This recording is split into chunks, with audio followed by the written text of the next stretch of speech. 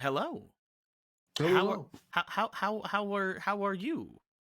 I'm pretty good. That's great. How how have you been? I've been pretty good. That's cool. I went on vacation for 2 weeks. Yeah, yeah, it was vacation. I definitely didn't write Ronan out of the game because I thought you were never coming back or anything. Uh, Well, I'm glad. I'm glad. Me too. Me too. I'm, I'm also glad. That's a weird thing to bring up if you didn't I do it. well, we can, uh, um, yeah, oh, Big Chat's not on. Big Chat, get on here, Big Chat. Hey, there we, guys. I forgot to turn on Big Chat. Silly me. We don't have to talk about anything. We were, hey, Emerald, Hi. How you doing? Anthony, hi, Hi. Eric, hello, Hi. uh, Jake, hi.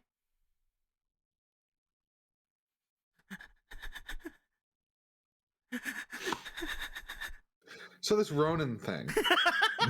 So, I want y'all to talk about that as I go check on something really quick. I have. Y'all have fun with.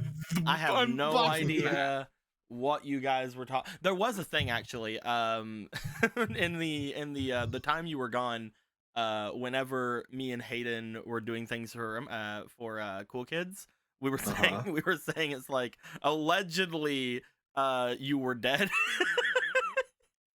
And you were allegedly murdered.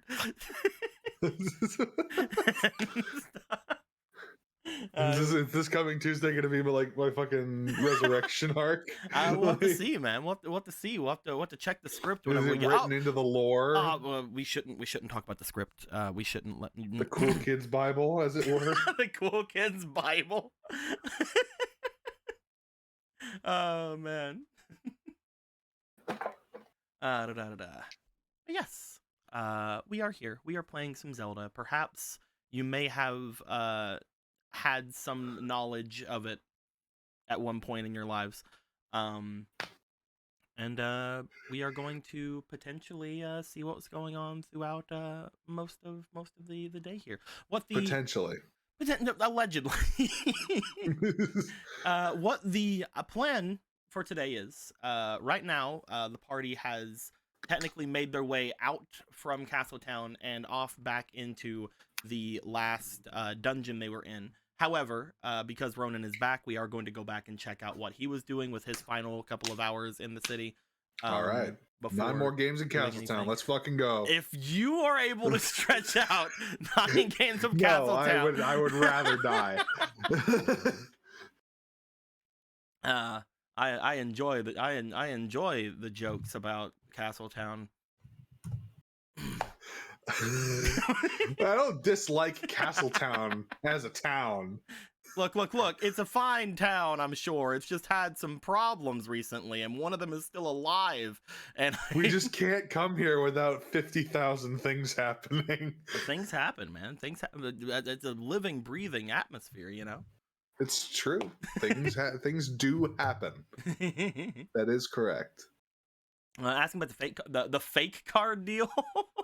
The fake card deal didn't happen because they got out of Castletown. Yeah, they got out. It took them. We're starting off in Castletown. So what does that mean? Now, you know what? I'll start off with the others. We just can never go back to Ronin because at that point we will have to get all fake cards. But no, the fake card thing was if they were still in Castletown by the end of the day. They weren't in Castletown by the end of the day. We did go 2 hours longer than we usually would want to go, but we did do it. So you know, it was mainly, it wasn't a deal as much as it was a we're fucking leaving. And then impressive. Later on, we went 2 hours longer without being asked. Well. We decide things. Things happen sometimes. Is that what we're calling that? Perhaps.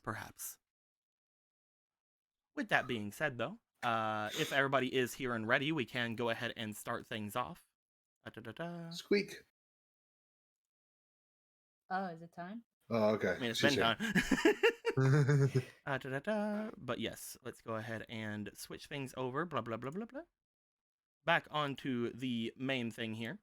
As we do, we have moved some things around from last time. Obviously, we didn't have the rest of the need for the rest of Castletown, so I moved those things out of the way. We have some other things around as well that are mostly taken most of the NPCs and things like off of it because we don't really need them. And perhaps most of this stuff will be filled out once again into a humongous crowded mess once more before the end of the day. But we will see. We will see how things go. I would have moved the main map off, but again, we still need it for a little bit. Just one scene. How about we start off with, hey, Eric, what happened last time? Oh, man. Well, Ronan had a good time jamming out with Pika and fucking Z. And, yeah, that's about it. All right, that's great. That's great. But to get the other perspective on things that happened outside of this, let's go ahead and give a roll, and we will decide who is going to do things beyond this.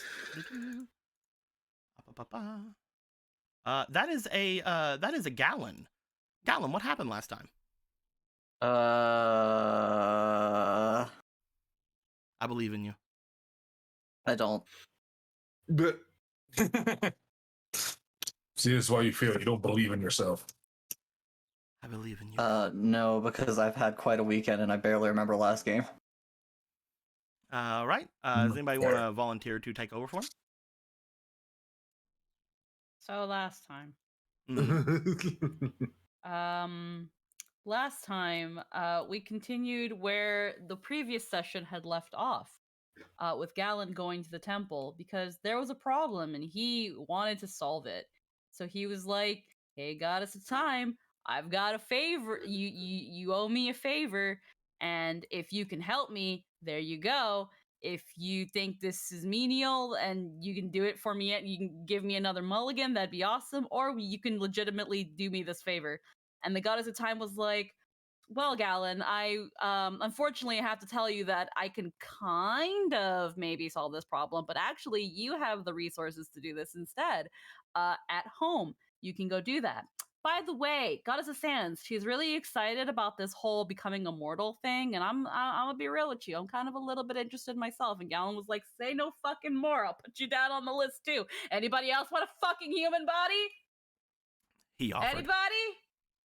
He was the one that offered. Okay, 2 for 2. Let's go. It's fucking double time. Don't you worry, Goddess of Time. Thank you for being useless once again. Call you Aqua next time we see you." So, on his way home, he was like, "Clarity, where do you have the fucking diamond spear?" She was like, "Gorthos has the diamond spear. Also, Aga is treating me like a baby, and I'm really nervous about being around Aga." And Galen was like, "Cool, who asked? Bye," and left. And eventually got home to where Gorthos was waiting for Theodore like he had promised he would. He made a deal with Theodore that he would await him on the next day after the sunrise, when Theodore said, "I can't get into your fucking house." And Gorthos was like, "Why?" He's like, "I don't know, maybe it's because I'm a fucking ghost. I can't get into your house. Find something to get me in there that isn't a bottle." And Gorthos said, "Fuck, God, fuck. Shit, fucking pitch, motherfucker," and eventually got a vessel. I think it was his skull to put Theodore in. And once he got Theodore in, he was okay. Put him in a cart. Okay, yeah. I know the skull was considered an option, but okay, yeah. He got Theodore eventually in the house, and Theodore was like, "Okay, cool. What do you want me to do?" And he was like, "Okay, so the goddess metal ring. Okay, stop right there. That's gonna take some time. That's easier said than done. This will take a bit. What else do you want to do? I also want to enchant it. Okay, stop right there again. That's gonna take a good bit. And what about the level of detail? Well, I want to. Okay, stop right there again. That's gonna take a lot of time, Gorthos. This isn't gonna happen in just one day." And Gorthos said, "I made a bow in a night. What do you mean?" And Theodore said, "Look, I don't make the fucking rules. I'm just here to tell you that they can't happen right now." He also doesn't have a forge. I was getting to that, sir. That's the whole reason it's gonna take so long. I was getting there. By the way, you don't have a forge. By the way, Smith hates me, won't let me use his forge. You're gonna have to wait, Gorthos. And Gorthos said, goddamn motherfucker, goddamn. And he ran into Galen, and Galen was like, hey, Gorthos, want to give you the diamond spear? And Gorthos was like, why the fuck do you want that? And he's like, trust me, I have an idea to solve our problem, but you've got to trust me and my overwhelming amount of confidence because I know I can handle this. Don't you worry. Give me the diamond spear. I'm gonna go fuck with the ghost in this. In the boring way, and we will clear your diamond spear, and then you can do whatever the fuck you want with it. And Gorthos was like, Gorthos does not like the sound of this idea, but if you say it will solve the problem and your overwhelming confidence will lead you across the way to victory, then by golly goddamn, here you goddamn go. Bam, slapped it on the goddamn table.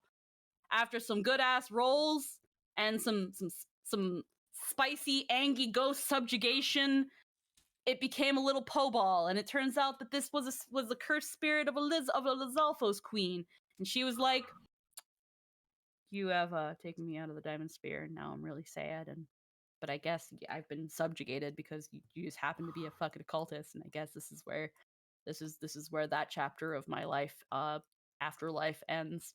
And Galen was like, "Man," spinning the diamond spear like a baton, like it was fucking nothing. This is great. Now let me just go find Polo so I can do something about this diamond spear. Speaking of Polo, she was talking to the goddess Zelda in the baths, turning our bath into holy water that we can't sell to the church because they would never believe us. And Polo was like, so Zelda, I have this issue with this gem. We're a little worried about it. It acts a certain way when it gets away with me. And then Zelda said, no, child. See what the issue is that this gem doesn't like me.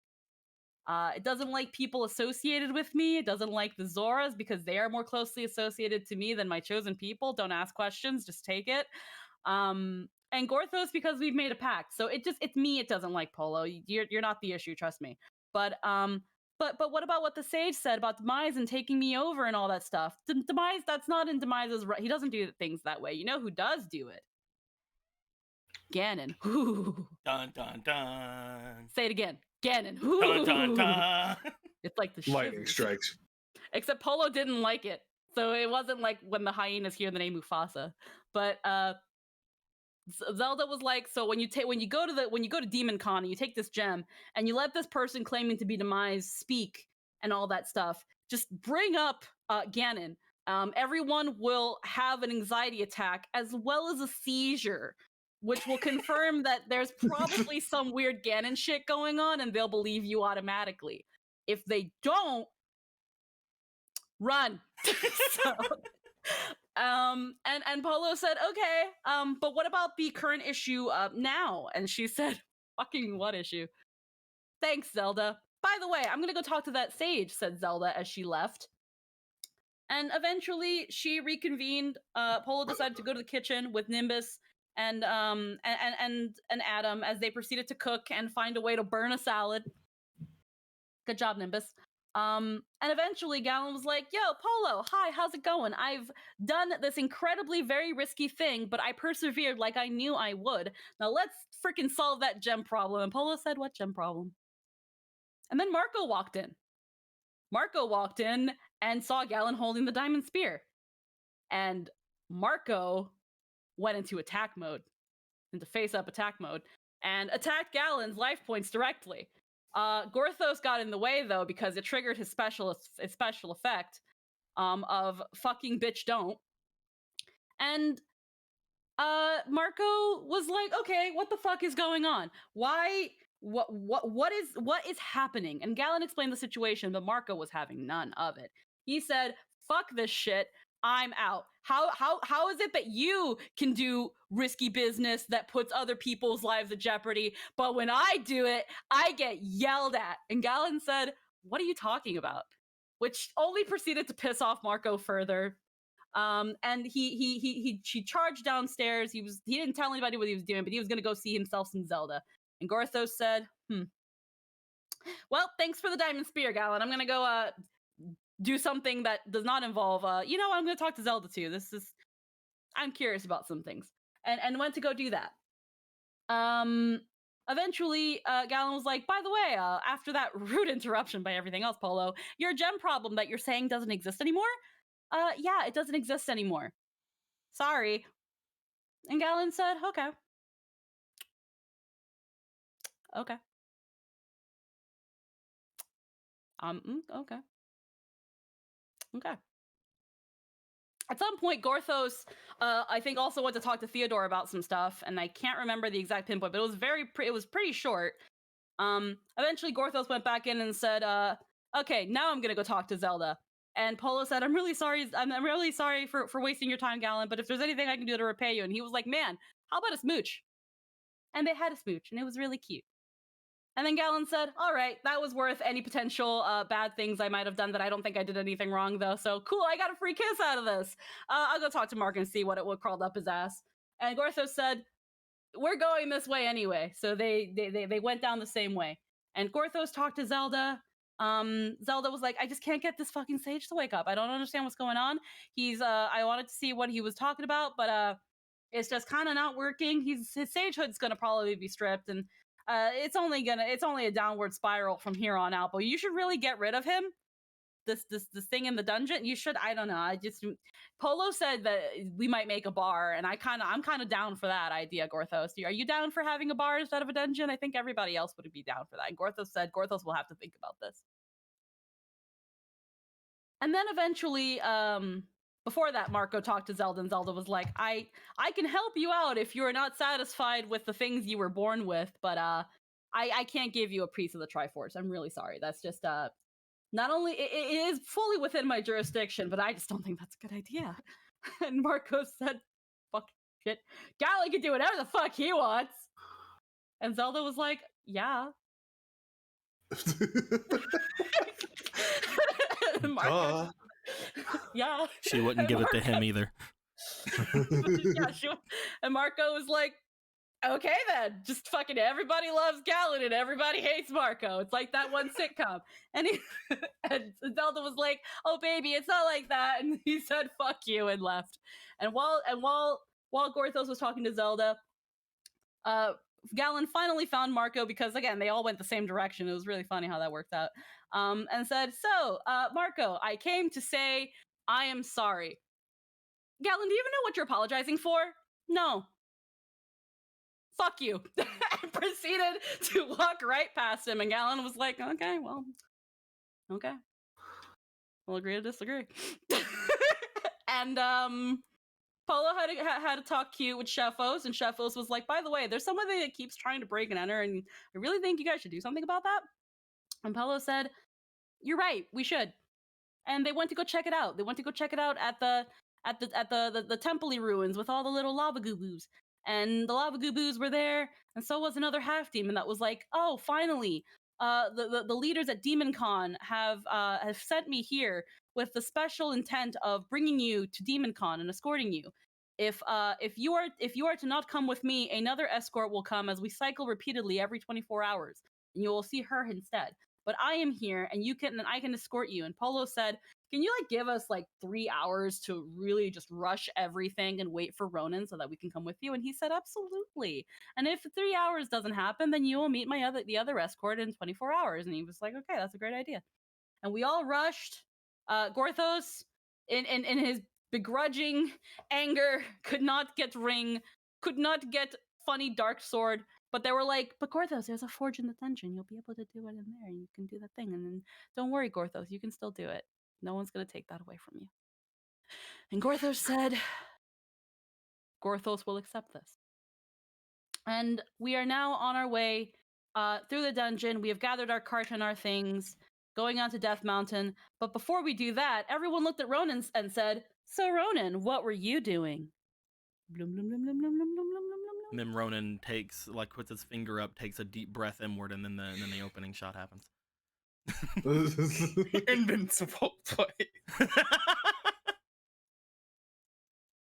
Thank you, Squeaky. Thank you for the recap. We'll go through some things in a little bit more detail whenever we gather everybody together, such as you guys haven't gathered your guys' carts. It's going to be very hard for you guys to get that, but you can go to collect your stuff from them, which is good. You guys had already sent an idea as to what's going to happen with them with the Zora, as they're going to try to take them off to the river domain later. But you guys can get your stuff and things from them. You guys are going to be here for a couple of hours while Gorthos messes with his thing. With that being said, though, that was a very nice recap, so I will give you some spalatios. Not only am I going to give you a boss spalatio, but I am also going to give you...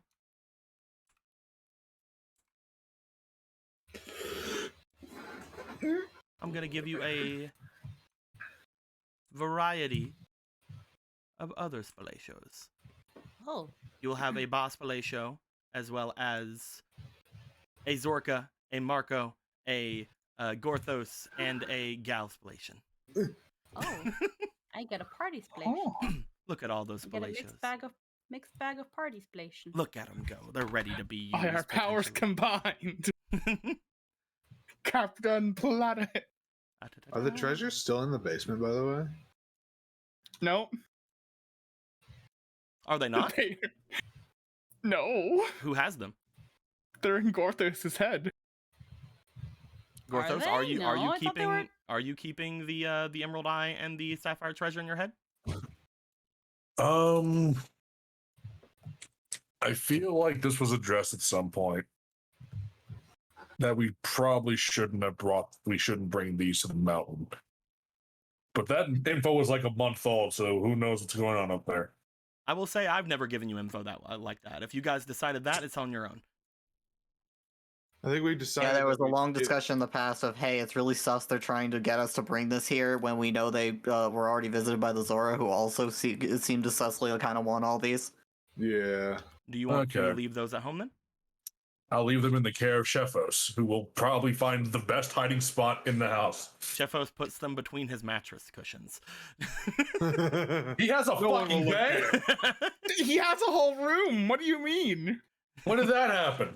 He's always had it. Just because you never go Man. and visit. You never visit him. I don't do a lot of things. There's a lot of stuff on my plate, man. Fuck off. Cephos now has 3 things in his room other than his prison bed. He's having a great time. Hell yeah. Actually, because of one of those things, I need to roll for Shefos really quick. Oh, is he just gonna try to murder Gorthos? I'll, Is that I'll, what's use, gonna your, I'll happen? use your dice, Gorthos. I'll use your dice for Shefos. Just check real quick. Interesting. Okay, so with that being said, as we are sitting back, my audio was not very loud for that, but Pale Shadows just now gave $120. Says, for my champion, Magic Frog. Magic Frog. Yes. He is going to get ever stronger. He grows like a centimeter. He has now gone from +4 Magic Frog to +6 Magic Frog. Oh. Wow. Will this make any difference to Magic Frog's abilities? We will not be able to say. However, this will, in fact, give some goddess tokens as well to the party. Yay. Where are those goddess tokens? Also, Marco shouldn't be over here. What's happening here? No, he should be all the way over here. There we go. When you say all the way over here, what does that mean? Well, you see, for some reason, he was right next to Gallon. Oh, well, And that's that's because I just was not doing the gonna recap happen. stuff. Ah, I see. So, anyway. Bloop, bloop. Party will gain some goddess points they can use whenever they would like. Magic Frog may or may not have gained some new powers and sapience and knowledge within his heart. You'll never know, though, because he's too cool to let you guys know that kind of thing. He doesn't like bragging, Magic Frog. He's a good, respectful lad. He is a good, respectful lad. He was raised that way in the forest by himself. He has followed the Ronin example. Speaking of the Ronin example, as we head back temporarily. Wait, first things first. Gorthos, are you Yeah. you're at the thing? You're helping the dagger and stuff. Yep. Okay, good. We started game outside of Castletown. All right. So anyway, Ronin. Your pedanticness aside. Ronin, What? as we make our way back through time. Yes.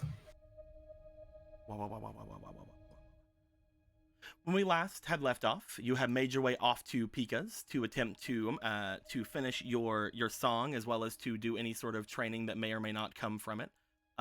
You and Z would have been making your way over there. As soon as I find where I put Z, I'm pretty sure they're at the freaking bathtub. That's the last place I saw them, at least.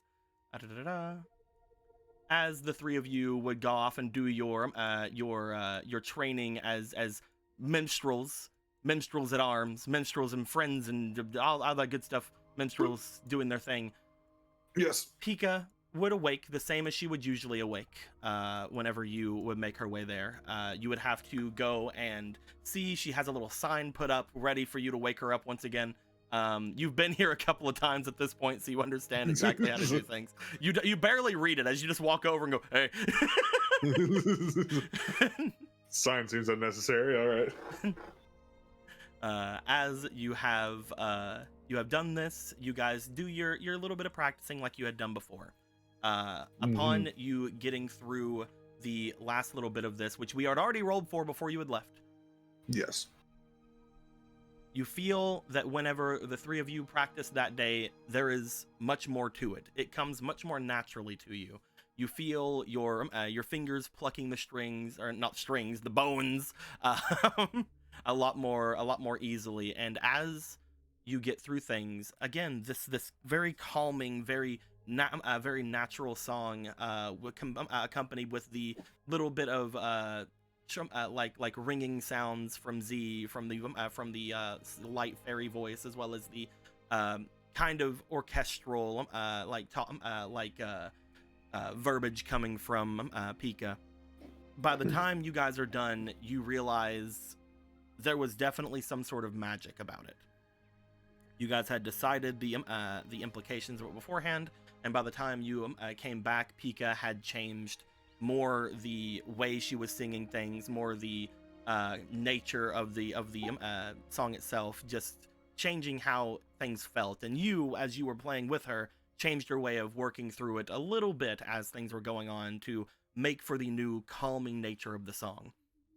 By the time you were done, and by the time you guys had basically let yourselves be taken in by the song's magics, you see that Pika does look to you afterwards with a bit of a smile.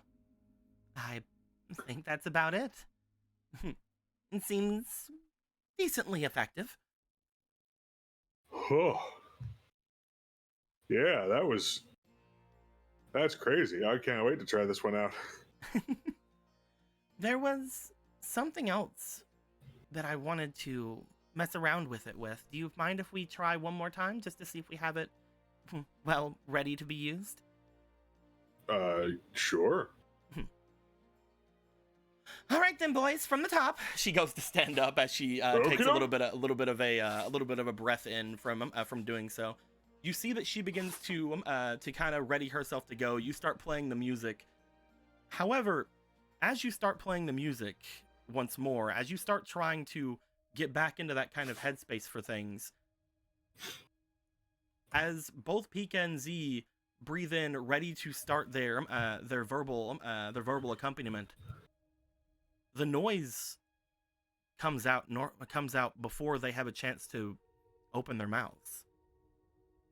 Ronan, as you're playing the song, you hear this sort of echoing aspect to it, as if you hear another version of your violin as well. You begin trying to follow along with it, and as you are playing through, you hear the voices of both Z and Pika. They look to you, they look kind of confused as well. Well, as far as you can tell, Z looks confused. He kind of turns, kind of tilts. Before they let out their voices as well, and you hear a sort of harmonic kind of thing coming from them as well. The three of you play through it for a little bit, but eventually you do stop playing. But it appears that your violin does not stop making the sound.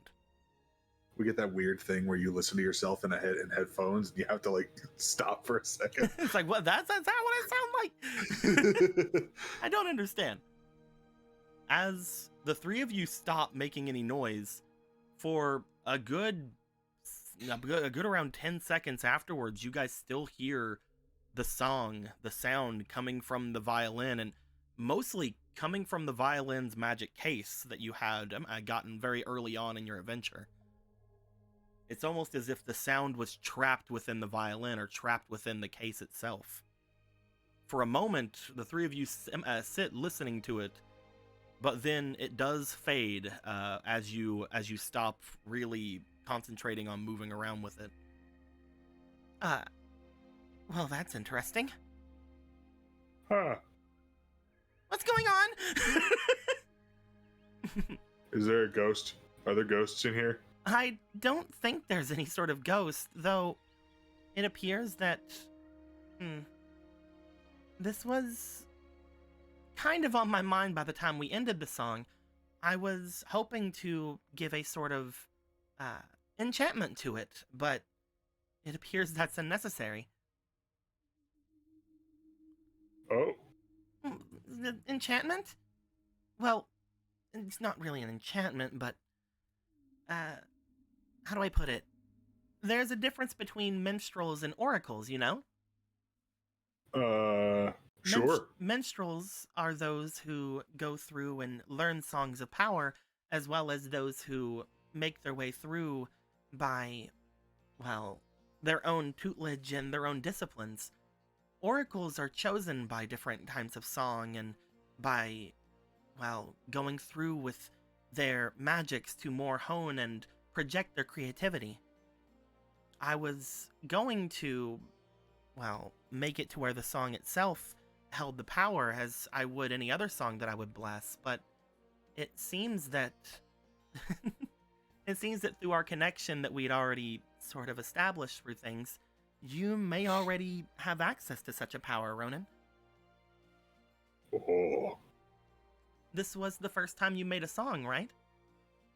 Yeah, I never done it before. It seems that you don't need the power of an oracle to give that song any sort of meaning to it, or any sort of, well, understanding or power. Huh. So, He kind of like looks down at his hands and then the instrument. so what does that mean? Well, I don't know exactly what you had done with it, Ronan, but it seems as if the song can play separate from you, and looks over towards Z.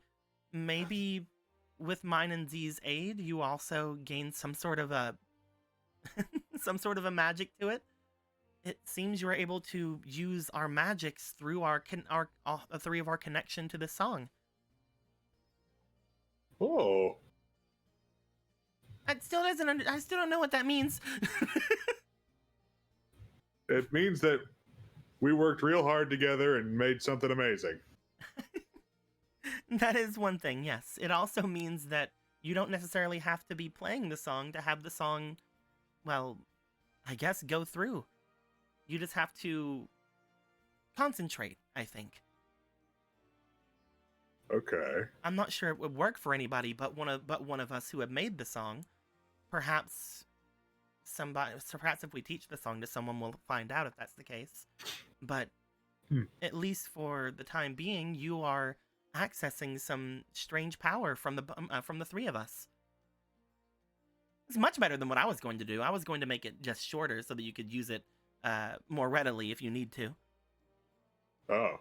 Yeah, well, I mean, this is real cool too. Thank you, both of you. I didn't really do anything. You did a ton. We don't know what exactly did this, Z. Perhaps your fairy magics were something that came into play more than you would think. Yeah. But I only just now became a minstrel. There's nothing I can do to help. I mean, hey, I was healing people, like, you know, within a couple hours after I touched a triangle. So, you know. But I never touched a triangle. I mean, we touched a triangle, and then it made other people have stuff. I think. I'm so confused. Me too. I confused myself. Either way, you guys don't have to be confused. Just be excited. You have gained a new type of power. It'll most likely work with either one of you who play the song, since the two of you were two of the ones that created it. Maybe even me as well. Oh, well, I'll have to give it a shot. Speaking of which, you're most likely going to be leaving soon, right? Yep, that is the plan. I think everyone got wants to some- leave sometime by the end of the day, right? I think so, yeah. Hmm. So, should probably get any last minute prep in before we have to do that. And, I don't want to be a broken record, but the next time you return, we would be making our way to the north?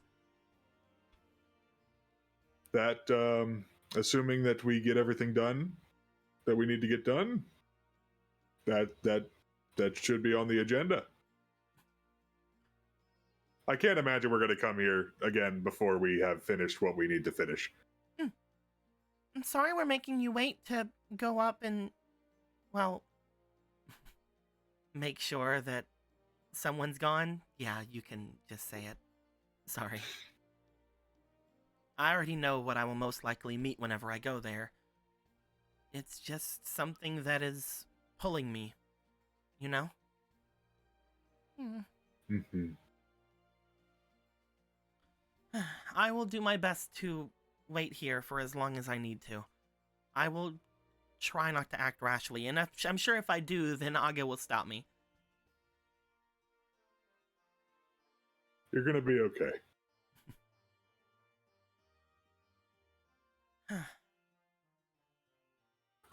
All right. Probably good to move on. Of course. Ronan, Yeah. you're going to make your way pretty soon up toward the mountains. And I have not been able to check too far ahead for you. I would need you to be here almost constantly for me to really see too far into your future. Hmm. But I do see things being complicated. Some sort of haze around the situation, perhaps due to the interference of the Triforce or some other sort of powerful being, I cannot say. But one thing that I do see, and I'm not sure how far away it would be, upon the mountain there is molten rock. You can find it almost anywhere. It's what makes the atmosphere up there in Death Mountain extremely hostile. Hmm. You're fine with it. I know that you are. But just because you are not weak to such a thing doesn't mean that the normal dangers of such a rock do not, well, still present some sort of a problem to you. Mm-hmm. I sense great danger. Try to avoid any sort of large amounts of molten rock, okay? Yeah, I've heard I shouldn't go swimming in that. I wouldn't recommend it either. That metal you have on you, the mail that was seemingly created by the Gorons, that will Yep. protect you for, well, the most part from things like that. I've even heard tell that people wrapped in such a scale can, well, essentially even get into molten rock without any sort of problem. Mm. But it will still harm you, so be careful. Even if it won't outright kill you, the dangers are still there. I will be as careful as I can be. I know that you say that, but there's also times when you can get reckless too, you know. Yeah. Don't think I haven't seen some of the battles you've done. Yeah. Through me and Aga, we can see just about anything we want to. Yeah. I will be careful. I'm not saying I don't like the recklessness. In fact, a lot of the time, whenever me and Aga do try to peek on you guys, there are times when you act very passionately in battle. It impresses the both of us. And I don't want you to change that part of yourself. I just want you to be careful of this one thing, okay? I will do my best. Sorry if I'm being too pushy. No, you are justified. You are right. I should try to be more careful in general. I don't think any of us want to go swimming in any lava, so it should be fine. Of course. Then I'll see you later. All right. Here we go. You start to make your way away. As you are leaving Pika's room, I would like you to roll me very quickly for your spirit. Okay. You two, I'm assuming I used you. Get out of here. Yeah. Just toss him over the wall. It's fine. Yeah. That's not anything. That's a 6. I mean, it's something. It's a 6. It might as well be nothing. Do you have anything in... No, you do not. Okay. Da-da-da. You stop for a moment, and you look back at Pika. Pika gives a wave to you. You see that she seems to be giving a very sweet smile and looking around at her room, like the strange vines and different things that she had added to the place seem to be mostly doing well. You see the windows open. There was like a slight breeze coming in. Oh, that's probably what it was. Well, fucking whatever. As you make your way away, do you want to do anything before you leave the tower? Before I leave the tower, no, don't think so. You make your way out of the tower. It is around this time that you see, just a little bit ahead of you, Clarity does go off to get groceries. Who knows if she'll return and have any sort of talk with... No, wait, no, she'd be just coming back after you're done. So yeah, she'd be making her way back in. She'd give you a wave. I'm sorry, I forgot how long you would have been training. As she would be just coming back, going and putting things away. Her and Aga would give you guys a wave as well as you and Z make your way out. Well, we have a couple of hours, right? What is it you'd like to do? Well, I don't know if Polo is doing that ice cream thing that she said. Ice cream? Yeah, well, I mean, we heard that it might be bad for Zora up there, so I wanted Obera to have something to not shrivel up. Maybe we can ask Galen's sister? Sure. From what I heard, she apparently isn't doing a lot of work for the castle right now. So maybe she wouldn't be busy. Cool. And you know what? Even if Polo is on it, we have extra. Mm-hmm. Let's go. The two of you would start to make your way through the city. Passing by the ghost house, you would see just like the same things upon going through. There's like the handprints on the windows. You go by, it's like yeah, you're spooky, whatever. You make your way all the way over and head into the hotel that you guys have been into before. Whenever you guys first have made your way here, going into the back, you do see that Ro is taking orders. Her husband most likely either back still in their room or doing something else. She seems like she is mostly looking bored. You know that she is usually the head cook for the castle, so right now things are probably very slow for her. Mm-hmm. As you make your way there, she goes, "Oh, hello there, Champion Ronan. How are you?" Hey, I'm doing great. How's things going here? Oh, just about anything. I've already got through the breakfast rush, and I've got through the lunch rush, and I've got through the dinner. What?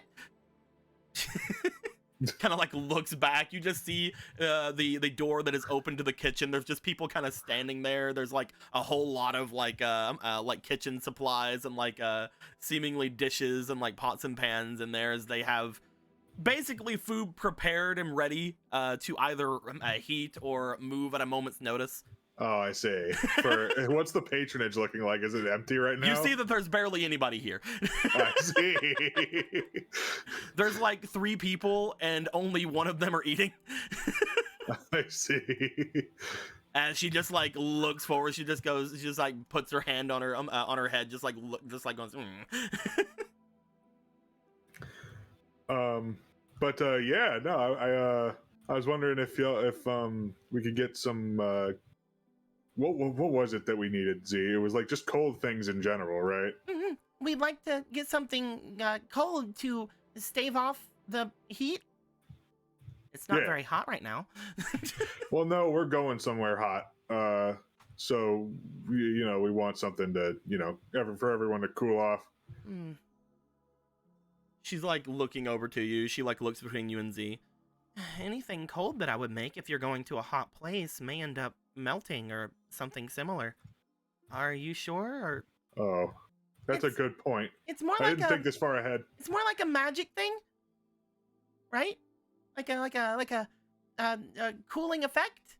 Not more Yeah. like cool, like the Oh, you're planning on going up the mountains, aren't you? Yes, that is where we're going. Well, I could think that there are some things that I could potentially get you, though it wouldn't be anything like a cool food or anything. Perhaps a drink or a soup, so that it wouldn't be compromised too much. Okay, If you yeah, just- as long as it can keep Zora from, getting all shrivelly. I wouldn't give too many guarantees. I don't want you to think that something's going to work and then have something horrible happen. That being said, I do have a mixture, an elixir of sorts I usually make for a drink for those going up the mountains. If you wouldn't mind, I could make a batch of that. Sure. I will be ready in a little while. Give me one moment and I'll start getting people ready. Okay, that's good, because I just realized I don't have any money on me. She starts making her way going over. As she does, you just see her smiling back to you before the door closes. You do hear behind it, "All right, guys, get off your asses. We got to make something." Oh, Ronan, how much do you think it's going to be? We didn't ask. I have no idea. Should we wait? Crap. How? Don't want to just. How much is it gonna be? Do you think? You just like yell back toward her. She just sticks her head out. She's like, How much do you think it's gonna be? well, normally I charge. Well, you're going to be going with Gallon, so I would want to make sure that if there is any need for it, then he would. How many doses do you think you would need? Maybe like let's make it like a 5. Well, 5's an awkward number. Because you're going with Gallon, how about I make it 6? Okay. And you can pay for the 5. Okay. I would say, for something like this, if you want it to be made with high quality ingredients, around 1,000 rupees for all of them. Oh, okay. That's super expensive. That is. Do I have any? I'm looking in my room. I don't know if I have. I'm mentally looking in my room. Hold on. I don't have any money.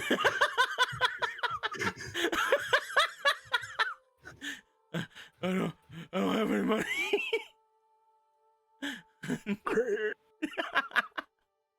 I don't want to ask other people for their money. That'd be really. I don't like doing that. Guys, I'm getting things that may help us not die in the thing, but I don't want to ask you for your money. Okay, voice in my head, you're right. All right, I will be back. Mm-hmm. And he leaves and goes to the house All right, my boy. to break the timeline. As you would go to the house, I would say around this time you can find just about anybody you need to. Marco at this time would probably be resting up in his room because that's what he had done before he had done this. I would say that the others would be relatively easy to come across. Polo is busy trying to gather everyone together to actually leave because they're like, there's somebody waiting for us outside me. Gorthos would be frantically getting his things together to start to get ready to try to forge or reforge the dagger that Gallon had wanted to get.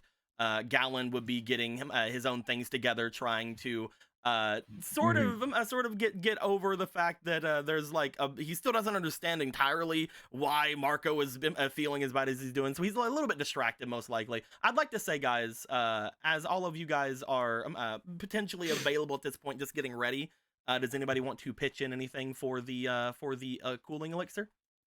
I'm currently holding 600 rupees in my room. I'm holding them though, they're mine. If Ronan would like them, he can get them. I have a bunch of like 50 rupees, so I can clear out. How much was the total again? 1,000 was the total. 1,000. So like 250s and then 3 gold. That would probably be the easiest way to do it. I have a gold here, so I have a gold rupee, and then three 350s.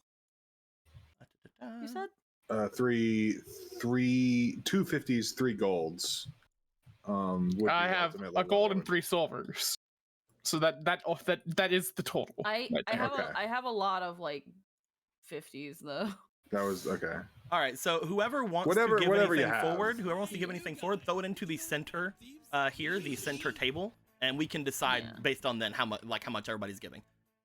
Yeah. So Polo, if Ronan went to Polo about it, then Polo would cough up some rupees, and she'd cough up. Would basically ask everyone. So here we have 600 with the 2 golds. You. We'll throw in 2 of these to make 700, 800, 900, 1,000. Yeah, that would be enough. Yeah. Okay, Polo, you can have your 50 back. Thank you guys so much. As the 2 of you would be given the majority of the funds for this. And by majority, I mean all of it from the 2 of you. Would Marcus just stacked? Don't worry about it. Would people have like? That's days ago. I'm not gonna ask about that now. I mean, ask away now that I'm curious. Well, I was gonna ask like when he did that show, did anyone like? Oh, like, did anyone pay? Yeah. Most likely the people when you did your show, unfortunately, were like getting cleansed of the magical thing from them. Yeah. So they were more freaked out about the end than like, that's fair. Receptive to giving things that time. Yeah. Cool.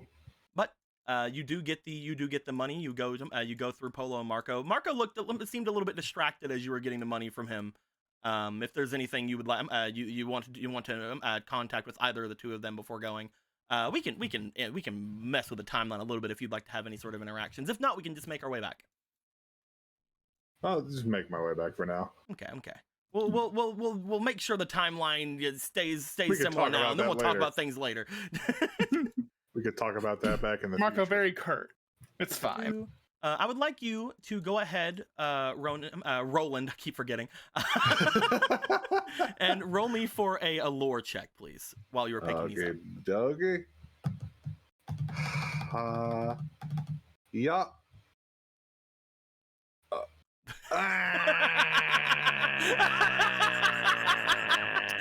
It's just some bullshit. Like, honestly, like I feel like when it lands like this, it should just be a reroll. Like the number says 5. Does it? That's so funny. It's so dumb. It's like right on its edge, and if you look at it from the bottom, you can even see that mostly it's trying to go over. I wanna say because it's physically impossible, it should be rerolled. I'll allow 1 reroll. Okay. Well, I won't give you the 20, but I'll give you 1 reroll for that. If only we could just have like blowing mechanics in this game. Hey, it's fine. You got a +1 onto that. You're fine. That would be a 9 total. As you would be making your way, I'm gonna roll for Z as well, because Z is also here. I keep forgetting that Z is. I appreciate you trying your best to give this to me. There's the 5. I mean, if I wanted to give it to you, I would tell you to use your auto success. That's fair. I have that. Do you want to use it? Sure. Hey. As you see them make their way out, you see that they have a large bundle in their hands as they put it down onto the table in front of you. Seemingly what seems to be some sort of jars, not like the magical jars or anything like that you've seen before, but seemingly just some jars with stoppers. As you see that there is a seemingly like greenish bluish liquid inside of each of them. As you see her bring them out, she lifts up a tiny little disc of almost like a sake disc of the liquid and holds it up to you. You want to try it out? Sure. Let's make sure it's up to your tastes. Blem. You take a drink of it. It almost has like a spearminty flavor. As you take it in, it seems to somewhat cake over your mouth slightly. It seems to, whenever you like breathe in, almost like cool down your your mouth as you're doing it. It seems very nice. It's very minty fresh. Cool. This seems good. Well, we happen to looks back over the inside. You just see one of the cooks like give a little wave over towards you, Ronan. We happen to make a little bit extra, so I'm going to be handing off the extras to you if you don't mind. Oh, thank you.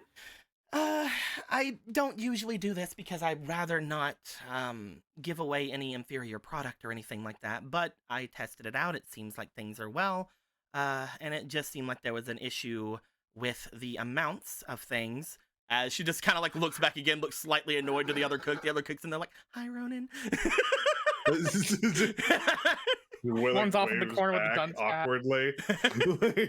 So here you go. As she plops down, what you can see is around 10 of this liquid. Oh my god. As you will find that there are 10 cooling elixirs being shown to you. Looking in your bag, you do have a decent amount of space, so you could potentially hold all of them, I think. What are all of these? These are yellow potions. Those are useful for me. Let's see here. Bomba. You can hold all but 3 of them. No, you can hold all but 1 of them. We can say that one's in your hand for now. You can pass it off to somebody. Sure. Just hold on to this one in your hand for a bit. Before you leave, though, you will have to hand that off to someone. Yeah. But as she hands all these over to you, you kind of like carefully put them in your bag. Your large bag's the only thing you have, and you're putting these like small drinks in them. But in order to make sure that the glass doesn't break, you do have to like put some buffer in there, and that's where most of the bag space is being taken up from. As you place them all there, she gives you a bit of a wave. Well, I hope that they help you out. Again, I'm not sure if they're going to be able to be incredibly useful for certain dangerous things, but they will keep you cool. All right, thank you very much. And he will see himself out. All right. As she goes back, she's like, we'll see how things go here. If you need anything else, I'm sure that people back here know how to make this now, huh? As she just goes back and slams the door behind her. You don't want to know what happens behind there. There's a murder. Players, there's been a murder. All right. He will, at that point, I think he'll just go back to the place and wait for everybody to be ready. You make your way back. You are brought up to speed with what everybody is doing, with the fact that there is a half demon that is planning on escorting you guys back there. You get your things ready. Just like the others, I will ask, even though I basically know the answer, are you bringing anyone with you? Yes. And is that person it is Obera, yes. Okay. I could sit here and wait for you to list off 10 different people that you know it isn't, but I think I'll just cut to the chase. You had the conversation with Obera before. Obera seemed perfectly fine making their way with you, despite the fact that you guys are going to be going into a hot place. As you go to collect Obera, you guys would all eventually make your way back into the main section of this. You and Obera being, of course, escorted by the only Magic Frog. Of course. And as you guys would have gone and made your way through to the thing, I'd already given you guys the hearts. But Ronan, just so you know, you guys had stopped by the boss room, and you guys have obtained an extra piece of heart, Oh, that's what that was. or an Okay. extra full heart, not an extra piece of heart. I put it right here, and I was like, I guess that's just one that I had for some reason. I guess I just have that now. I guess it's Give just me- mine. Gallon, yours is right here. You hadn't taken it before. I think everybody else took theirs. Nope. Squeaky, yours is right here. Line that up with your things. Gorthos lined his up. Wait, where's the heart? It's the upside down one on your hearts. And I lined It's mine right up. here. Oh, okay. And yes, the two of you lined yours up. Okay. These are just extra right here. Speaking of extra, we had a donation from Lonzo 16 minutes ago. $9 says, can't watch the full screen, but 3 action points to the bone, man. Have good game and give your enemies a good smite for the mighty Gorthos. Or from me, mighty Gorthos. Hell yeah. Hey, smite. So you already have maxed out action points. But you know, I'll hold on to these 3 over here until you use those 3. How about? We'll just say that, because I'm pretty sure they're not here for me to ask them to do something else with it. You can't use these immediately, because I'm not gonna let you have fucking 10 actions in one round. What? But once You these let me 3 do are, it all the time. that's part of your class. But once these 3 are gone, Gorthos, we'll replace them with these 3. Yeah. With that being said, These are out of you guys would make your way back here. Gorthos, you would have access to the forge here, the one that you believe will not destroy the dagger when you put it in it, at the very least.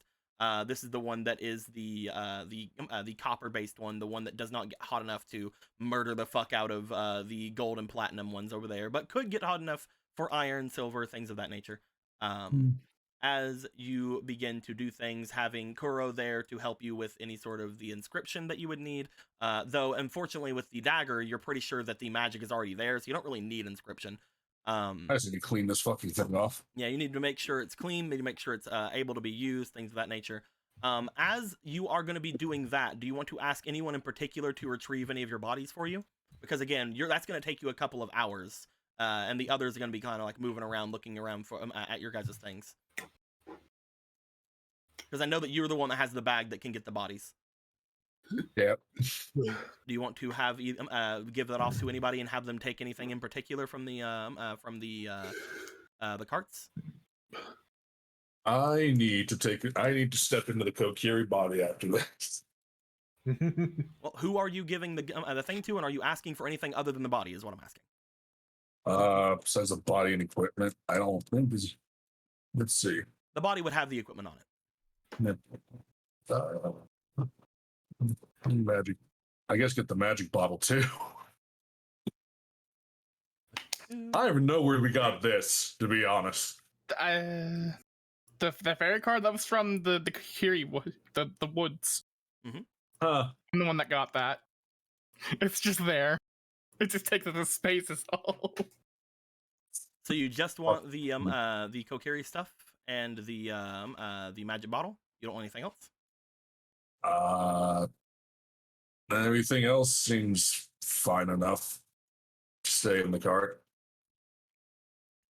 Okay. Anthony? Yeah. What were we doing with your skeleton bag this whole time? Because wouldn't you have had one of the bodies in the bag? Well, the body that would have been going on with the bag would have been the one that he just had, because he had put away his body because he wanted to get the big body before. But now he doesn't want the big body; he wants the other body. Okay, got it. Understood. Because the big body is being difficult. It's just I don't have equipment big enough for it yet. Yeah. Also, I still haven't figured out what I'm doing with the column, so I'm gonna try and get that at once. So. But yeah. Do I want to bring it up to you? You should have. Where's your little satchel at? My satchel of what? The seed satchel? Yeah. It's right there. Okay, so you do have that. All right. So it doesn't have any of the Korok seeds in it. No, just the Deku Nut flashbangs. Okay. Do you want to have anybody get you any of the Korok seeds?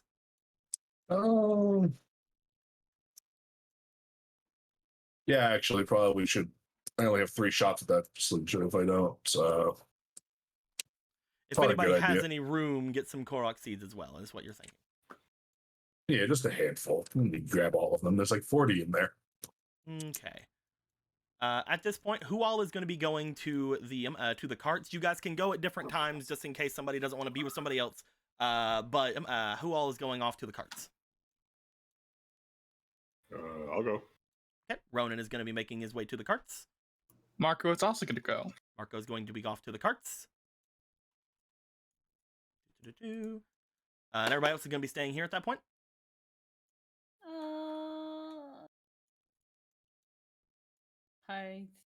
I'm just looking. I'm just like, I still have a bait. Oh wait, I can put this ruby in my fucking shit. Unfortunately, Magic Frog can't climb.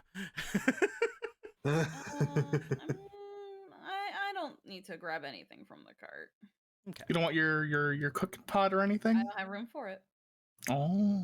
We never got me a big bag. Big bag. Heg. Hey, small bag club. So I think I'm good. Okay.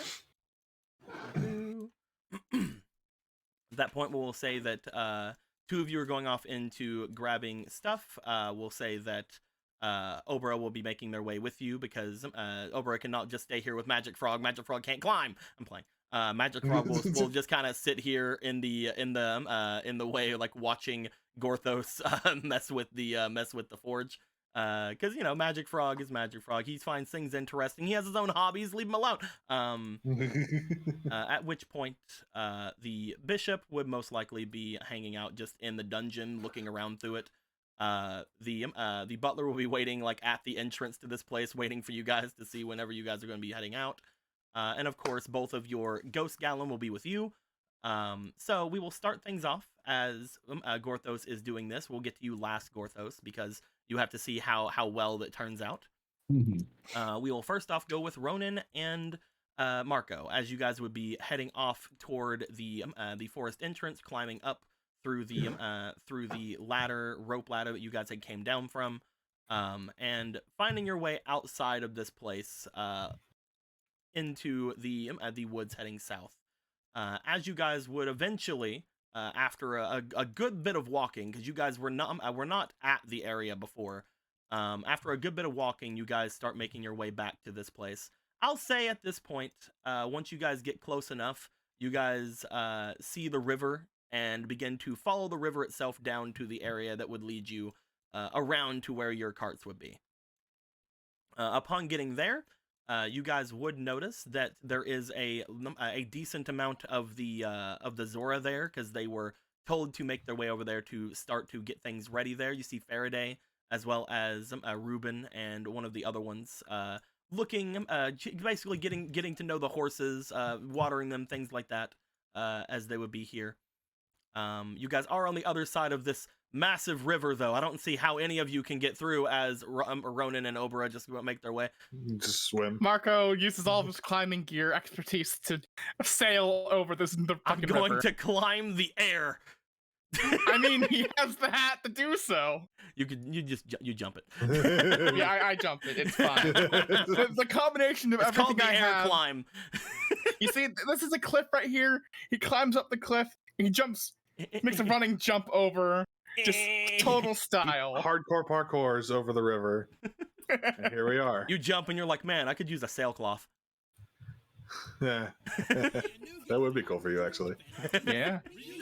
That or like any more rock stuff would be nice. Yeah.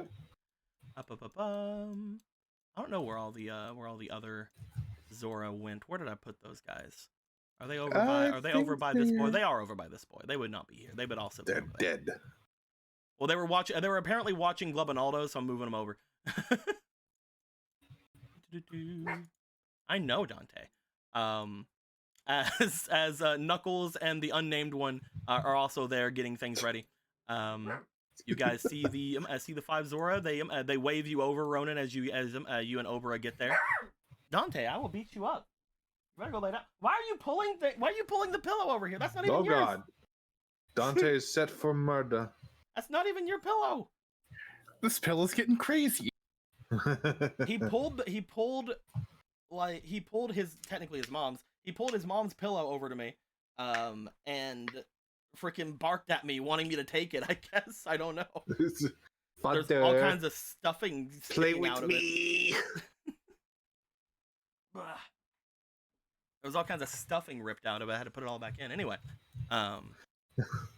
as you guys would be making your way back to this place, they wave you over and go about their time again, fixing up your horses, doing things like that. You guys found your carts.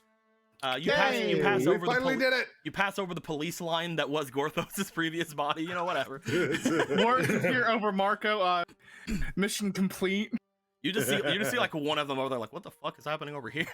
What the Plus fuck are these respect, orange things? plus cash. At this point, you guys could just grab things if you want to, or you can chat amongst the River Zora if you, or the not River Zora, the Sea Zora if you would like. But you have access to your 3 carts. Heck yeah, I can't think of anything in particular to talk to the Zora about that we didn't talk about last time. Mm-hmm. Then what all are you guys wanting to get from the pots? Or from the Deco. carts? What's up, man? The magic satchel is a 4-foot container, correct? Mhm. How tall is Gorthos's Kokiri body? With the Kokiri body would have more things on it. You can only have one thing in it. The Kokiri body is full of items. Okay. I was all right. You do have Gorthos's body bag thing that he has on you. Mm-hmm. To take in one body, the one skeleton bag, and that would take everything on that body. So it would take the equipment, so the sling, it would take the spear, the buckler, it would take the sword, the leggings, the mask, all that stuff. Basically everything that could be worn by that body, no matter how awkward it looks. All right. You see the little monster fucking stacked off with all of its fucking weapons and shit. And he wants the tiny one, so I guess we get that one. Yep. You obtain body. Obtained body. Is there anything else on the cart you guys would like to grab?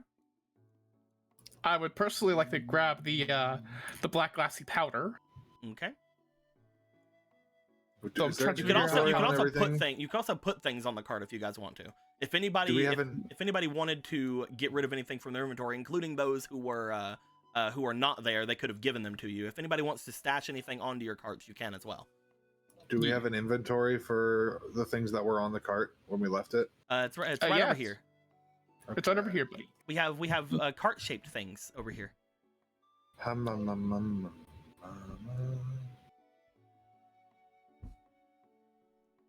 I can't see much of anything.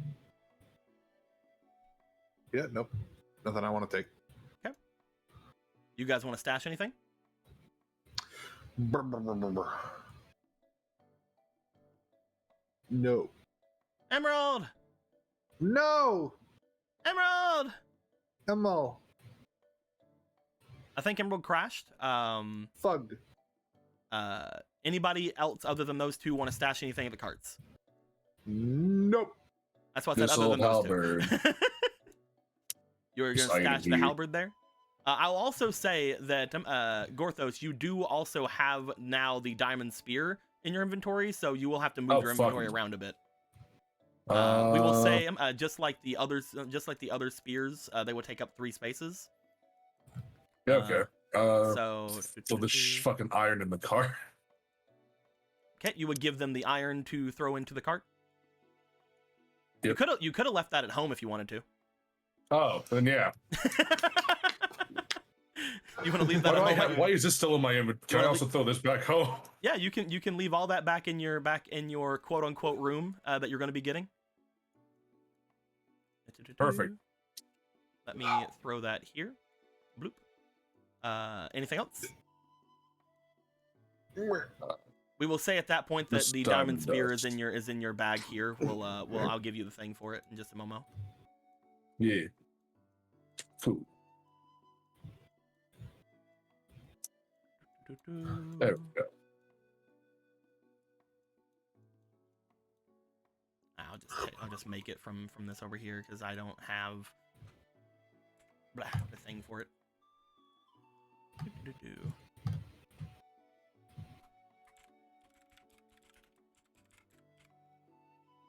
I'm good. You don't immediately give that to them because you're worried that like the Zora would see that and go, "What the fuck?"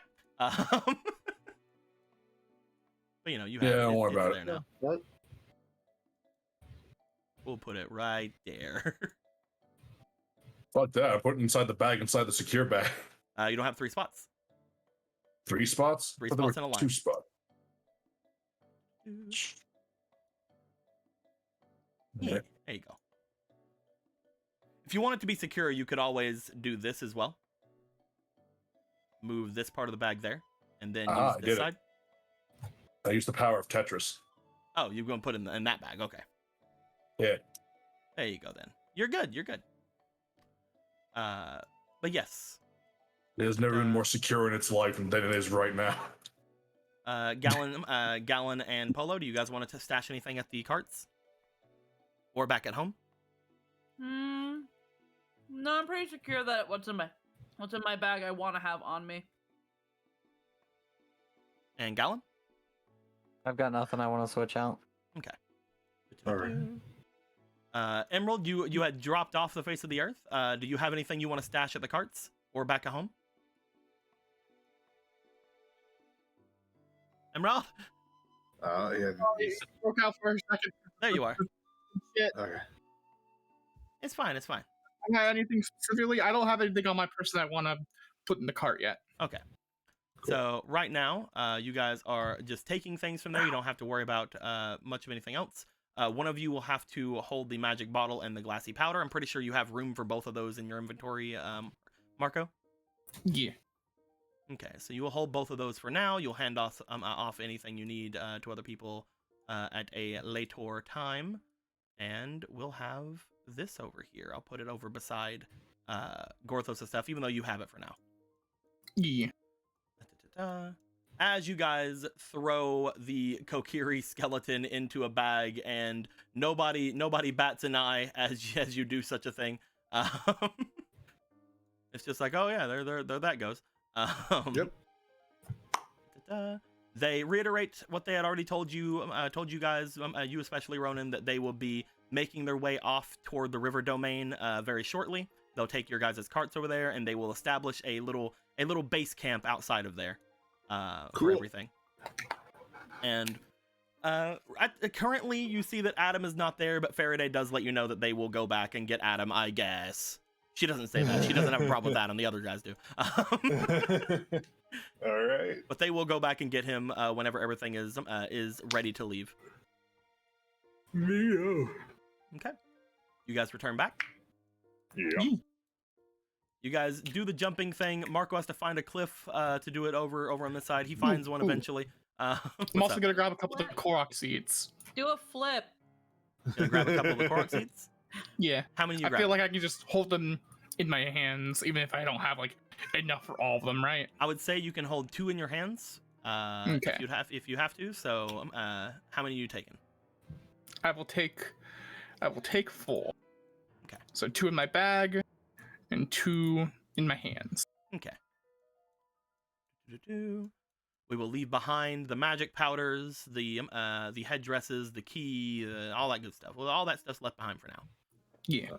I would also hand off my one fucking extraneous cooling elixir off to Obera. Just to get it out of my hands. She will take cooling elixir. She will take it out of. She will stop having it be your. She has sworn to carry your burdens. No. But no, you would have handed that off to her at some point here, because that is basically, you're like, hey, I have more if we need it, but here's this, should be good for a little while at the very least. Yeah. And again, eventually, Ronan, you are able to find a cliff or a tree or something to hop your way over to the other side, or just ask somebody to help you. I swimmed one way, I can swim the other way. And eventually you guys will make your way back down through all the treacherous Whoozy Watsits and all that good stuff. Polo and Gallon, is there anything you guys would like to do while you guys are waiting for Gorthos and the others to come back? I know we mentioned taking the money that was in the thing for... Yes, I have gathered it all over here. you do see that there is quite a lot that is here.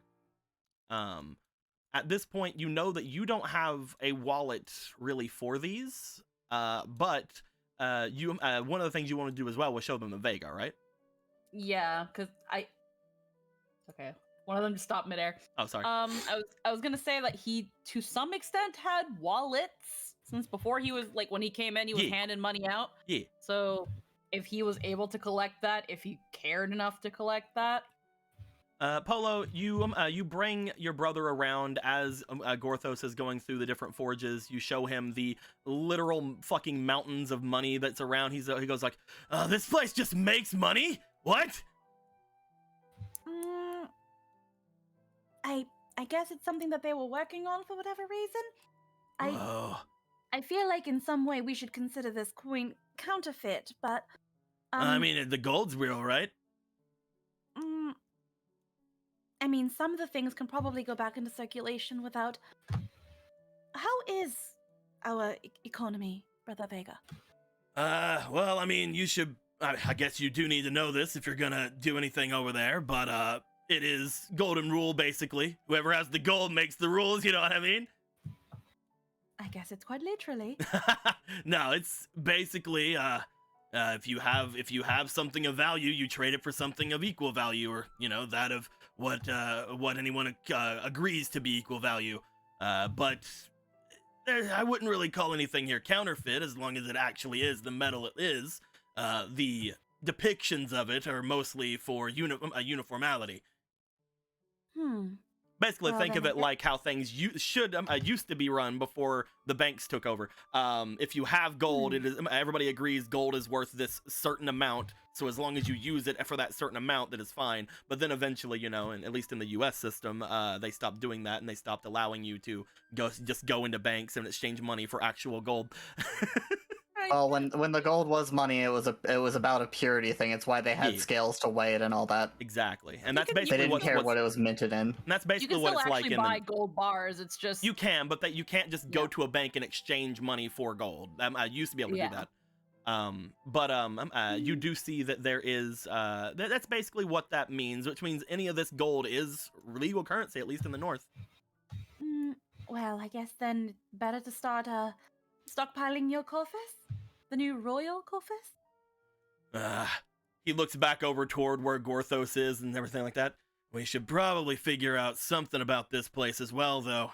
If they do have a place to just create these things like this, we need to make sure that it's on the up and up. Though I guess it's connected to your guys' manor, so it shouldn't be too bad.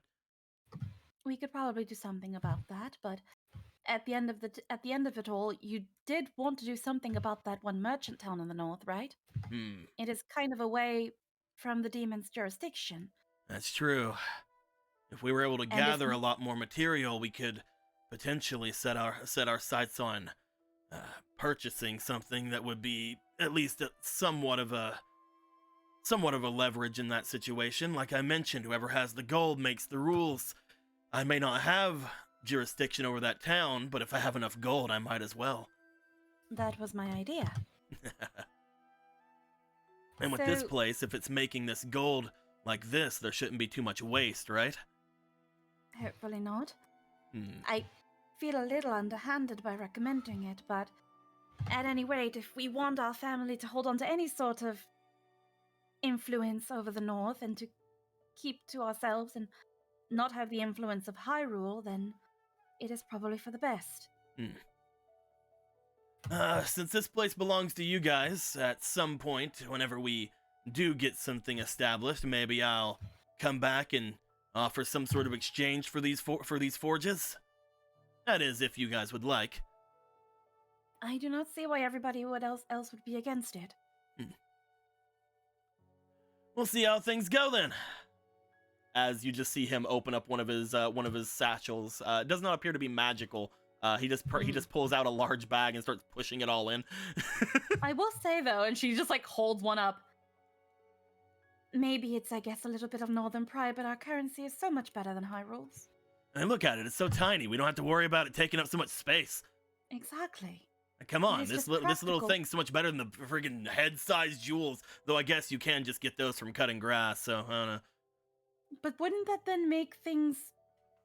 I feel like at some point in the future, the economy is going to suffer for that. Well, that's why that's exactly why things go. He lifts up the piece of gold that you had that you brought to him. That's why something like this, even though it's much smaller and has less material, is about worth one of those golden rupees you had. Even though this Really? thing is about what a million times smaller. So we are So This is a lot of money, yes. This is an absolute shit ton of money, yes. There's just that thing of like holding this one gold and then equating it to how many gold rupees he said it was. how did Hyrule get as expansive as it did? It must have had a lot of those weird crystal things. I don't know. I mean, if they have one of these here, then we gotta assume that they at one point was using this as a currency. Maybe they thought it was better to use those jewels at some point. I guess, but It's weird. at the end of the day, money should be easy to transport, not something you can bludgeon someone to death with. Maybe those ancient Hyruleans just like bludgeoning people to death. Savages. How barbaric. As the two northerners talk of their northern pride. As they're talking, bro, just think. He's like half listening and just thinks, rupee mace. That's Just right. I can beat make a them rupee with mace. Money. Oh, if we could. They are very big. We can bludgeon someone with them. Seems very sophisticated because we're hitting them with money. How fragile are rupees, actually? I think it depends on the rupee. Well, Gore doesn't believe in money like this. I wonder if other places would just take this currency and melt it and turn it into jewelry. Do you think We'll just prefer the barter system. do you think a silver rupee would do more damage against a Wolfos? I just want you to stop thinking about that right now. The coffer cudgel. The coffer cudgel. You do see as he goes about doing this, he starts pushing everything into a sack. You see that he is holding one of those large bags that everybody else has. But again, because this stuff does not take up nearly as much space as rupees does, he seems to fill up the large bag and have a little bit of stuff at the top. He starts dragging it. This thing is dense with cash, though. As he's dragging it along, you see that he usually doesn't have any sort of problems carrying things around, but you do see the slight amount of effort that it does take for him to lift the bag over his shoulder. Ah, there we go. Are you going to be alright carrying all that, Brother Vega? I'm not gonna leave it here. Well, of course not, but what else are you carrying in your bag that is making it so heavy? This. Just the money? There's a lot of coins here. Well, I guess it is still, even though it is small, it is abundant. If you remember, even though I gave you guys this pile, this was a pile that was supposed to represent how much gold there was there. Yeah. So this there's a Santa pile- Claus bag of coin. This pile that was sitting here, like, that was supposed to be relevant to your guys' size, not relevant to the individual pieces. Yeah. So there is quite a lot. That's a lot of money. Well, at least if anything happens, you have your own bludgeoning weapon. Hopefully it doesn't tear the apart. The coffer cudgel. I'm playing. You would see that again, because these bags do have somewhat of a magical property to them. It does fill rather well. You look inside. It looks like there's much more in there than possibly should be. This thing is bulging at the seams. But he is carrying it around. He's just like, well, I mean, if I don't carry it, he looks over toward Rocket. You want to carry it? I could. I'm big. I can carry things. You could try. Hold on. He goes and puts down his very large sword, goes to pick up the bag, picks it up. As he picks it up, you see him then pick up his big sword. Looking at him, it appears that in terms of exactly raw strength, Rocket is technically stronger than Vega. I say technically because that does not include Vega's demon stuff. Huh. As Rocket picks it up, he seems to struggle slightly when he also picks up his sword, but not in a way that you would expect it would be too harmful to him. Oh, there we go. I seem to have underestimated Donu. You see Vega go over and like pat him. Oh, you're a you're a dark nut, aren't you? Ah, that's what I've never seen one without the armor. We prefer to be called Donu now, cause that's what Donu was. I think that's how it was. He like looks back toward Gorthos. He told me about it mostly. Yes, yes, they call themselves Donu after the hero Donu. Ah, all right then. Sorry, I won't call you a dark nut. I'll say Donut. I'll say Rocket. That's your name. At some point, I guess we will have to forge you new armor. I don't know if that's a good idea. Why not? Well, he like kind of brings his head up, just kind of looked like he's thinking a lot. Gorthos, you would know because of your hero that you had before. Whenever a Donu is defeated, they usually cast off their armor for the rest of their lives. Yeah. It's kind of a pride thing. Yeah, Gorthos just like working, he just yells back, "Doesn't work that way." Well, you cast aside your first armor, but surely you can't give yourself a second chance. Cartani was a dark nut, and the same principle as Donu. Gorthos beat her. She never wore armor again. Melted the armor down to make her sword. Well, yeah, but think about how much more intimidating you'd be with the armor. I don't know. It feels weird to think about putting it back on again, especially because I was defeated because I was doing something bad. Well, again, it's not putting on your first set of armor. It is a whole new set of armor. Surely the Donu do not have rules against forging new armor and starting over again. That's basically how it's supposed to work. I don't think we're supposed to put on any more armor like that again. That's what I was raised to believe, at least. Once we take off something like that, we basically have to walk around showing our shame. That's weird. Like a rather harsh. It's part of their culture. Yes, I understand. Maybe at that point we should think of something else then. I mean, he like looks over toward where Gallon is and looks back toward his own cloak. I mean, there's nothing against you wearing clothes, right?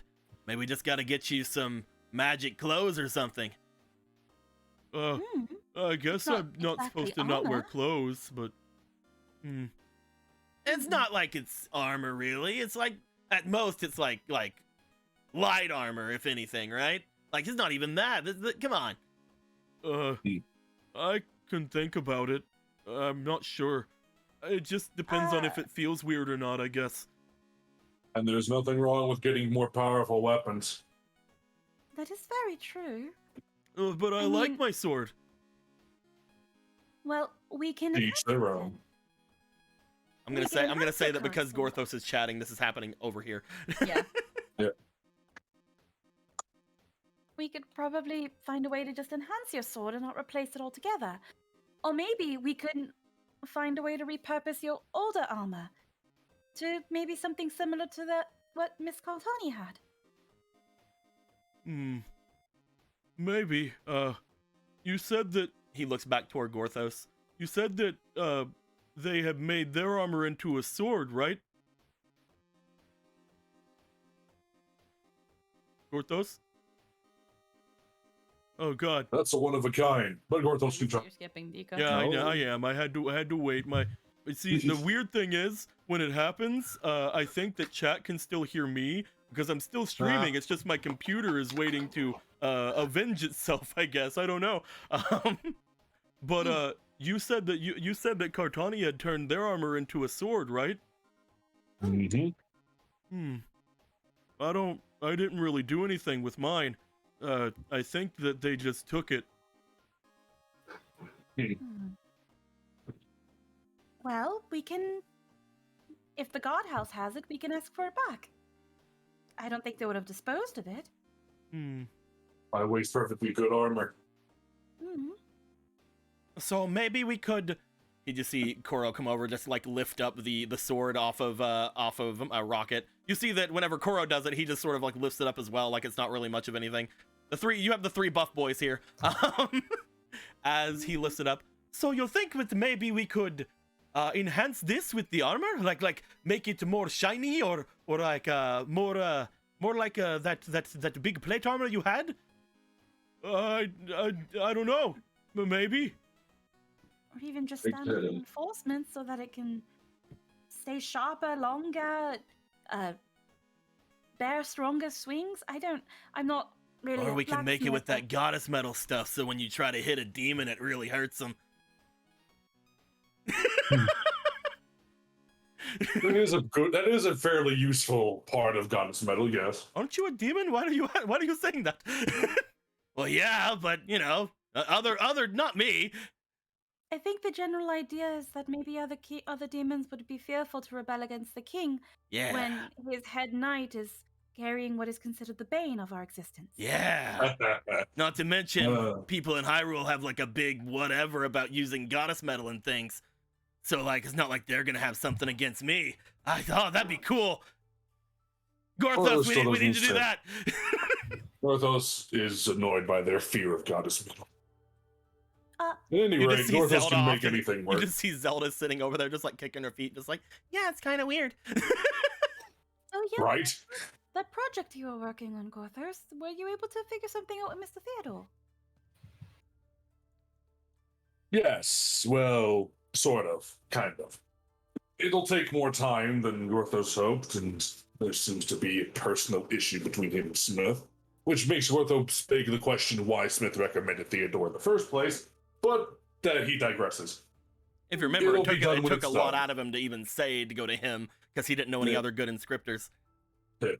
Well, At any rate, by the time we're done, it should be finished. Maybe before that. We'll see.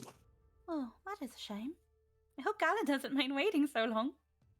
Hopefully, repairing this, using this contraption, will soften the blow. So much happens. So many smithings to do, so little time.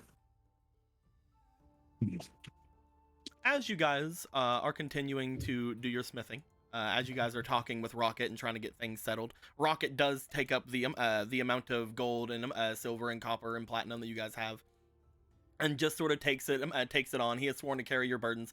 Don't insult Rocket like that. As that is going down, Galen, you would be standing off in the main section of the room. The people who are left behind in this area who are waiting seem to be yourself, the Bishop of War, and your guys' new friend, the butler that had introduced himself earlier to everyone. But as you are sitting here waiting for the others, you see that there is an emerald eye also in your presence, just like looking at you, almost as if he associates you with giving him food. At the time, Galen, do you want to do anything while you're here? Anything with your spirits or with anybody that's surrounding you? Not really. Nothing comes to my mind. Okay. As you are sitting there waiting for the others to come by, eventually, again, the time passes. You hear the conversations that's going off in the other section, as well as anything else. After about an hour or so, you do find that Ronan and the others do make their way back. Ronan, Marco, and Obera. And as everybody has basically gotten themselves together, Gorthos, it has taken you a couple of hours to do this. This forge is not necessarily meant for this kind of thing, so you will have to roll very oddly when it comes to tempering and moving this blade along. But as you are here attempting to do so, I'm going to have you, first off, since this is just trying to fix the blade, just sort of like tempering and repairing it, making it to where it isn't going to freaking explode on one use of it, go ahead and give me, first off, a diligence check. Yeah. And again, this is going to have disadvantage, so no fleeting on this. You can use those, yes. 3, 7? great. Double 7. As you are trying to do this, the actual act of going through with this, you got a 12 altogether. You're doing fine. Because that's 7 plus 3 plus the 2 from your diligence. You're doing fine with it. You were able to get the metal to work with you. You start to try to harden it as well as you can.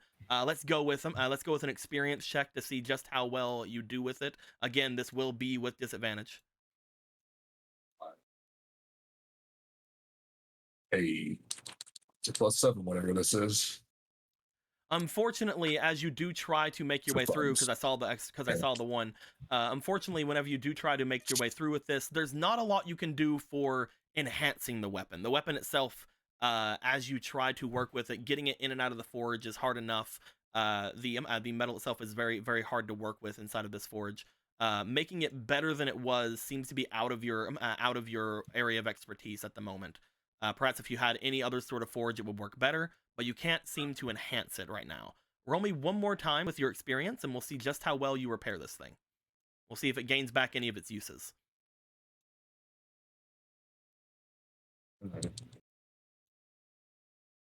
And again, Emerald, like these are all disadvantages, so no fleetings. That's a really good one, though.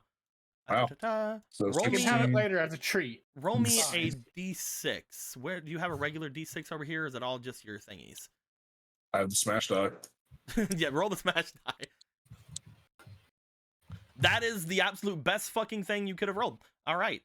Cool. It has a maximum. So let me see. All right. Whenever you go to try to mess with the dagger, you can't make it any better, but you were able to harden it very slightly. You're still not sure if doing so, using it will cause it to explode or not, but you're pretty sure it has a couple of swings in it before that happens. In relation to the actual weapon itself, this is a weapon that has charges. Once the charges go all the way down to 0, there's a chance for it exploding, yada yada yada. We are going to put it back at max charges, which is going to be maximum 5. Hey. As you have the weapon now, the Shadow Dagger is now able to be used up to 5 times without exploding. You're not sure what happens on that 5th time. There is a chance it will most likely try to explode or something on that 5th time. But until then, you're fine. Just stab people with it and don't use that last one. It's whatever. Unfortunately, again, with the fact that these forges were made specifically for working with this type of gold and making it into the type of metals that it was, you remember whenever you were doing things with it before, the coins just kind of appearing up at the top. To make it to where it didn't do that and to mess around with things costed a lot of your effort. But you were able to mess around with the Shadow Dagger, at least for a little while. Let me see if I can... Did I ever make a thing for it? I might not have. Oh, I will make a thing for it very soon then. But yes, you were able to get the Shadow Dagger to go back up to its maximum uses.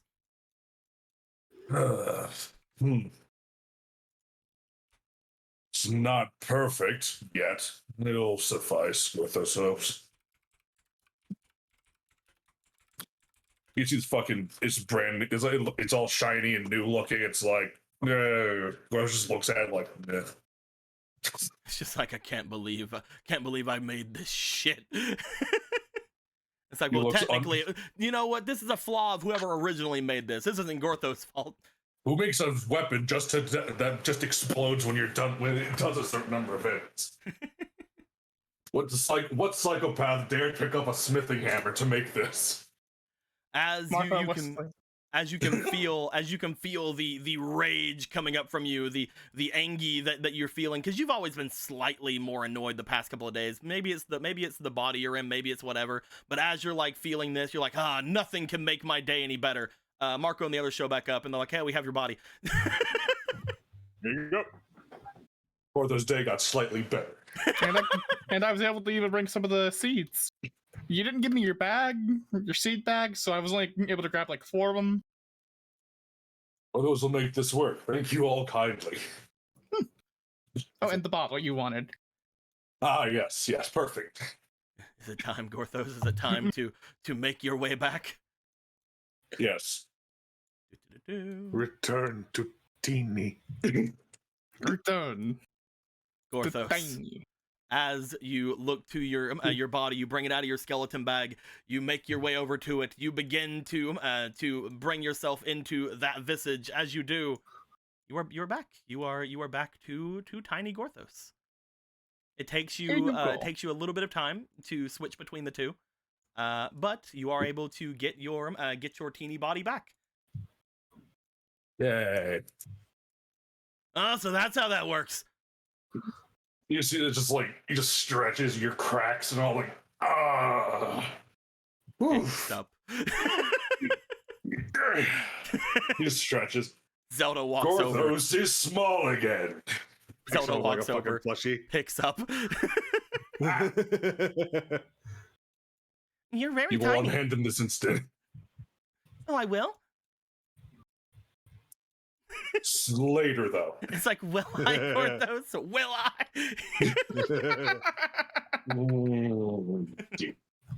Oh, Gorthos supposes he's stuck here for a while now. You place the other body back inside. I will say, whenever you go into this one, you do feel that sensation once again that you have felt before, where the skeleton slightly changes as you are getting into it. Once you do find that there seems to be more definition to the skeleton itself. There appears to be very slight, showing more of a ridge area in the center of the skeleton's face. Looking into the eyes before they fill up with that darkness that you guys have seen before, you see that there is some more definition to the skull area behind the eyes. You see that the actual rib cages and things like that seem to be somewhat showing from the top of the skeleton, seem to somewhat fill themselves into a more natural looking body. He still looks like a skeleton, and unlike the other body, there's no like ears or anything that seem to come out from it. But he does appear to look a lot more sleek as he's getting into this body. A lot more of a more natural / very unnatural look, because you guys unnatural. You guys would know that first off, this is a fucking skeleton. Nothing about this is natural, but this is a Gorthos. It is. We Gorthos. basically accepted this. Yeah. Well, it was like, wait a second, you just put on the mask. Perfect. At this point, Gorthos is complete. At this point, Gorthos, you will get your Hylian stats back. Which would give you your It'd be Kokiri. Your Kokiri. Kokiri. My bad. So you would get your finesse, diligence, and spirit back to your yourself. Where's your other stats? Good question. Oh, I'm afraid to unlock things. Oh, they're underneath. Hiding. They're hiding down here. Bloop, bloop. This one will be your diligence. This one is your finesse, and this one is your spirit. There we go. You already did we already take the other ones off? Because they're over here. It looks like. Yeah. No, oh, because these two canceled each other out. So yeah. you will be unfortunately getting back the 2 negative that you did have. But the other one does make its way back over there, so that's good. I think everything's out from underneath the car. Should be.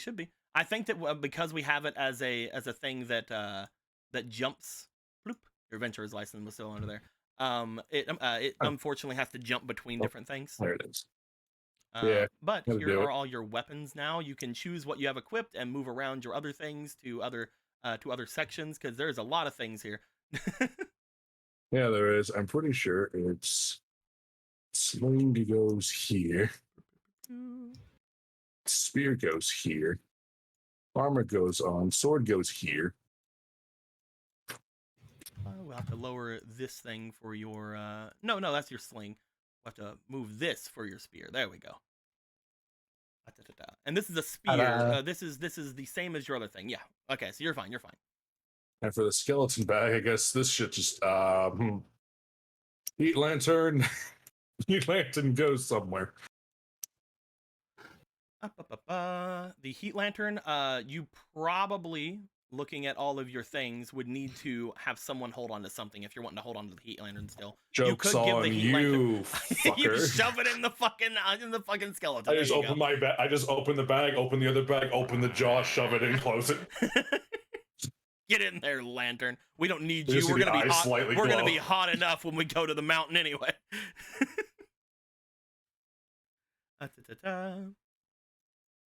But yes, and we are going to be going back to your Kokiri armor, which is much better than your. Oh, geez, I didn't. Wizard armor. How do I unlock you? Oh, it's not locked. It has to find out how to. I don't think I locked it. Did I? It's just hard to like find the area to pick it up from. There we go. Yay. Oh, everything's catching up with itself. Bloop, there we go.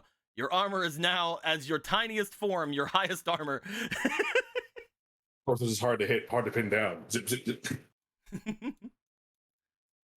As this goes down, you guys would be basically at this point ready to make your way away. There isn't anything left to go and do. Would you like to just bring the dagger back down over toward Gallon? Yes, Gorthos will ask Zelda to bring Gorthos to Gal. You guys would all begin to gather yourselves back around. Upon doing so, bloop. Zelda wouldn't hold on to you the entire time. Luckily enough. Stop ending my thing. There keeps being a thing on the top of my Discord, just like, oh, we stopped your Spotify, and I'm like, don't, don't do that thing.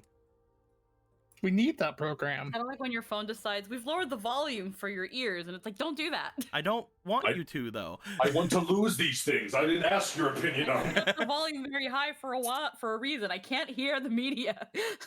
Then Gallon, I will hand you the shadow dagger that was just created. The ritualistic shadow dagger that you had given to Gorthos. This has 5 charges. You remember the dagger itself, whenever you use it, seems to let off an explosion of shadow magic. Before, whenever you had it, the idea was the explosion would most likely destroy it. But now you know that there are at least 5 uses of this thing behind it. You're pretty sure that within those 5 times, it might not explode. The thing with it is 1d20. They'd be right back. Damage. The damage itself is random. It is 1d20 of damage. So I will throw that in your inventory for now. You can equip that whenever you would like. Mm-hmm. And Gorthos said he was doing what now? No, he was actually BRBing. Oh, that's what I should have said Anthony. I didn't hear him whenever he said that. I'm like, what was he doing? I was okay. At this point, Ronan, do you want to divvy out any of those cooling elixirs? I'll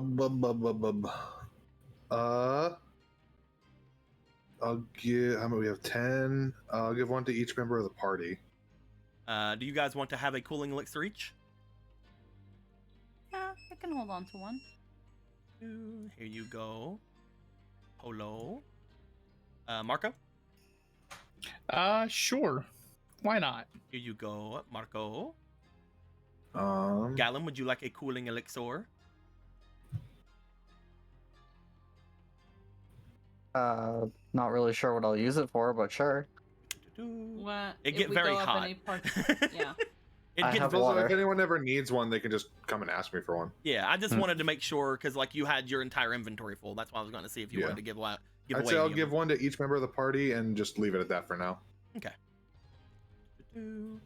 I'll just go ahead and put one over at Anthony's thing because he missed one opening because he gave Gallon the dagger. So I'll just throw one in there. If he doesn't want it, we'll change that later. With that being said, as you divvy out some of these and everything gets somewhat semi-ready around here, you do see that upon giving the dagger off to Gallon, the man who had brought you guys here, I believe we had called him Lucifer, correct? I don't know if his token has his name. His token does not have his name on it. I was just checking. I was checking my thing. Did I not say his name before? No. Never mind. No, you did. I can't remember it. I'm pretty sure it was Lucifer because that's what I have written down. Okay, sure. I could be wrong. That's what it's written down here. Unless I said a different name. I might have said Lucy. I might have said a different one of the demons' names, but his name should be Lucifer. Mm. As Lucifer watches the dagger be put over to Gallon's hands, he looks back to Gorthos. Oh, that's what you were planning on doing here. Sorry, I didn't realize that was what was taking up our time. I should have been more diligent about looking into these. Very good. He looks back toward everything. If you would like, I did not realize that we were bringing any sort of craftsman with us alongside. There are many facilities back at our manor that would allow such things. A manor? Ooh. Yes, that is where I'm to be taking you before you make your way to the actual spot that you will be performing any of the duties alongside the court. Oh, okay. Well, I'm sorry if there's a lot of information. I had planned on letting all of you know on the way there, letting you know what etiquette there should be, if there would be anything we need to prepare for you, if there's anything you are allergic to or anything of the sort. Things like that would be hopefully discussed before getting there. all it just means is that we save time later instead of. That's quite all right. Well, we could be making our way there now if you would like. I don't see there's much of anything remaining left to do, correct? I think think so. everybody is well and spoken for what they needed done. I can't speak for everybody. I'm sorry. I don't think so. I got nothing. As he looks off toward the entranceway and looks back to each of you. I don't believe you'll need me to guide you, but since there's only the one direction we need to go, we must make our journey swift then. I know that there is not a ton of things here to aid in that, so you can expect that our journey will take about a little bit under 2 days at regular speeds of travel. What was that? That is how far the manor is. That is how far this tunnel would end up making its way through. To be fair, it actually connects to a rather small tunnel just outside of where the manor entrance will be. Though, if I were to be honest, there is going to be something else there for you that I should not mention quite yet. He's probably talking about the test. A test? Any who make their way to the manor first time must go through a test. That is what keeps the Demon Council at its peak, as they would say. Again, I don't much care for it. As obvious as it could be, I must also let you know, Bishop Sir, even though you will be one of the most powerful in attendance, you are not supposed to let them know the answers to any of this. I can't help but notice you called him one of the most powerful around. I think that you'll find that I'm right here. The Bishop of War looks over at Vega, then looks back. What happens if you do not pass the test? Oh, nothing. Well, unless you do something reckless. You just will not be allowed attendance. So then something does happen. Well, you can't attend. I suppose that is true. I was more meaning there shouldn't be any problem to your physical body or anything like that, unless you, again, do something reckless. Beforehand, I will most likely, with my associate, one of us will most likely take the bishop through the alternate way of getting there, while the others are associated with either myself or her to find your way to the trial. It's not much. It's, I'm sure that with all of you together, it should be more than easily enough figured out. Okay. Sorry that I can't say more. They're all going to be subjected to the trial? Well, you will see that it is hard to just make the trial for one person or individually each. I cannot say much more, I'm sorry. Anyone looking at Polo can just see her heart sinking. No, that's fine. Everything will be fine. Yeah, we can handle a trial. It's fine. I wish I could tell you more. I believe in you. No. The rules are the rules, and they should be respected. Of course, something as grandiose and as a council like this is something that no one should be coming off short. It's totally understandable. I wouldn't worry too much about it. There's no way that some sort of trial will keep us away from our brother, sister. If he made it through, then we're gonna be able to make it through. Yeah. Yeah. I believe in us. Well, I don't doubt you, Brother Vega. Well, then it should be fine. If we're all taking the trial, then I'll just figure it out, and then we'll all go in. Well, we shouldn't waste time, and we should just make our way there. If you have everything you need, then I think we should be making our way to the north now.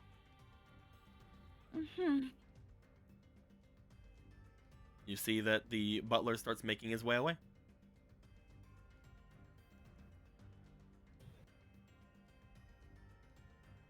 All right. You guys all want to start making your way through? She'll start nervously following. Okay. As you Yep. guys would begin to make your way back through the tunnels, you would start making your way into the tunnel that you guys had made your way through before. Looking over toward the entranceway toward your guys' home once again, you feel that as you start to walk away from it, there is not an absolute ton of deviance from this tunnel. It seemed like the thing that made this, the Goma, seemed to be digging off in one direction over and over. Every now and then you do see there's like little pockets of something seemingly ripped out from the side, or maybe it does seem to deviate very slightly off another direction as you guys travel for the next couple of hours. But there does not seem to be an absolute amazing amount of deviance, at least from what you can tell. The dungeon itself, far behind you, as you would march on. You guys can march for a good number of hours before you start feeling any sort of amount of tiredness amongst yourselves. And once you guys start feeling tired, if you wanted to, you could do other things to alleviate this, or you could just want to go double time or whatever throughout the day. As you guys would get around to the end of the 8-hour mark upon going through, anything can be shared among each other. You guys can let anyone know of anything that has been going down, anything that's been having any of a time. But as soon as the time seems to hit around the point, you find that there is a small, almost outcropping waiting for you as you make your way forward. You see that in this outcropping there is a small brazier, as well as a pot and several cots that seem to have been put off to the sides. Upon looking at them, there is even what you can tell a small dresser that has a mannequin over beside of it that seems to carry the same kind of clothing that you see the man here wearing, as if it is an extra set of them. You see the small campment that apparently these two demons have created for themselves. As he finds himself off in that direction, I'm going to go ahead and get rid of this large map here. We'll move the money off to the side. He has the money. It's over there.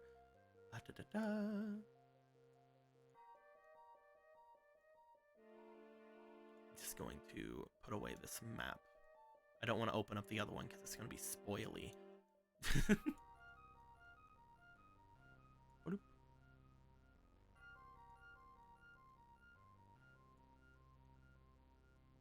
You all find yourself waiting outside of this small camp. He shows your way over to it. There should be plenty of amenities here. I did not expect we'd have so many visitors, but I did come prepared for any sort of food or necessary needs of anything that you guys may have, though I do not know anything that you are allergic to quite yet. If you would not mind letting me know your preferences and any sort of thing other than that, so that I can make sure to have a list of anything before heading back to the manor. But this would be where we would first off wait off for our partner that will be accompanying us for the rest of the way. Okay. If you would like to move on any further throughout the night, we can. Though I would suggest if you are to make this trip, you should pace yourselves accordingly. Right. Yeah, that sounds fun to me. Then, welcome to my camp. I will be busy unpacking everything once my associate arrives, and then we will take the last leg of our journey through here. He makes his way further off, just a little bit outside of the small encampment you guys have found your way to. And upon doing so, you guys are shown to this small little area. There are about a dozen beds or bedding things that seem to have been brought here. He said that he was not expecting all of you to be here. However, it seems like somebody was expecting something, because there's quite a number of that's not a line. There's quite a number of different types of things that could be considered useful to a large group of people around here. As you all see these, I don't want another line. One was with a line, one was without a line. As you guys would find that these things do seem to be here upon waiting for here, it is reasonably well stocked from what you can tell, at least with anything that a cook would need to make anything or any sort of things like that. Obviously this is a camp, so there's nothing big here. There's no like any sort of forge or any sort of anything like that. There's no other amenities that shouldn't be here. There doesn't even appear to be any sort of restrooms or any sort of services like that around, but of course you're in a cave, so as you guys are shown to this, and he goes a little bit down the way to just sort of wait at what you can see is a very nice looking chair that he seems to have brought over and sat down upon. He seems to be off looking over. It's like a stool, not really a chair. He seems to be off waiting a little bit away from your group. At this point, if you guys would like to, you guys can rest, have any sort of things amongst yourself that you would like to have. Gorthos, now that you are back inside your tiny teeny body, I believe that we had already said that the kind of canon for your bodies is that you get a little bit more associated with whatever that body is more with. You do feel the kind of weight off of your shoulders that was the burdens of the magician's body kind of leave you. The fact that he was always that little bit kind of tied down by duty and everything like that, and that, you know, the fact that he was murdered the fuck out of, those sort of things seem to leave you. Not sure he's here. What the hell? Heckin' boyo. I think he's still BRB'd. Oh. He BRB'd a bit ago. Oh so. no! Well, No! We can only assume that he is dead.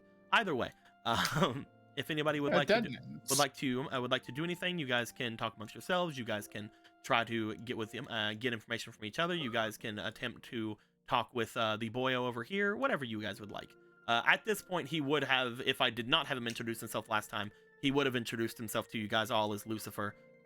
He is just a little bit off from all of you at this point. Whatever you guys would like to do, we could just speed things along if you'd like. We could try to have you guys head off in a more quick direction. However, he doesn't seem to be rushing through anything. Polo's just fidgety, so she wouldn't try to bring any attention to herself. She's just fidgety and nervous. I think Ronan's gonna approach Polo, actually. Bloop. Hey, you doing all right? I'm fine. Perfectly fine. I'm not nervous about any sort of test. Really? Because it seems like you're nervous about some sort of test. Yes. It seems to be exactly that thing you said. It is exactly that, yes. Well, for what it's worth, I think that we're gonna do fine, and that everything will go swell. It. Well, even though I didn't participate in the last, hand quotes, entrance exam, for lack of a better way of putting it, seeing how some of you fared in the Hateno trial, it made me a little worried. I mean, while most of you came out relatively alright, this is a trial that is set up by demons. And, well, True. this council is not something to sneer at. Val Circuit, the bishop. I don't doubt that Brother Vega can make it through if my brother Hadar could, but if the list is as small as Mr. Lucifer had shown us, this is not a trial that I feel we should take lightly. And, well, I guess not knowing what it entails is what frightens me. I would feel rather very guilty if anything was to happen to any of you over something like this. We're all here because we want to be. You know that, right? Well, yes, I know that. I kind of know that, but I don't know. I guess. Well, we wouldn't have to go if it wasn't for the whole issue of the pact I made. Well, not pact, but the deal that I made.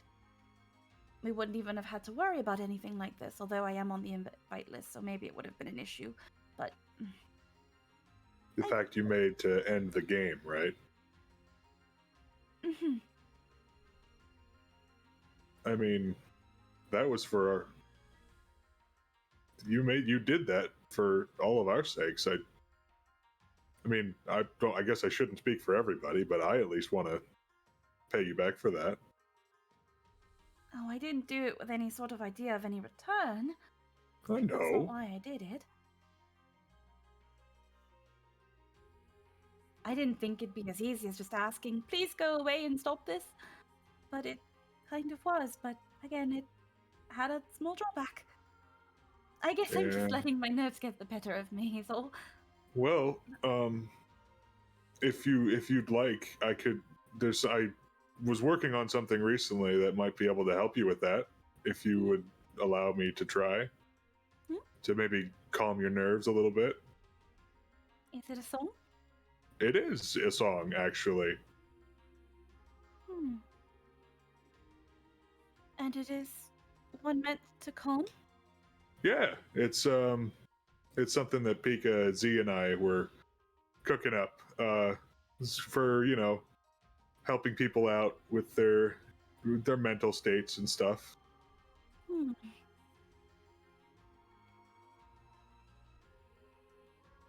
I would be honored if you would let me listen. I think Well, if everyone else does too, it might help ease any anxieties they may have as well. sure, yeah. He will, at that point, whip out his violin. So Ronan, Yeah. I'd already shown you this, Eric, but Yes. we do have a card here for you. As you go to bring out your violin to do your song, you are going to start to play the Concerto of Peace. Yeah. A song given power through the emotions of an oracle, the magics of a fairy, and the hard work of a chosen hero. When this song starts, a chorus of sounds and voices radiate around the performer, allowing them to use one of their actions to keep the song going without the need for playing. But, you could just play it. While the song is in place, the user can target one target each turn. That round, attacks and spells on that target have disadvantage. Basically, every turn you have to choose someone different or choose the same person. You can't, stack it on, more than one person. It's just, choose one person for that round. While the song is in play, the user may use one action to attempt to calm the emotions of those around them, removing any effect of charm, frighten, and enragement from those that can hear the song with an allure check of DC 13. However, this is something that is supposed to calm the nerves, the frightening, the different things like that somebody may have.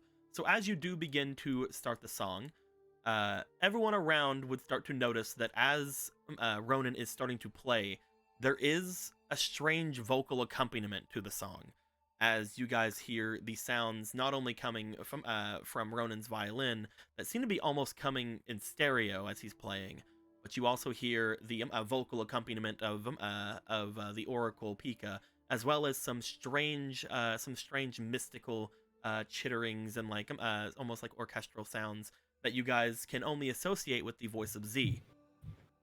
As you guys continue through that, eventually Z just kind of flies over and starts helping, even though they were nervous to start off at first, but just like, oh, they can already hear me anyway, I guess. As things go down, this is a somewhat of a magical effect. So, Polo, you will feel that while this is happening, if you would like, you could try to roll against it. But that's what I was gonna say.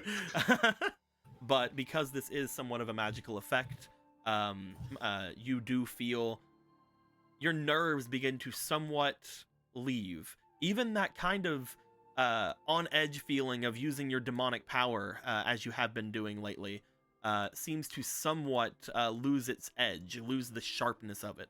You no longer feel the kind of nervousness as you look around at people and be like, oh, I can fucking eat them and murder them. You don't really feel the association with that anymore, the kind of heart pounding that comes with that. As he plays this through, for the time being, you feel very calm. You feel very, very much like you're in a comfortable situation. As he spends about, we'll say that for the short excerpt of this, he spends about a half hour playing. Everybody who is within the vicinity would also potentially be under the effects of this, as long as they are willing to not want to immediately go against it. Because of that, I will be rolling for the bishop because he doesn't want to be calm. No. Be calm, you bitch. I wish to be angry. So they do the roll. not Usually me. you would, but I'm gonna have him roll it because you're not specifically doing much of anything. He Gotcha. fails. Be calm, you fuck. He fails. He's calm. Every single roll he's done so far, he's kind of failed. So this is a peaceful aura, you know, the calming Yeah. down. It kind of tries to calm down any sort of fear or charm or anger. It's Chill Pill, the song. Then let's go ahead and resist that. You're gonna try to resist it because Yeah. it is you. I will have Ronan roll for his thing. He has to beat a 13 Okay. in order to have somebody affect it with his allure. So he has to at least roll half. A 10. Uh, Be calm, bitch. You do feel this calming sensation go over you, Marco. Again, it's not mind control or anything of the sort, so it's not like it's not like it's making you do much of anything. But you do feel a sense of just kind of relaxation go over you for a bit. You feel the edge off of your current mood seem to somewhat lessen, not completely go away, obviously, but does Still seem to angry, lessen. Obviously, but you know. Just your muscles Yeah. relax and Yeah.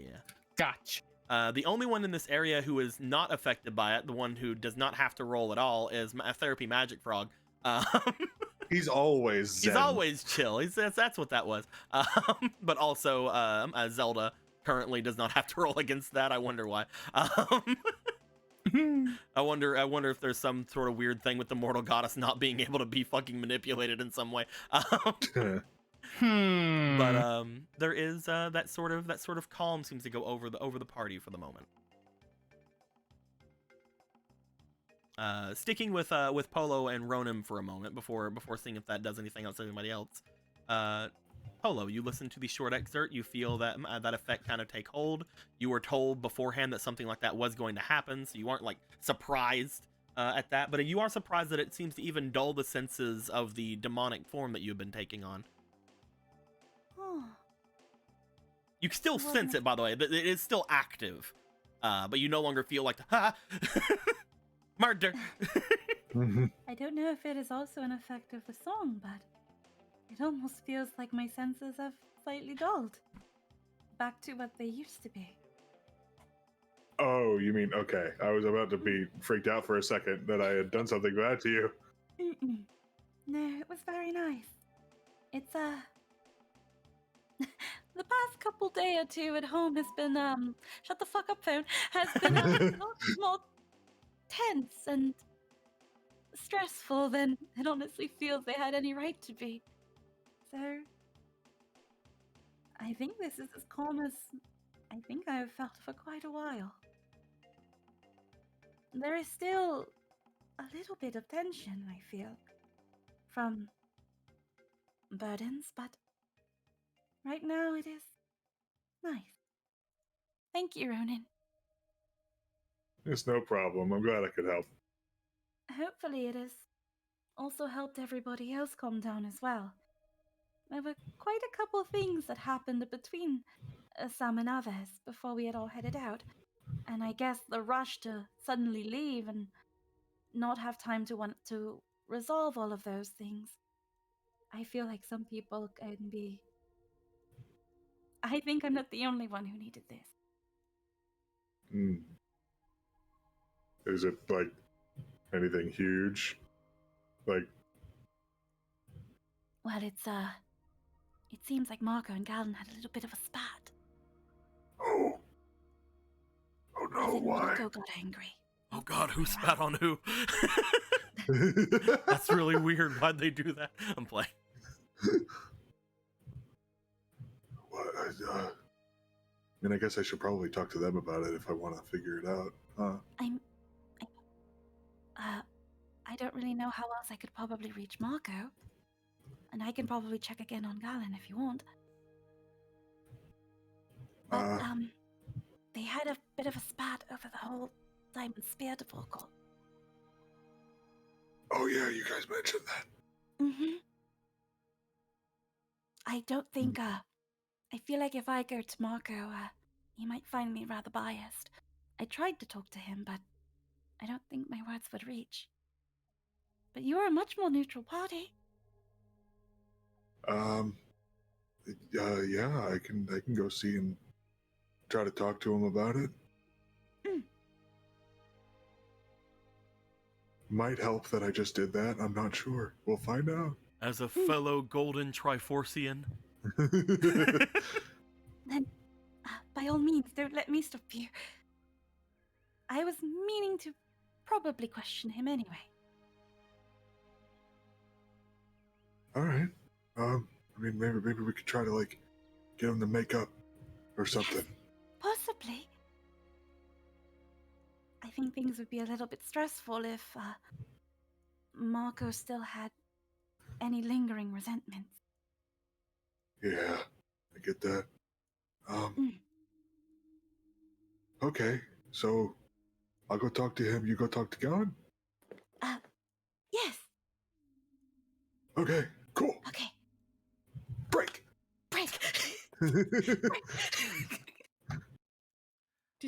As you guys start making your way off, before you go, even though your senses do feel dulled, they're not gone. So I would like for a roll from Polo, please. Polo, this will be a diligence check. Oh no, instinct check. My bad. But you are still in your half demon trait, so this will be activating your demonic presence. Blah blah blah blah blah blah. I'm So gonna will use have this one the back extra. because it is a standout bear. Mhm. 18 plus 1. You are just. It's actually really funny. You are just in the range for your demonic senses as well, because you are at half health exactly. Yes. 18 plus 1, so that is going to be also. That is a 21 altogether. Yes.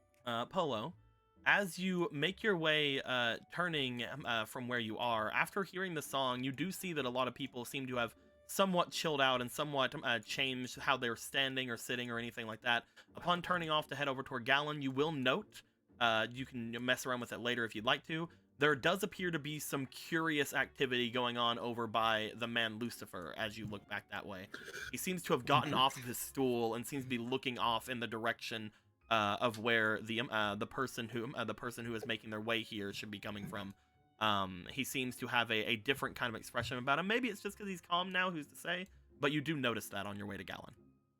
Yeah, it's He's calm, therefore he's freaking out, because why am I calm? What the fuck happened? Why am I so calm?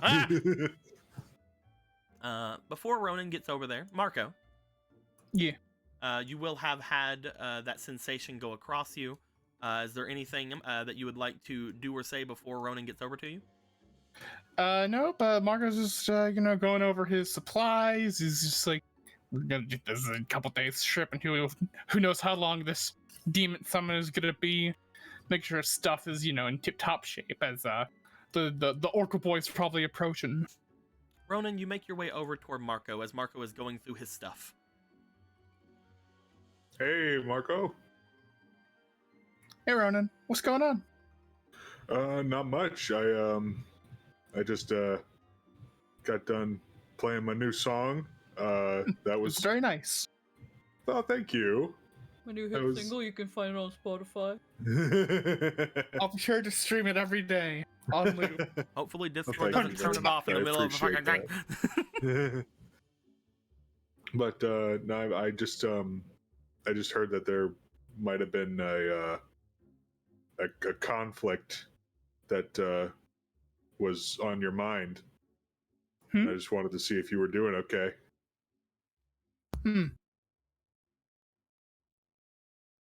He's still looking through his stuff. He's not looking up.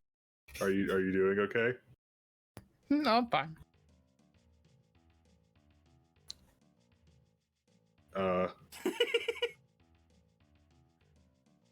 I mean, you I'm not gonna, obviously I can't force you to talk to me about stuff, but if you want to talk about things, I'm more than happy to listen and talk it out with you. I appreciate it, Ronan. I really do. But I don't want to talk about it right now.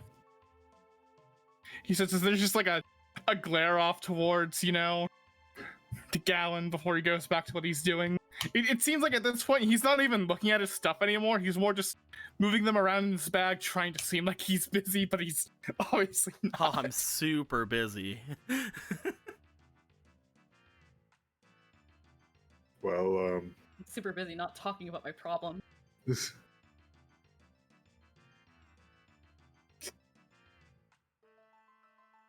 all right. Well,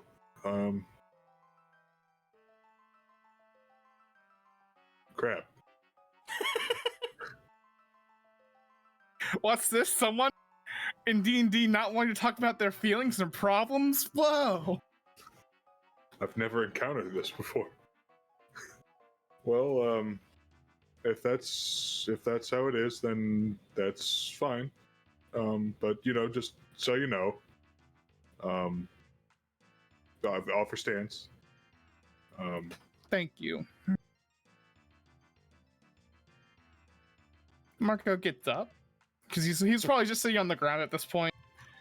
You think we're going to be heading out tonight, or do you think we'll be going to be resting here for the night?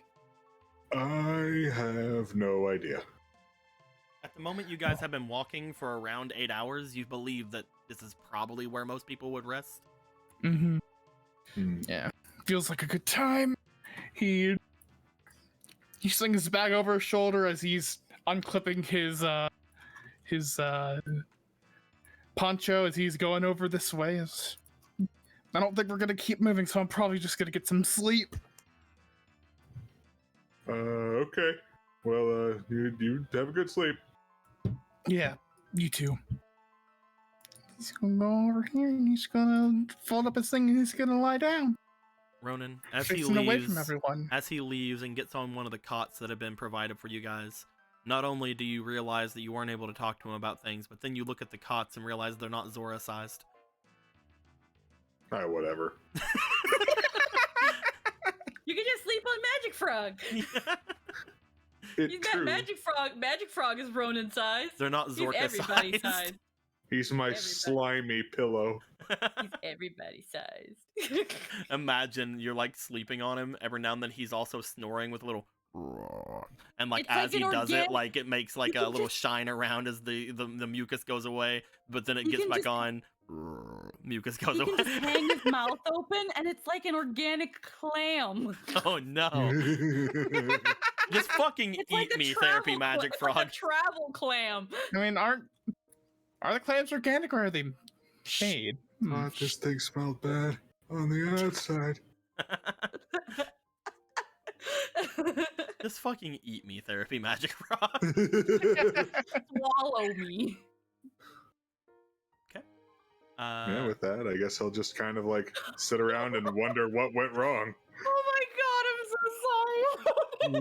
What?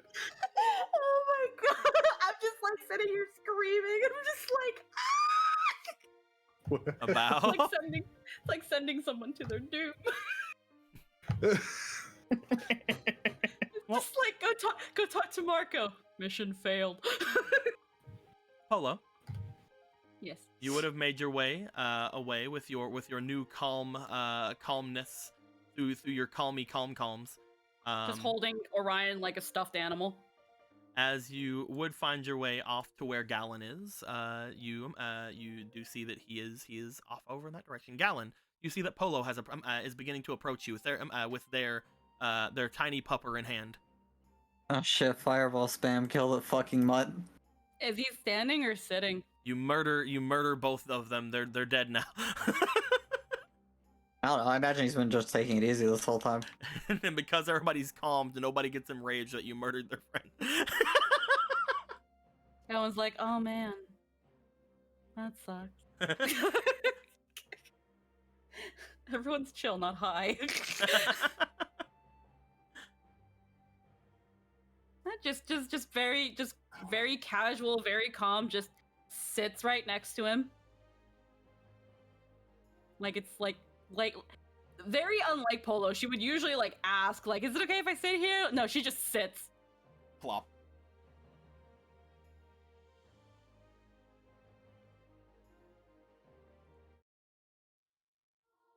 So, how did everything go? About as well as you'd expect. Oh, I guess not very good. Oh wow, you thought it was gonna go that badly? I had hoped it wouldn't go bad at all. How bad did it get? He wasn't interested in talking. Oh. Mm. Just kind of looks back at maybe at the time Ronan and Marco having a chit chat. You look over to where Ronan and Marco is after like a second of looking to see Marco walking over toward where the cots are. Just looks over to Polo. And this Ronan just, like, has this like a sense of defeat. just looks over to Polo and just like shrugs and like looks back at Marco. It's like, I don't know what went wrong. Oh dear. And I'm guessing Ronan didn't have much luck either.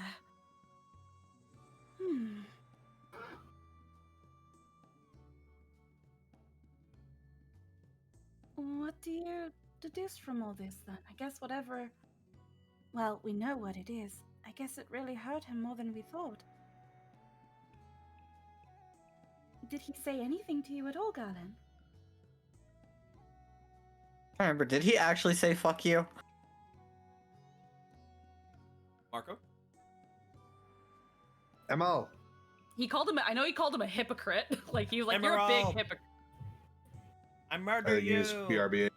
No. Or he's on mute and doesn't realize it. I did in fact say some of those words. Marco specifically called him a quote fucking hypocrite.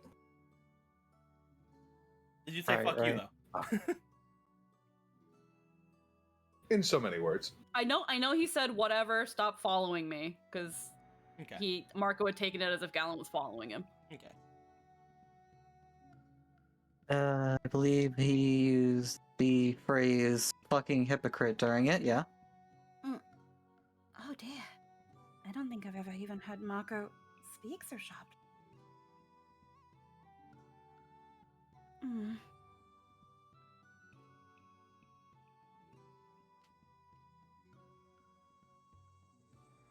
I wonder then.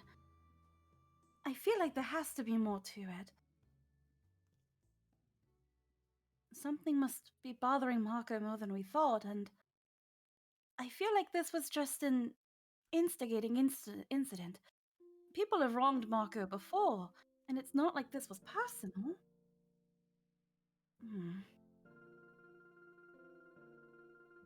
I wronged him by taking care of the diamond spear? No, that's not what I'm trying to say. I don't think you've wronged him, Alan. No, far from it. I just think that he is taking the actions that you've. I think he's taking your actions and. It's going to sound awful, but making it personal.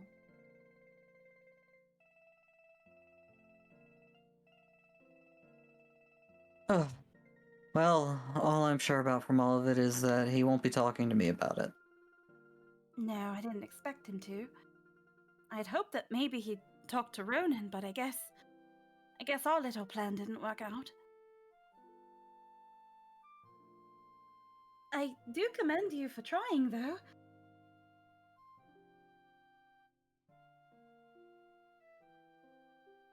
Maybe there's more at the forefront of it, though. Again, I feel like, especially when you consider his conflict with Mr. Hosier, that something else is bothering Marco. And he just doesn't want to say. Maybe he doesn't think anybody cares, or that it's worth other people caring about. But how are you feeling about everything? We're finally making some progress.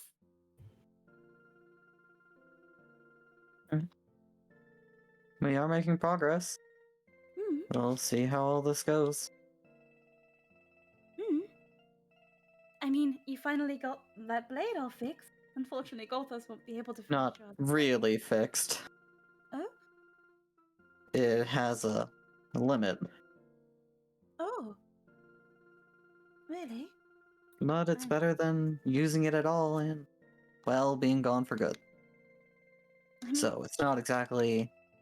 Oh man. I mean, at least he was able to finish one of your projects.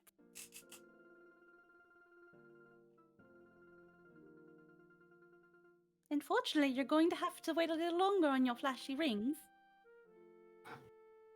Oh, I imagined when we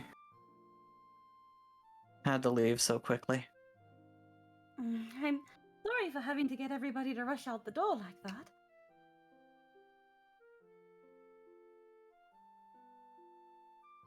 I guess we could have better communicated it all and consulted with everybody if there was anything else they needed to finish on.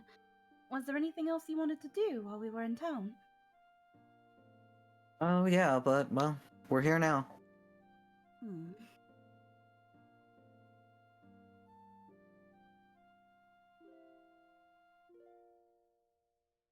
Hopefully, we can get this whole summit thing over quickly. It's, I'm all calm now thanks to Ronan's song. It is still rather worrisome, though. What is? Oh, well, I've never been very good under pressure. I guess an entrance trial is, scarier than I thought it would be. But Not the first one we've done. Won't be the last one we do. I guess in one way, I didn't do the Hateno trial like you all did, remember? Right. And Well. like I was All the same. well, I think if it was all you being tried, I think it wouldn't be an issue at all. Well, I guess you are all being tried along with us. I feel like if we all pass with flying colors, it'll be because of everybody else. Than me. I guess I should believe in myself a little bit more. You should. Mm. Can I kind of let you in on a probably not well hidden secret? Go ahead. I'm not very good at this princess thing.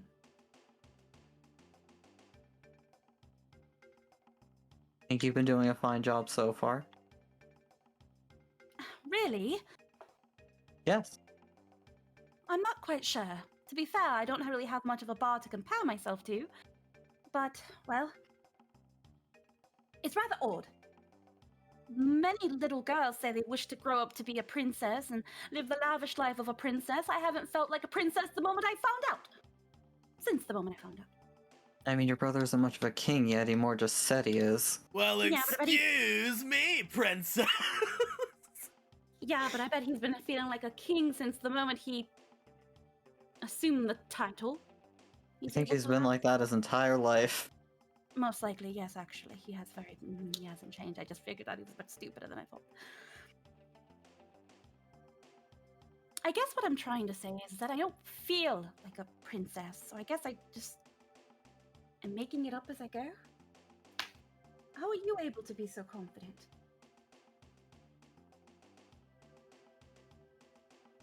I don't think how I do it would work for you. It wouldn't. You just say you're going to do it and then you do it. Yeah. I mean, there's a little more to it, but again, I don't think it would work. That sounds like you don't believe in me. No, it's just about everything you've, well, been doing. Hmm?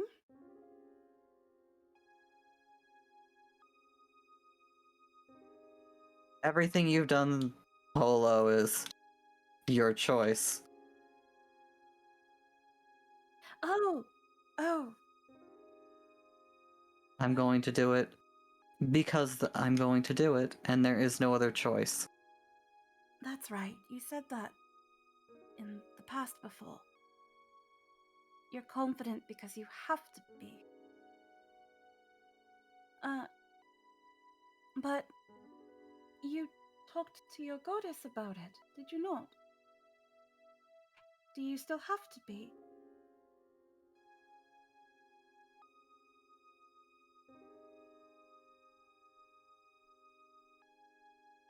I'm sorry if that is, intrusive. I think I still do. I just think I have a chance. Well, I think you always had a chance, but I guess getting the confirmation is solidifying and reassuring in a way.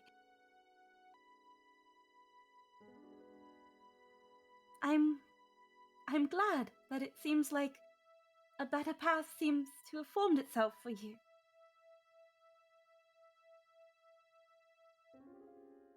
Seeing you in high spirits again is very nice.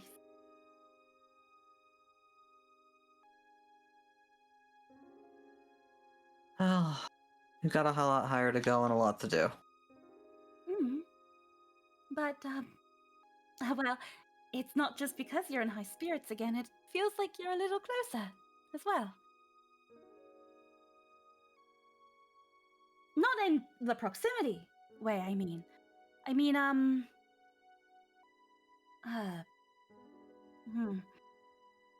Metaphorically? Spiritually?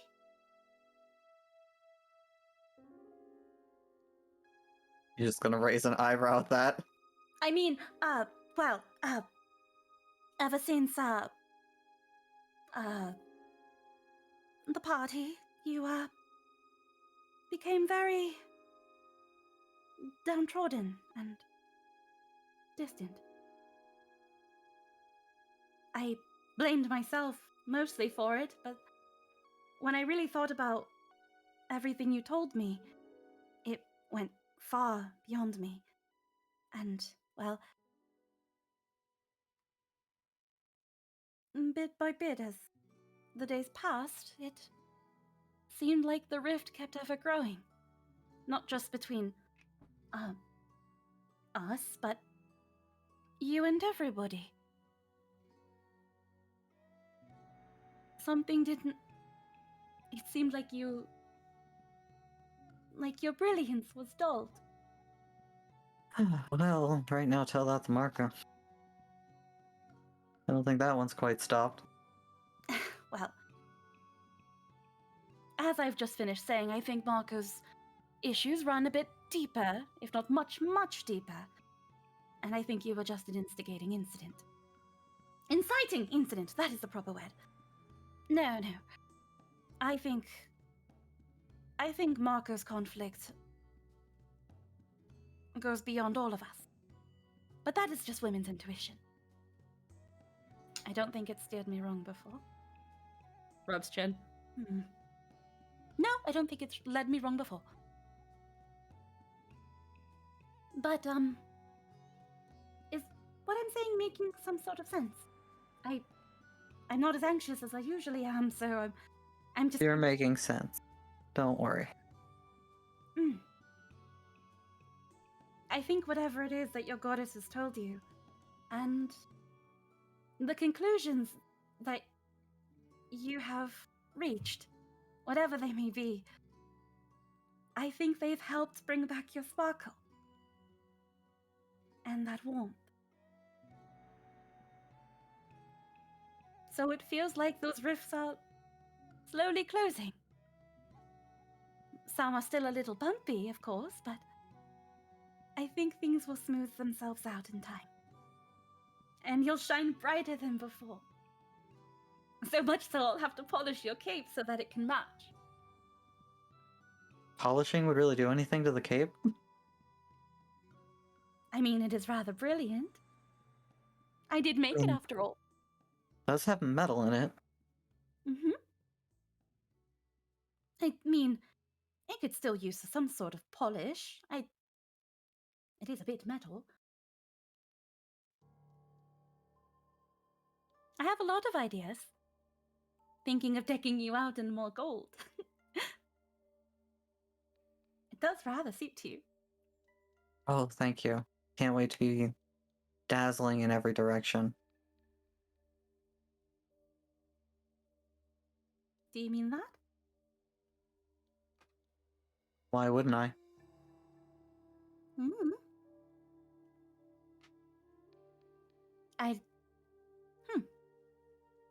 I don't know. I guess I don't want to make your sisters jealous with my immaculate craftsmanship, is all. No, I think they could use a run for their money.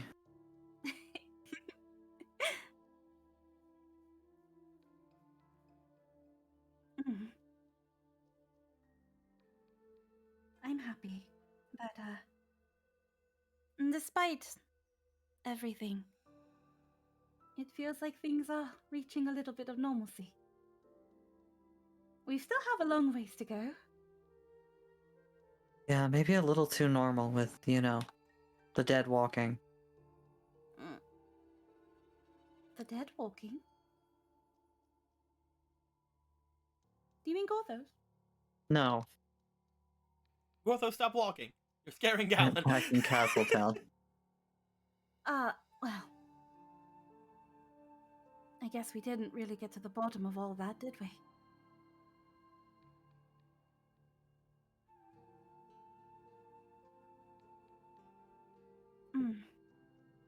We'll find a way around it.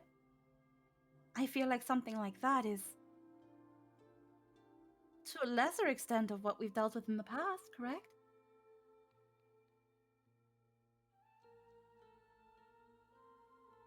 I don't know, we just fought a ancient abomination, so maybe not.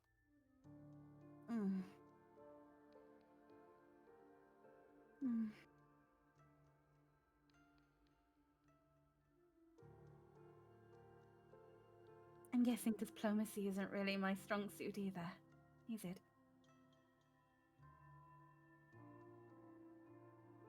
You do a fine job.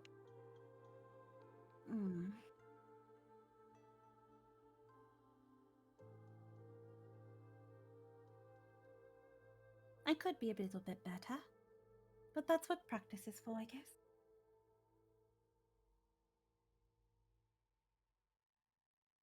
What do you think, Orion? Orion barks. Well, at least I have you cheering me on. She just holds him up. As Orion has just been like sitting there, mostly chilled out from the song from our Zorka friend as well. It's just like been just like being able to be just a putty inside of hands. Just a rag dog. But again, he does respond to your stuff because you're the tamer. So as you go to mention him, he does give off a encouraging bark.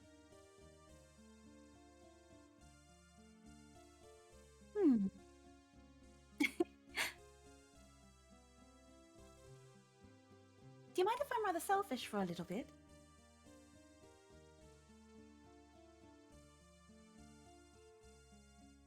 He Why barks not? in response. I'm playing. Not you, Orion. Just like puts back on her lap. I think we've been doing quite a bit lately, solving everybody else's problems. And I genuinely wonder, when was the last time we've all just had fun? Did whatever we wanted to do? I could not answer that question for you. That's what I mean, right? She just gets almost like a little excited and like inches closer, like, That's what I mean, right? We haven't really been able to do anything for ourselves as a group of friends or anything. Just for us. That's fun. Like going on a joyride on Orion or something. just like slow, like, not shoves Orion in his face, but just like holds him up to his face. I bet Orion can go very, very fast. Ryan, are you gonna let anybody else ride you? He has to if I tell him to. Ryan, like, Just looks looking at the back and dog. forth between the two of you, like, he has to. I'm telling him to. I can just imagine him just like ragdoll blep. See, he's not objecting. You know, that's a you and Orion decision. I would say, Squeaky, just to make sure that you would understand, just like the others, you guys have been traveling for about 8 hours already. Mm-hmm. So, like, No, we're not saying to do this right now. No. yeah, I was just making sure that you knew that, like, Orion, even though he is a dead boy, he is technically your tamer's companion thing. He has somewhat a sense of stamina, the same as Gorthos does. Oh no, of course. No, she's Yeah, I was she's just making talking sure. about like in the future. She's not saying let's go on a joyride. No, Let's she's leave saying, right like, now. Let's go. She's saying just like in general, like when's the last time we did anything fun? Yeah. I think after all this is done, this council and maybe whatever is going on in Castletown, we should all have a day of fun.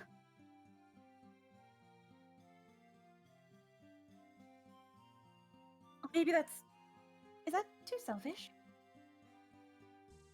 No, but I don't think I'm the one who gets to answer that question. I guess not, but I don't mind your opinion. Don't you think we've been worrying about everybody else too much? Not ourselves? I'm honestly not sure. What's something you really want to do, but you can't because everything else is coming, it has to happen first?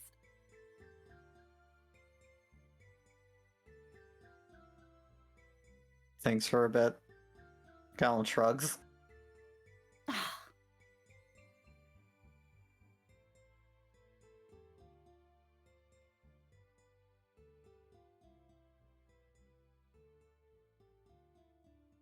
There's got to be something in your mind that you've been thinking about that you're like, wow, I want to do something, I want to do this, but I just can't.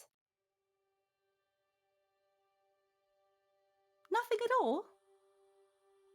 No, nothing for a group of people at least. Okay, well then, what's something that you want to do? I will say about around this time, you guys will note, just this isn't going to be too much of an interruption. About this time, you guys would note there is some movement happening a bit further down the tunnel. You guys would find that the actual person who had been waiting off to the side, the one hell of a butler over here, Lucifer, would have been basically waiting, looking off to that side. Once you start noticing people coming off that direction, I can't find their tokens, so I'm just going to make a new one. You do see that there is a brightly colored person, at least from far off from what you can tell, making their way over toward them. Once they get closer, you would note that they seem to be wearing something very similar to charcoal upon getting their way forward. As off approaching this person, you would see a woman making their way off to him. The two of them would be off a little way from you guys, doing some chatting. But you guys would note that there is now a new person off in that direction, if you want to continue your stuff. I just wanted to make sure that they have brought themselves forward, because you would know, especially Polo. with your increased senses and stuff. Continue. If you can't do it with everybody, then I don't know. Maybe you and I can do it together. It's fun, right? Something you find fun? Maybe. Maybe just a drink at a bar that we're not planning to storm would be nice. I guess having the proper bar experience would be good. Tried to earlier, but well, they were really resistant to going. Mm-hmm. But how is going to a bar not something everybody can do? It's not. It just, well, came to my mind. Well, we could... I was thinking at some point talking to everybody about replacing that dungeon with maybe something different, whether it be bedrooms or even a small little bar. Oh, yeah, a real bar experience in our house. Okay, maybe it's not the best idea. Fine. She just like takes Orion's paw and goes like a little pish posh paw wave at Galen, like, okay, fine. Okay, well, we can At think that point, why not just make the distillery and then we can drink upstairs? Okay, it's really not a good idea. I get it. Well, there's got to be a bar somewhere in Castletown then.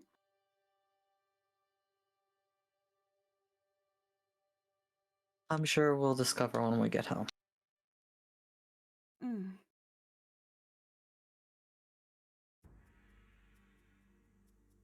Well, I can think of a myriad of fun things to do. Like?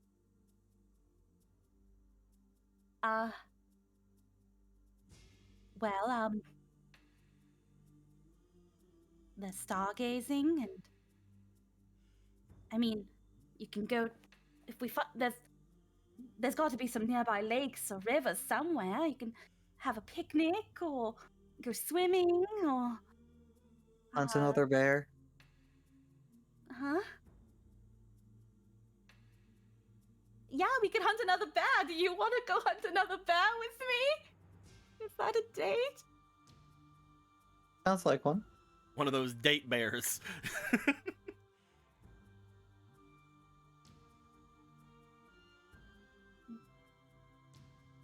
Yeah, that could be pretty fun. Setting up a trap and roughing it in the woods for a little bit until we find a bear.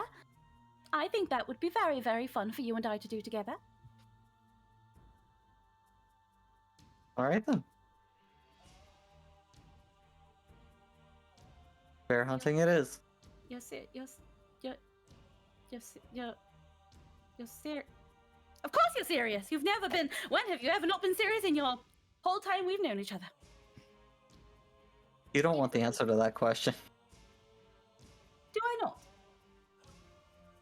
It's a lot less than you think.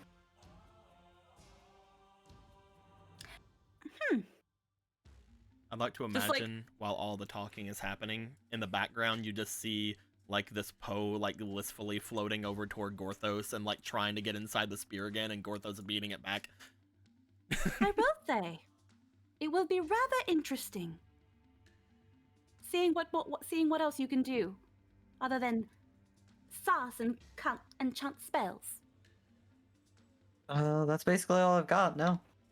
Really, nothing else you can do with that mouth of yours? Maybe a few more things.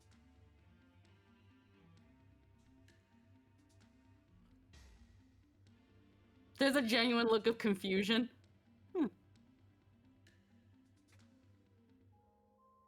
At this point, I'm sure you'll find out. Maybe. At this point, you guys would note people going to chill out, going to lay down, going to explore their position around here. I would like to know before we get too far into anything else, because this is a stop on our little journey here. If there is anything that anything in particular anybody would like to do before we continue things forward. At the moment, no, not really. And Marco, you just went to lay down, right?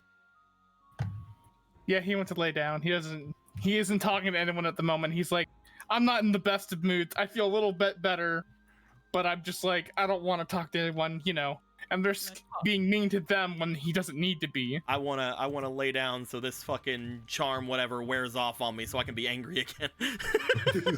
He does not want to snap at someone that doesn't deserve it. Mm-hmm. It's effectively how he is being right now. I will say that with the chatting that the two of you will be doing, there is a bit of time pass. Again, you guys have been walking around, traveling for around 8 hours today. Polo and Gallon, you guys would both be feeling the slight bit of exhaustion does start to creep up on the two of you. Obviously, you guys can continue doing what you're doing. You guys can keep going with whatever. But I will say that you guys would need to go to bed relatively soon, laying down relatively soon. I would like to know: do you guys have any special arrangements for anything? Do you guys just want to use the cots? Does anybody seriously want to use Magic Frog as a bed? No. Do these cots? Just to explain these cots, like, are they appear like, to be little tents or? They appear to be small tents in this area. There are around a dozen of them, a little bit less than a dozen. We'll say around 10 of them. They are single-person tents. Think about like how you would see like bandits in Skyrim. They would have like their one little thing where they have like a bedroll under there, and that's about it.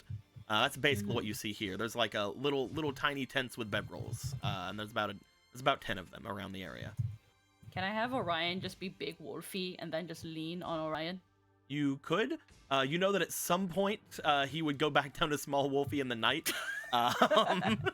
He'd just deflate like an air mattress. But who knows? Maybe he can hold it out until you give him the HP again. Because his large form, right now his default form is his tiny form. Because of your tamer stuff. The large form is a byproduct of you giving him health. So he might transform back into a tiny guy in the night sometime. Worst case scenario, he wakes up, and then it's like, oh yeah, reset that. Now turn back into big. I'm still sleeping. Yeah, for the time being, he can definitely go. Bloop. Hold on, I didn't get to bloop him. He's not blooting. There we go. Bloop.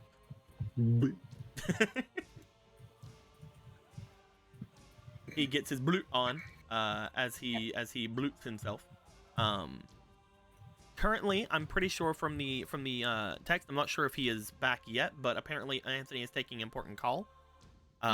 So again, I'm just imagining now that the entire time there's just like a lazy attempt by the Spirit of the Diamond Spear, by Bull, to try to get back into the Diamond Spear, and then there's just like a beat like, no, you can't do this, before she like lazily drifts back to Gallon. But as that is going down, Gallon, do you want to take one of the cots? She was actually also gonna offer if he wanted to recline on Orion, since he's big boyo now. But it's you definitely could. I think it's gonna be hilarious if he does in fact go down to tiny, because then the both of you just like fall back, hit your heads on the rock. Or they're on opposite sides of him and they just smack their heads into each other. It's just like they're in the middle of like sweet dreams. Bash! Fuck!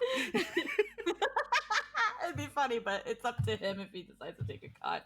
She would rather just stay with Orion. Do you want to lay with Orion, Gallon, or do you want to take a cot? Fluffy. He doesn't exactly have the best opinion of Orion. That's fair. You see Orion, just as she offers, you see Orion glaring at you.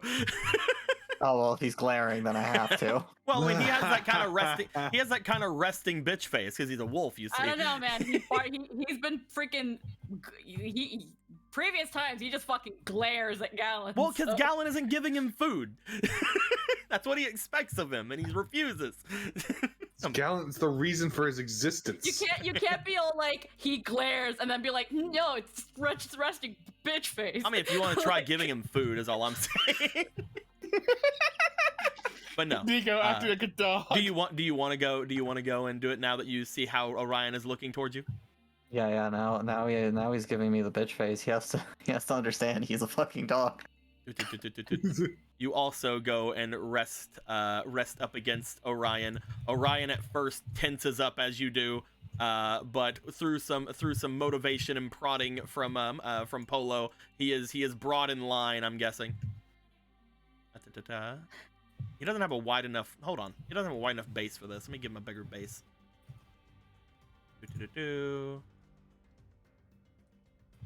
Bloop. He's at least a 2-person mount. Because he is a large creature, whereas Magic Frog is a huge creature, so he would still be taking up around this much space. But you know, there we go. There we are. Doggo and Mirror may be larger than he appears. Doggo pillow. As that is set forward. Alrighty.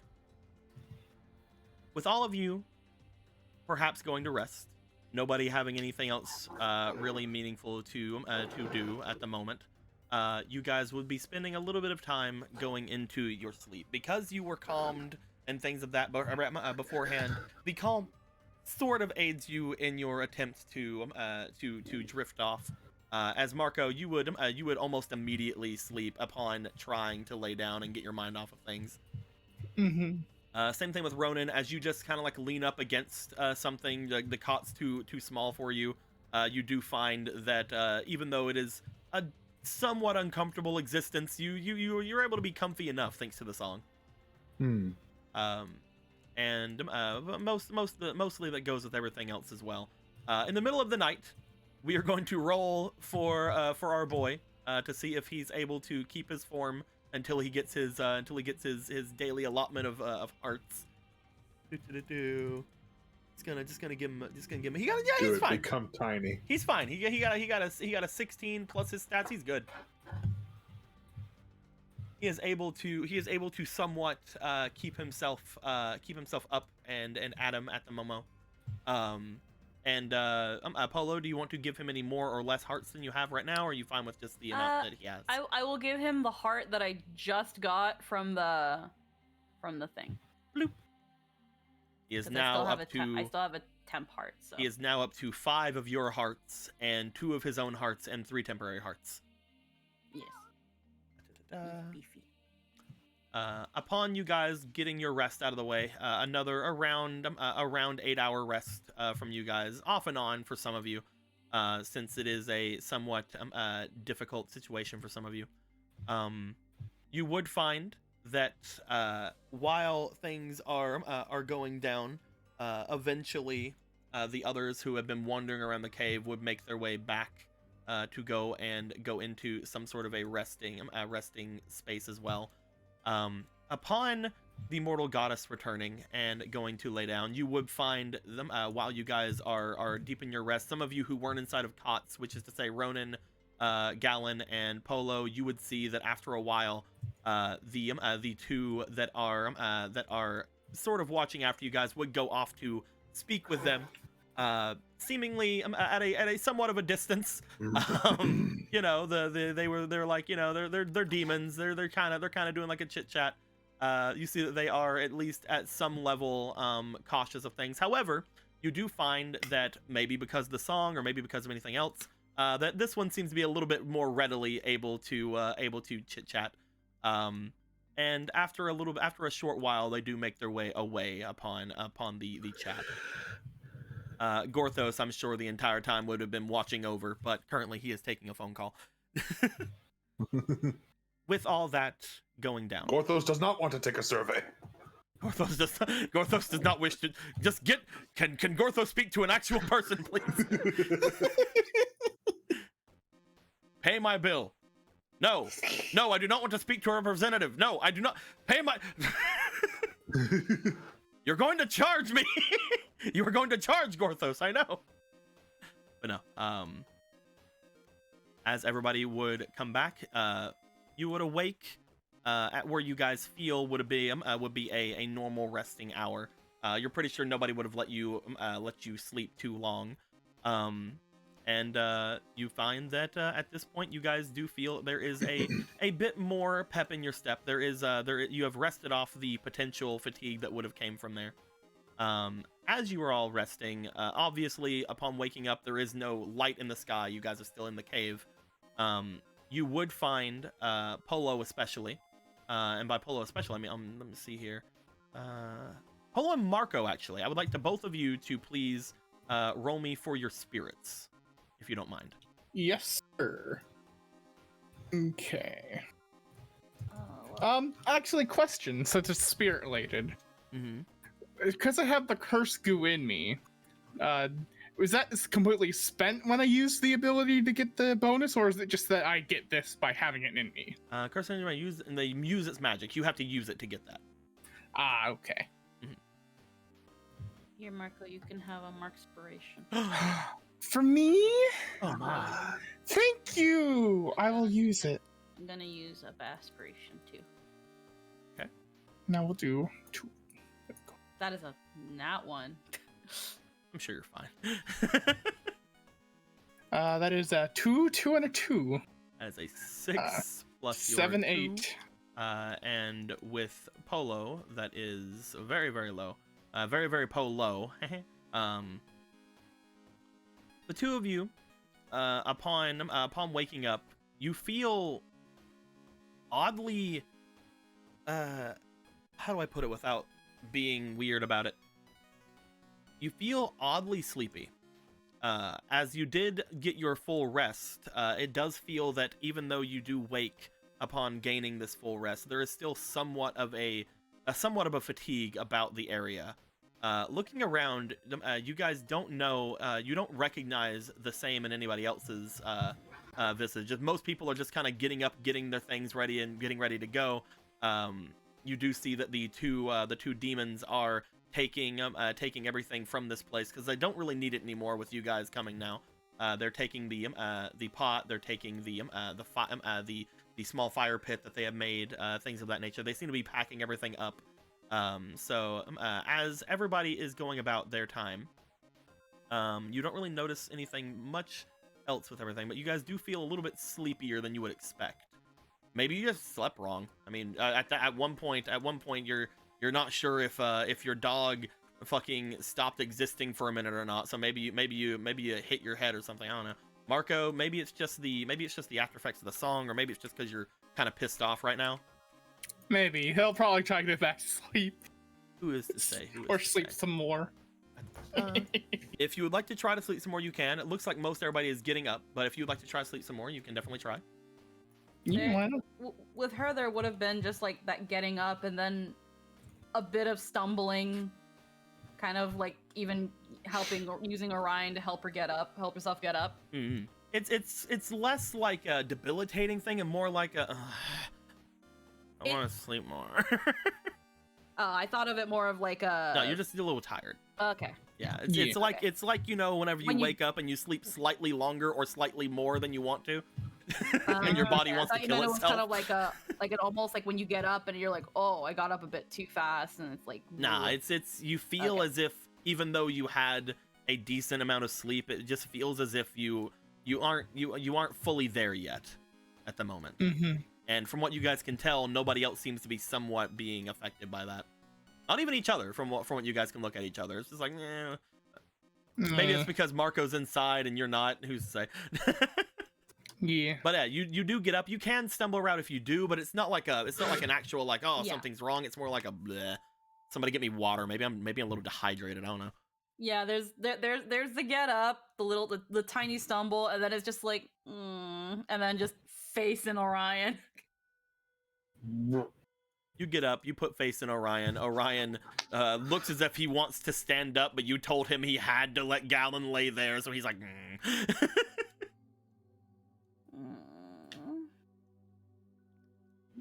I would like to know, as everything is going down, does anybody have anything they would like to do before letting people know that you are ready to continue forward? Not really. Ronan, you get Magic Frog ready. Magic Frog is fucking ready and willing to get through here. He looks better than ever. He looks fucking. No, I'm playing. I like hyping up Magic Frog. He's a god. But yes. Anybody else? Marco, you're gonna try to sleep a little bit longer, right? If he feels like he's tired and sleepy, he's like, why should he resist that feeling, you know? Okay. You guys would all mostly be up and at 'em, getting ready, getting things going. Gorthos would also be up and ready, doing his Gorthos things, making sure the world's safe. You know, obviously. Obviously. As you guys would be getting up and chatting amongst yourselves, you would find that whenever you guys are ready to go, Marco is still inside of one of the cots. Well, I guess we live here now. It's like when a cat sits on your lap and it's like, well, I can't move. You know that den image of Marco in the tub? He's just looking like that. He's just sleeping like that, just that deeply, you know?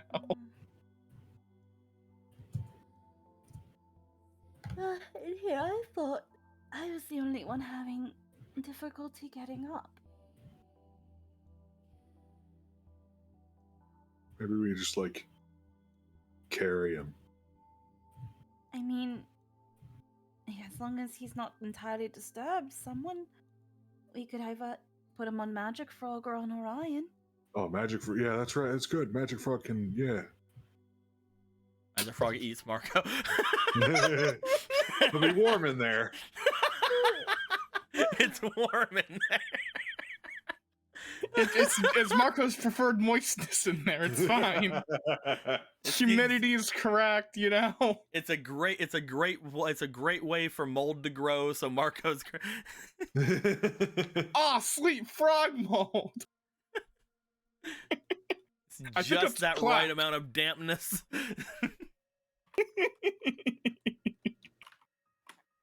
But yeah, if you guys would like to try to convince him to get on a Magic Frog or something, you can. Just like lift him up as he's still sleeping and just try to lay him gently on Magic Frog without waking him. Marco, you are attempting to get more sleep. I will say you haven't exactly fallen asleep again yet. Yeah. But about 30 minutes to an hour goes by as everybody's getting things ready, as Ronan just walks over and picks you up. Do you do anything? He thinks about not saying anything as he's being moved. Ronan, put me down. Oh, I thought you were asleep. Okay. Are we going? Yeah. Alright, I was just gonna let you sleep on Magic Frog.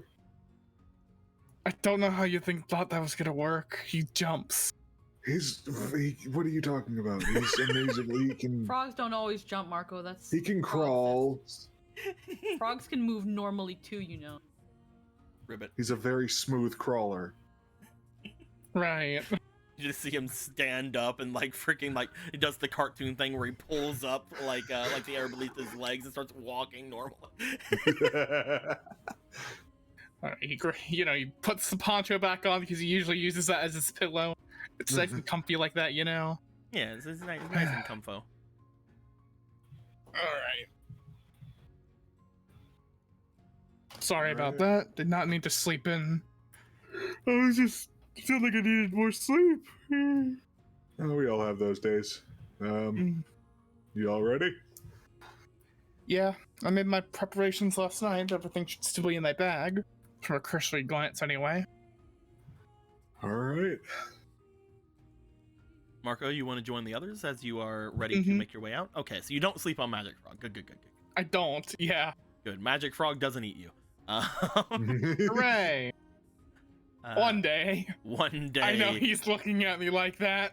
He stares. You see him lick his lips. He knows I'm full of mold. One day he will consume. He knows I've got the mold in me.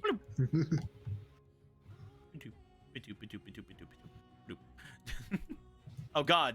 Even he grew. Oh. Hold on, I have to separate them again.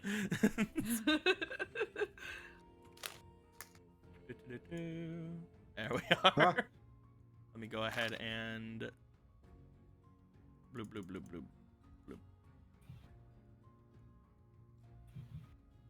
Because the base has changed, they decided to become big again. There we go. Perfect. He's tiny again. We've all done it. As everyone gets back together once again, you find that that the two demons that were there before, the half demon and the new person that has made their way here, seem to be waiting a little bit off from all of you. You see that most everyone do get themselves off together and bring themselves into line once again as you guys get off for your next little trip, leg of the trip. Stepping out from where you are and approaching the other two.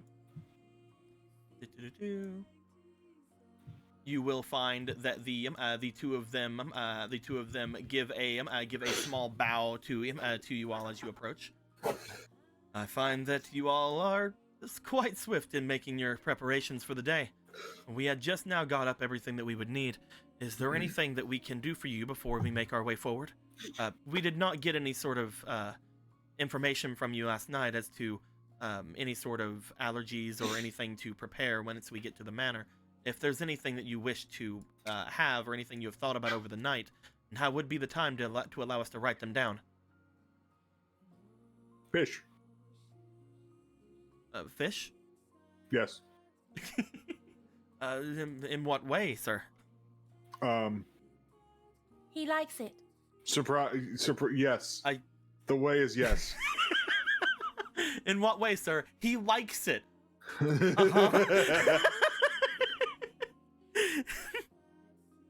It's like Surprise me.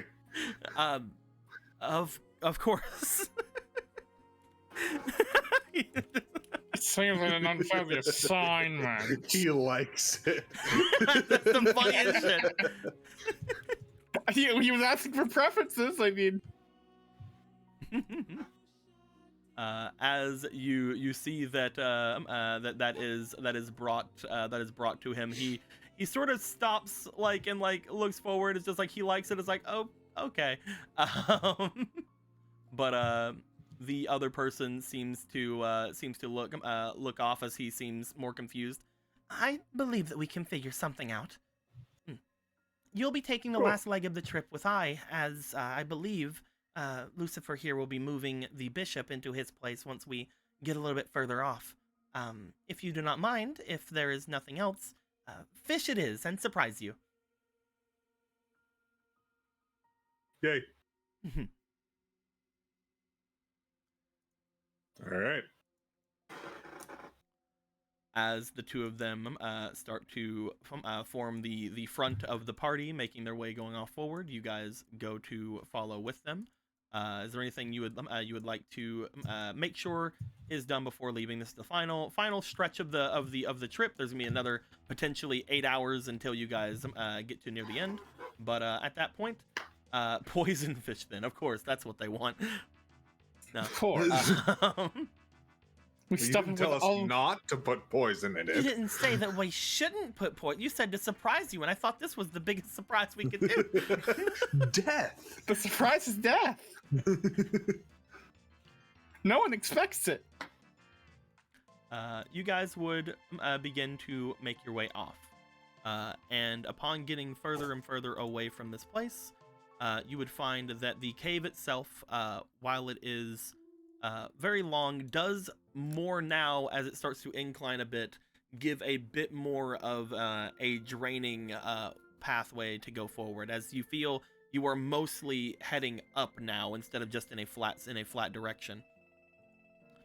As you begin to walk in those directions, getting further and further away from the camp that you were in before, the closer you guys get to the top of wherever it is you're going, the more branching paths seem to actually bring themselves forward as you start looking as if you are actually connected with some different caves and the like.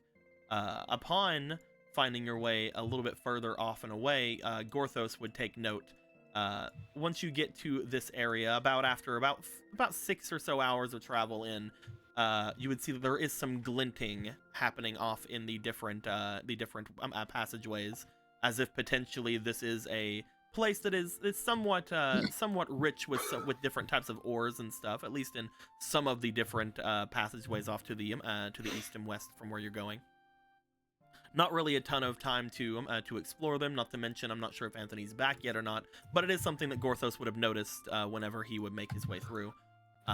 Potentially, if you're able to find some way to get here quicker, because right now you're about 15 hours away from your portal, but if you were to find some way to get here quicker, it would be relatively good to find any sort of ores or anything you guys might be missing, or maybe even some gems.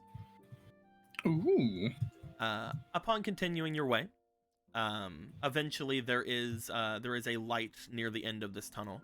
You guys are told by the two that are leading you that you are about to surface in the mountain paths near the village / manor you'll be going to.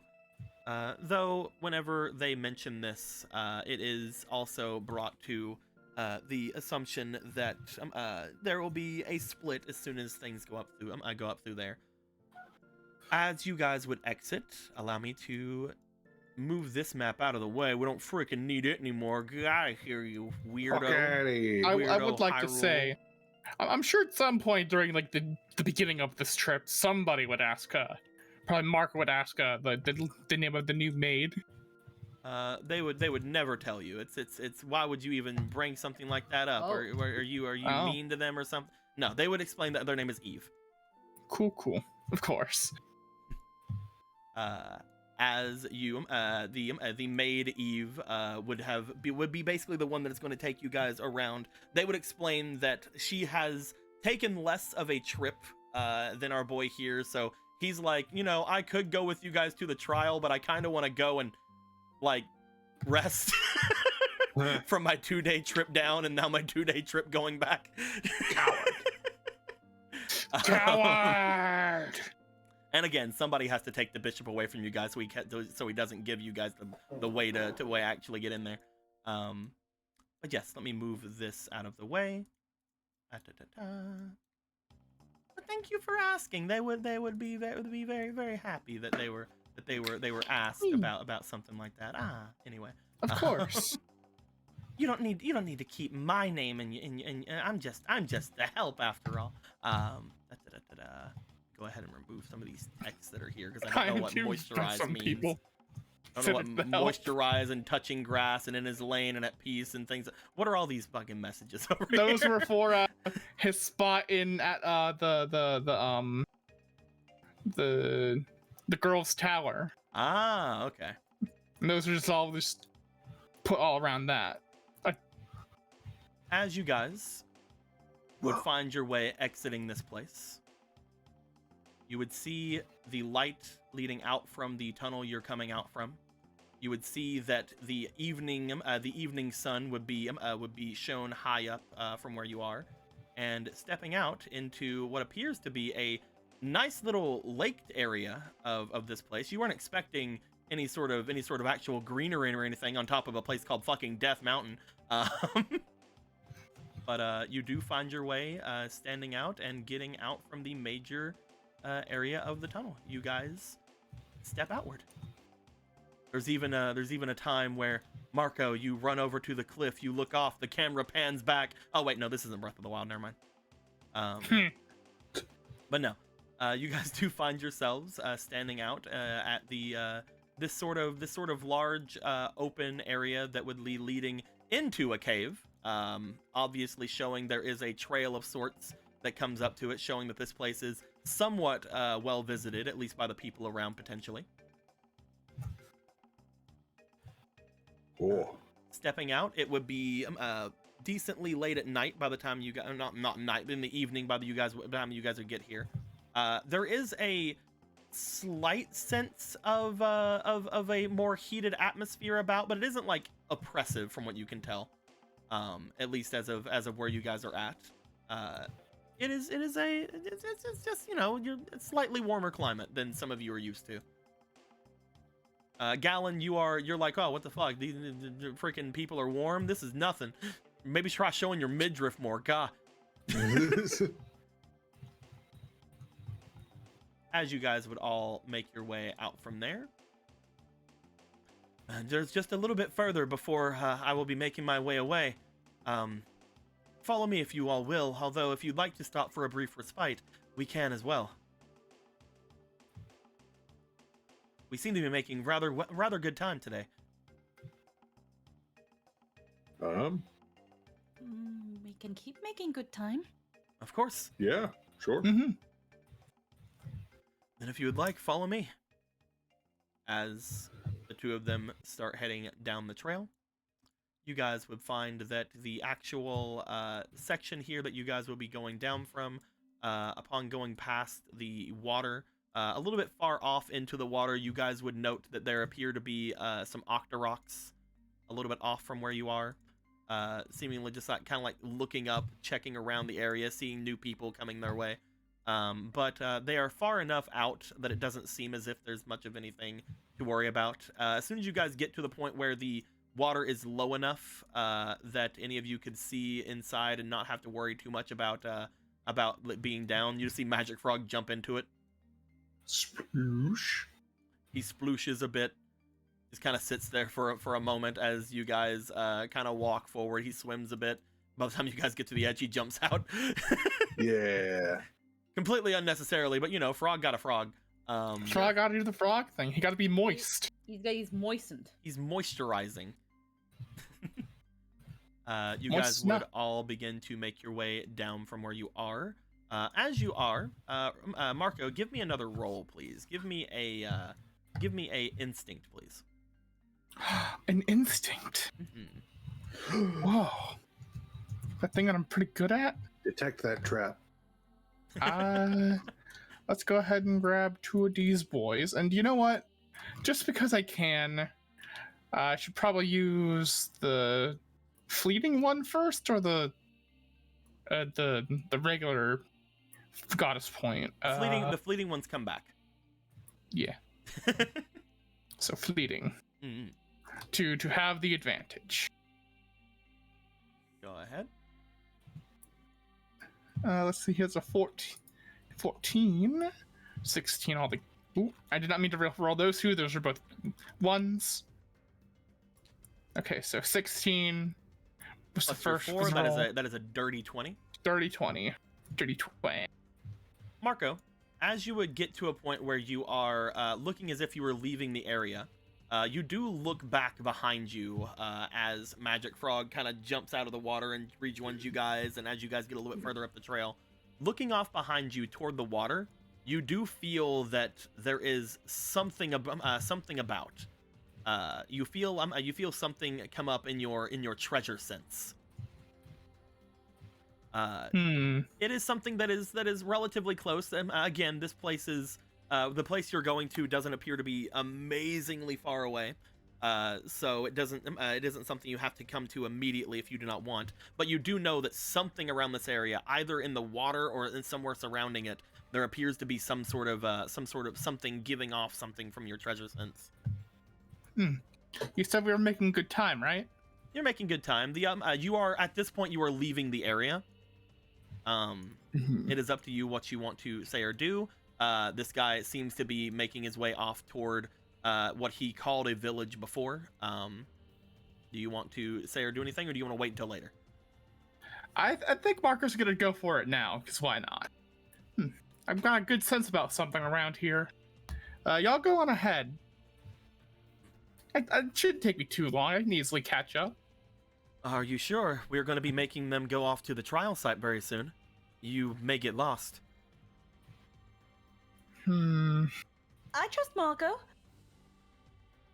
It's not that I do not trust him. I just feel that. He looks He's off toward where the woods start. We'll be making our way to a small village off that way. Can it be seen from the air? From the air? Yeah. Potentially. I can't give you too much information, as I said before.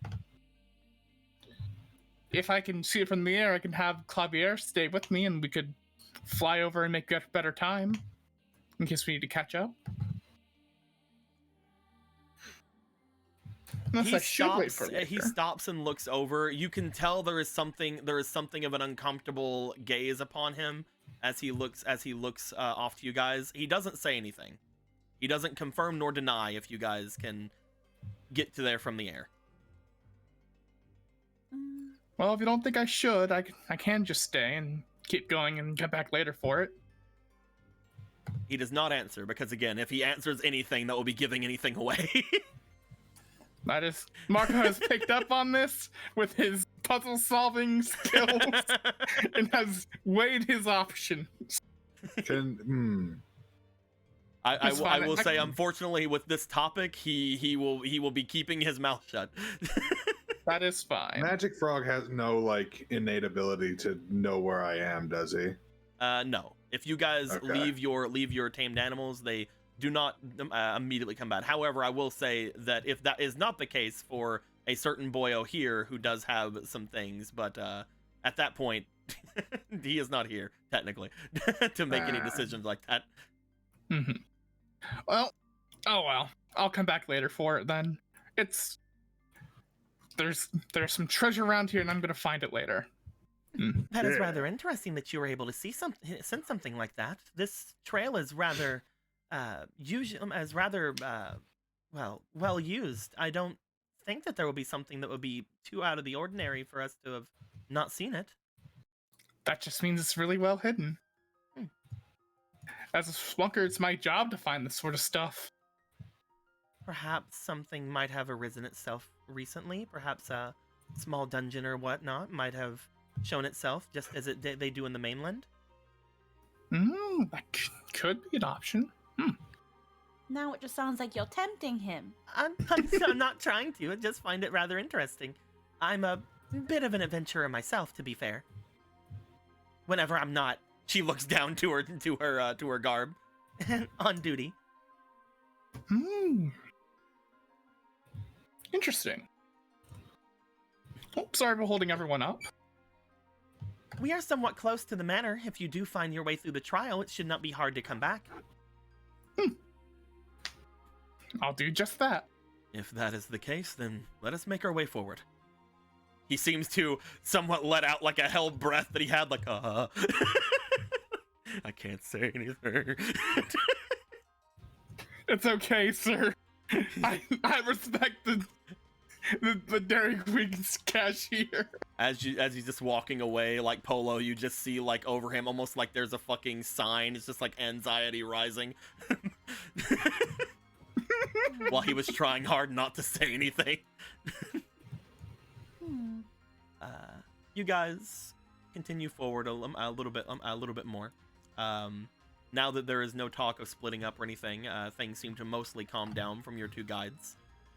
Once you guys get into a little bit of a more forested area, more wooded area, it does not take too long before you see the village that they seem to speak about. However, it doesn't seem like any village any of you would have assumed would be here, as you come across what appears to be a bit of ruins off in the forest.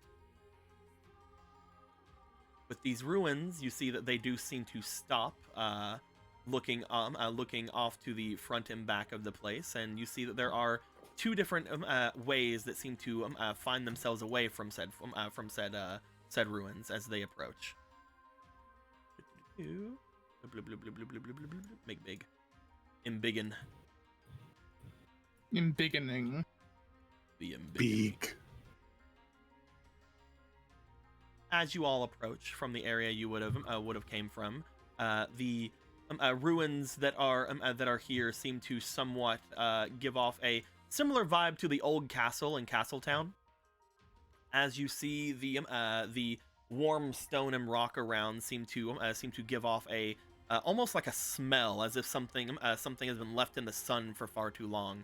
Now that you guys are further off and in, you do feel that there is a much grander heat seemingly around the area, more accustomed to what you guys assumed would potentially be on Death Mountain, though again not completely oppressive at this point. As you all approach and get around to the ruins, you do see that the male guard that has been bringing you guys around seems to stop and look off to the area off to the right of this place, to your guys' left, because you'll be approaching in this direction. As he stops, he looks back. Those of you who do not need to take the test may make their way this way. Only those who have been into the manor, however, therefore before, will be allowed to do such a thing. So the only two who I would allow for that to be the case, he motions to the bishop, and then afterwards he then motions over to Gorthos. If the two of you would like to make your way over here, we can make our way more directly around where the trial will be placed. And again, I'm not sure if Anthony is back. Oh no. Well, I guess we're just gonna have to wait for Gorthos to wake up. He has been gone for quite a while. Gorthos is confused, but Gorthos accepts non. I will send a message to him, see if he's still on the phone, because it's been over an hour. Mhm.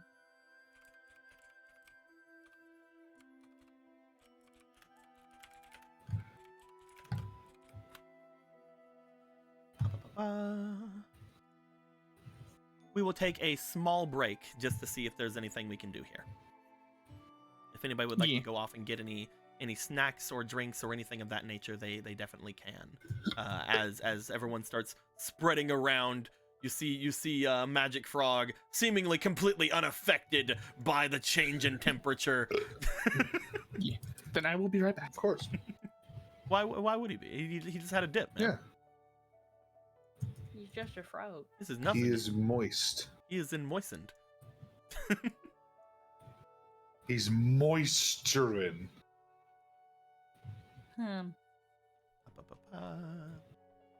Gorthos, you don't have to go through the puzzle. Okay, I believe you.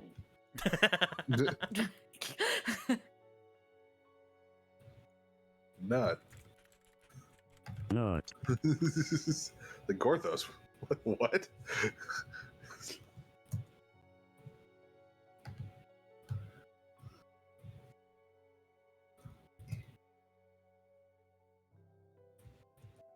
How about you, Abra? How are you feeling right now? Because you kind of... You look like a thirsty bitch. Well, that's just because I'm very thirsty. It's hot here. You look like a thirsty bitch. It is very hot here, you see.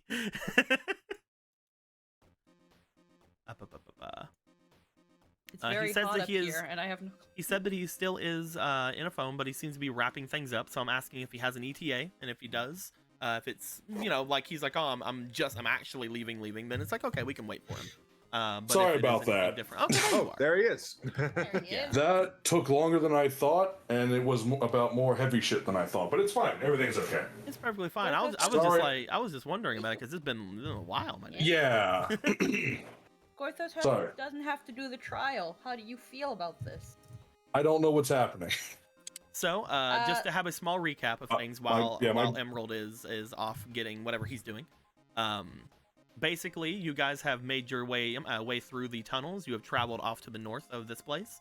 You had came out from the entrance to a large tunnel that had led off into a trail heading over to what they said was a village.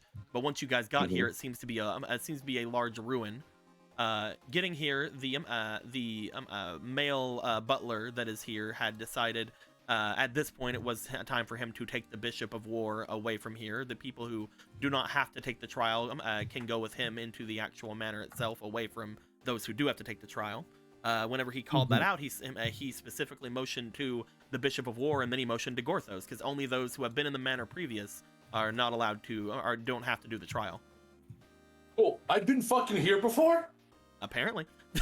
Oh, would you look at that? I mean, you've been around for a long time and you don't remember all of it, so... Yeah, look at that. I guess I just been in this fancy... Cool. I can't believe I knew about this fancy mansion. I've just been hoofing it like a fucking adventure, living out under trees for all these years. It really just means that you've probably been to the council before. According, I will say, before we go into any big roleplay stuff, we will... Okay, Emerald is back. All right. Yeah. Oh. Sorry. Just making Well, sure. that's all she was gonna say. Yeah, I was just making sure. But yes, as he would motion off to both the Bishop of War, then over to Gorthos. Gorthos, you see that the man's is waiting to see if you would like to not take the trial. Gorthos has been here before? I would only assume whenever I motion to show you all the guest list, you are already someone who has been to the council. You were not someone that I needed to bring here, more that you were just on the list whenever I would make my way through. You are the Gorthos that is on the list, are you not? As he shows the list one more time with the large capital letters saying Gorthos. That is exactly how it's spelled, yes. That is Gorthos' signature. Ah. No. That looks like his handwriting. He just like looks at everyone, just looks back. It is up to you. If you wish to stick with them, you may. Where would You were just not supposed to give any information about the trial that you will be going into, obviously. But from what I understand of you, you will not be able to give much information either way. He like puts up a finger and he just like lowers it. And he just like looks down. You're right. Perhaps just in case something triggers his memories, you should set this one out. Maybe. I mean, you could just not say anything. But Gorthos loves to talk about things he's not supposed to talk about. I know. Of course, Gorthos. If you would like to go ahead and make your way to the manor, go ahead and do so. Gorthos will get all the best snacks ready. Says the mortal goddess who cannot go with you. Can Gorthos take a +1 with it? Only those who have not passed the trial may make their way through. Well, then I guess we're all going. Opposite of what I said. My bad. Listen, I've been traveling for 4 days straight. I'm sorry. He just like looks at Zell. He just like. We will be fine, Gorthos. If there are any sorts of dangers, I think we are all rather capable. And it is the mortal Cortez. As you say that,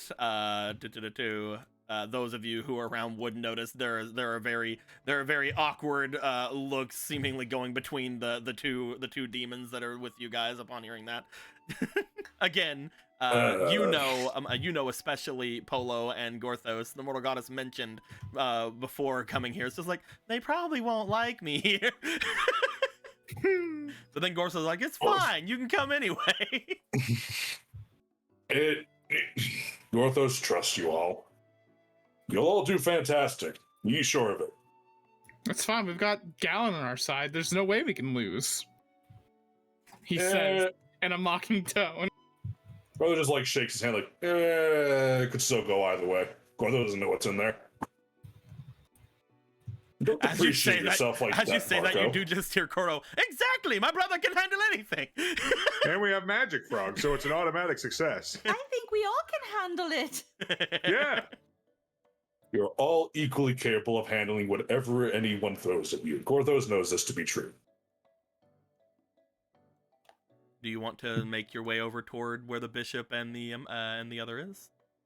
You'll make sure to go there and hoard all of the best snacks before anyone else can. For the rest of us. And definitely not for just us, himself. For everyone. Definitely not just for Gorthos. He promises. You can't see him ship. You can't see the shifty eyes under the mask.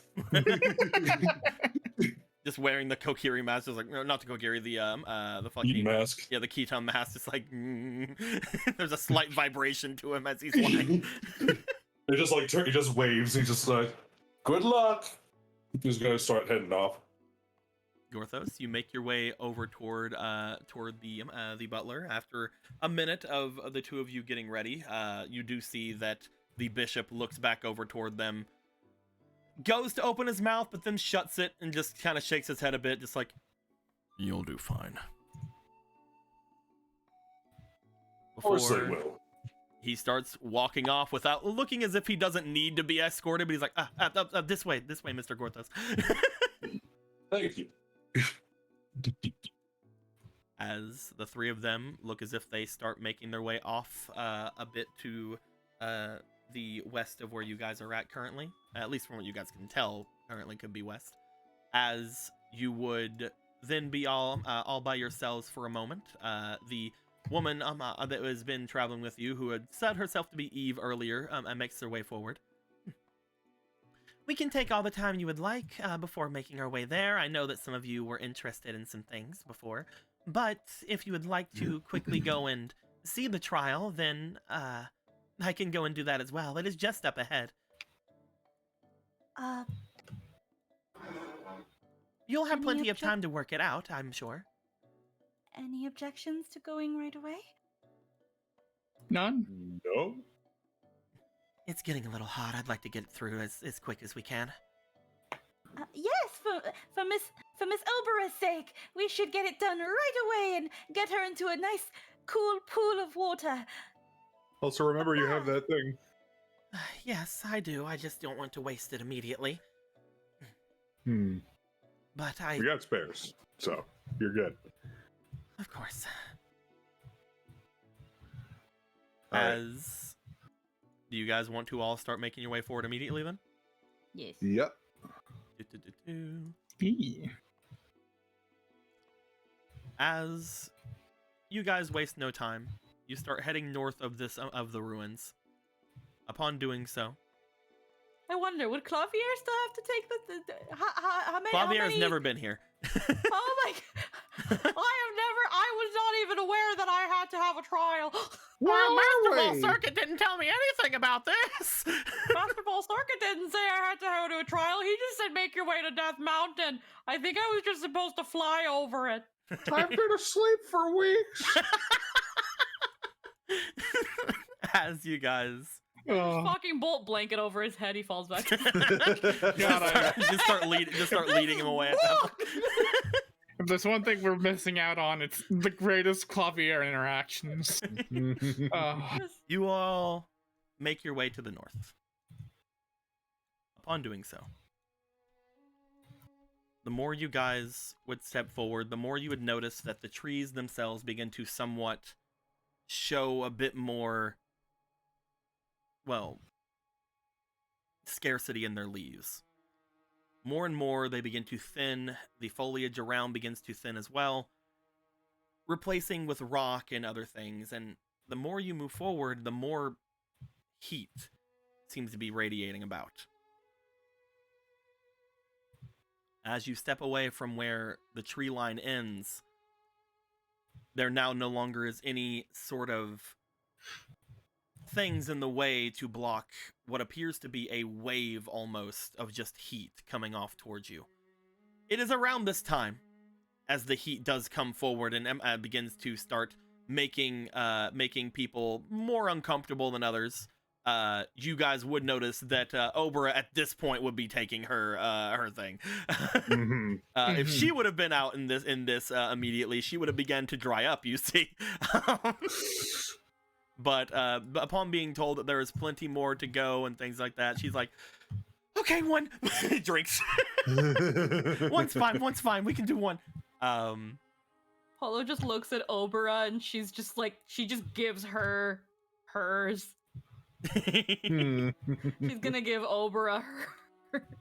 I will say it isn't uncomfortable to the point of exhaustion for anybody else here. However, you will say that having been exposed to this, you guys will be if it would take a lot less to give you guys exhaustion, and if you guys were constantly exposed to this, it isn't heat to the point of damage yet. However, it isn't like that as of yet. Unless you are a Zora that doesn't have unless you are a regular Zora or anything like that. Heading forward. But our Magic Frog, how is he feeling? Magic Frog's fine. Yeah. Hell yeah. Why wouldn't it be? Cucumber. He's perfect. It's not the fact that Magic Frog technically gains some benefits from their tamer or anything. He's the ultimate life form. Both Magic Frog and Orion do gain some benefits from from the one that is taming them. One of the benefits for Magic Frog currently is the fact that Ronan doesn't give a fuck about this, so he doesn't give a fuck about this. He's moisturized permanently. He's moisturized, you see. It just happens that the moisture on him is slightly hotter. It's almost like a sauna for him. He's fine. You guys would step Like he was bathed in icy hot gel. Exactly. Upon getting further and further away, we don't have to go in that direction. You would see just away from where the trees are, the source. You would essentially think of the heat around the area. And immediately upon seeing that, Ronan gets a bit of a, unfortunately, reminder of earlier. But,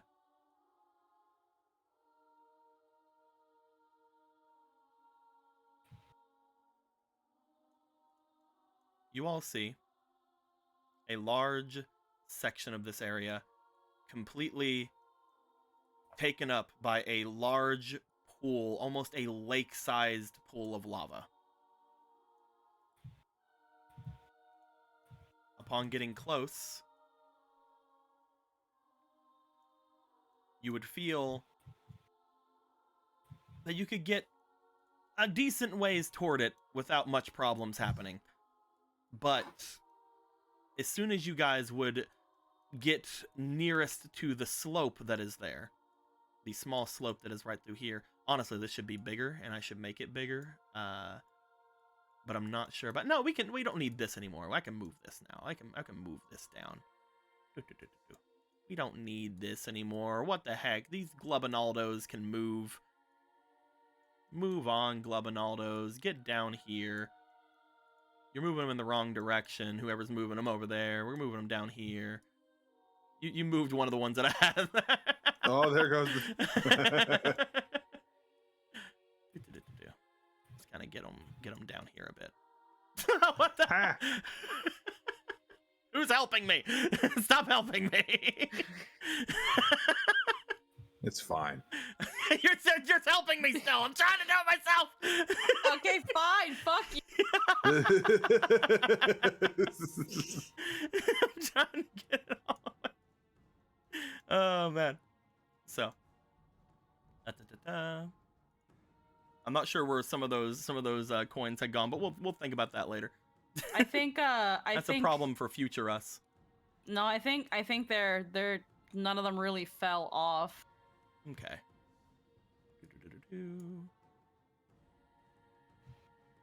Oh no, we're swimming in lava. Well, this just has to happen. At some points, you just gotta swim in lava, I was told I shouldn't. Yeah, well, maybe you should have listened more.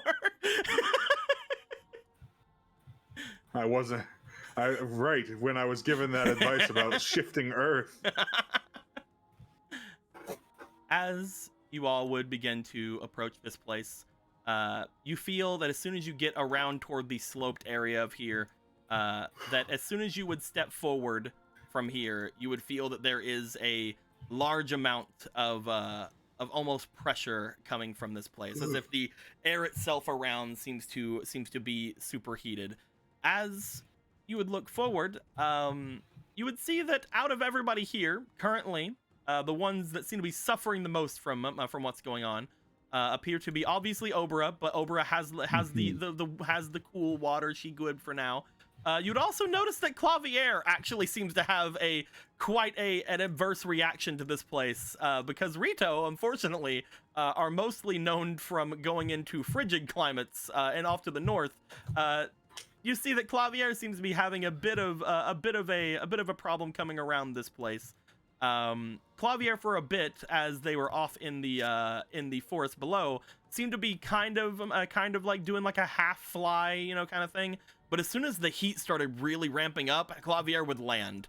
Clavier would mention to you guys, again, I don't like playing the characters without the person actually being here, but Clavier would mention to you guys that if they would have had to have flown around here, things would have been a problem.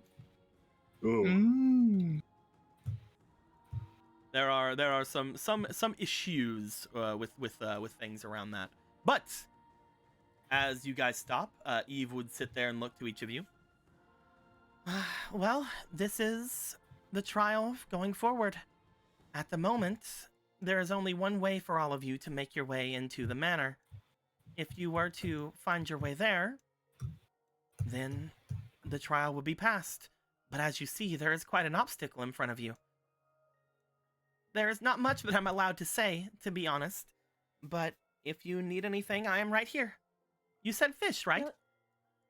Yeah. You're saying the manor is just beyond? The manor sure is beyond the trial. Where's the trial? Your trial has now started. So it's here. We're in it. This is Okay. a pool of lava. She just smiles. Does anybody have a bottle? It's okay, everyone. I know exactly what to do. I can put. I've done this before. We can just empty off the lava. What? Well, I told my brother before, but all I have to do is take this bottle here. He pulls out a magic bottle, and I just fill it with lava, and then we move the lava somewhere else. And is it under the lava? Is that what we're doing? She's not going to give us anything. I'm sorry. Mr. Kuro, I have a feeling that just an inkling that bottle is not going to be enough to drain this whole. Maybe it's not. Maybe the lava pool is not even the trial. Maybe we just have to go around it. He looks at it. You see him look a little bit beyond. Should I go and scout off to the north? Sure. Do not worry. I grew up in the sands. Me and my brother. This kind of heat is nothing. All right, be careful. Okay, if you say so. He just starts running off to the north. I'm guessing this is is this a flat pool and we can see across to the other side of it, basically? Basically, again, there's a bit of a decline right here, going off into the actual pool of lava. On the from what you can see, there does appear to be a lot of steam around, with the especially around the actual lake itself. So it does give a bit of a hard time looking too far ahead beyond where it is. You would also note that there are rocks and hills and different things off to the north as well. You guys are deep in Death Mountain, so there are a couple of things as well that are obscuring your vision going a little bit too far away from this place. But it does not seem insurmountable off in that direction. Mm-hmm.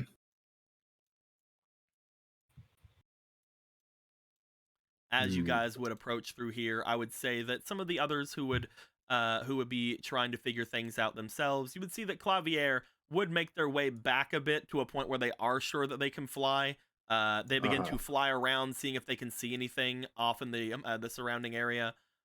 You would see that Magic Frog would just kind of get over here and sit next to things just off the edge where things should be hurting him. And at that point, you would see that that Obra would be mostly just off, sitting away from things, looking waiting to see if she can be of any sort of use. Vega would be just outside of things, just to the point where things should be hurting him, but not really doing much of anything beyond that. Rocket would be just behind him because he was told to be with Vega by Polo, but he'd be just off of where it would be hurting him. And beyond that, the rest of you would be mostly staying around this area, unless you guys have anything else you'd like to do. Currently, you have been told almost nothing about what's going on here. Okay. There's no, time limit to this, is there? Are you allowed to tell us that much? Not at all. You can approach whenever it is you would like. Though, now that you are on the premises, I assume that Volcircuit and now the Bishop of War, since the two of them now share the title of Head of House, either of them could, at that point, call forth that that you are no longer needed and the things should be starting. But I don't doubt. I do doubt that they would do such a thing. Mm-hmm. There really is no riddle, no anything more. Unfortunately, there is very limited information that I can give you. Is there any more information you can give us that you haven't already given us? Yes. I have been told that if you are to ask certain questions, then I can answer them. Mark's gonna go closer. He wants to look at the sides of this pool of fucking lava. You look off into it. As you do, Marco, would you like to roll me for your instinct, please? Yee, I would love to. Here, take this Markspiration. You had another? Yeah, I had two. Thank you. will use this for greatness. And then I will also, I may as well get the maximum I can. Technically, you can put one more in. I can? Yep, because you can put 3 in, and other people can put 3 in. Yes! Yes! We broke the code! Marco, yes. Let's see. Oh my God. That's a nat 20. Let's see here. Hang on. We gotta count this up. So that's 2, 4, 6. Instinct is that is 4. That is a nat 30. Good job. That is a nat 30. Marco, as you're looking off into things, as you're getting like a bit of a bird's eye view of this stuff, you're staying just off from where you feel that you should be actually being hurt from. As you feel if you step any closer, there is a very oppressive force coming from it. Looking down into the area, you see, looking off into this lava, that there is quite a lot of heat being generated. Obviously, you begin to try to see if there's anything you can see. Maybe there's any sort of like things off along to the side of it. You do notice just almost immediately that there is a small stone off over here that seems to be just sticking out from where the water is, but upon looking at it, there's not really much of anything that would allow you to get to it or do much of anything with it. So you assume that if this is some sort of a puzzle, that seems to be some sort of a red herring potentially for it. Yeah. As you continue to be looking forward through this, Marco, can you give me what exactly, as you're looking into this, with your danger sense going off like crazy, because obviously big danger, big lava, is there anything in particular you're looking for? He is, as he, in this particular case, as I have originally described him, looking at the sides of the hole of this lava, he is effectively wanting to determine whether the sides of the pool have been eroded, or if it's like somehow man-made or demon-made. The actual stone off to the sides do look as if they have been somewhat sloped, potentially through heat or things like that. Erosion, maybe not. You don't sense much of any kind of burns along the sides of this. It does look as if it was man-made / demon-made. Looking in the actual lava itself, is there anything else that you want to ask about? Anything else you want to potentially bring up in your brain? What other kinds of information are you looking for? You have a nat 30. I can give you a lot of things. I can't give you exactly the answer, but I'm trying to give me that. The oppressive force that we're feeling, is it actually a force? Is it the heat specifically? Can I tell the difference? Marco, with that nat 30, you can tell that the oppressive force seems to be somewhat magical in nature. Hey, I asked the right question. Ooh, look at boy. You could potentially ask more about that if you would like, or you could keep looking with this nat 30 and see if there's any other questions. Because literally, what I'm doing right here, Emerald, is with this nat 30, you can look at this, tell me anything specifically you're looking for. I will potentially give you, if you rolled high enough, I could potentially give you the information you need. But as soon as you stop looking, stop analyzing this, I'm gonna count that nat 30 is gone. Okay. So if you do decide to follow up on anything like this, I'm gonna consider the nat 30 over. But if there's any other questions or anything else in particular you're looking for, let me know.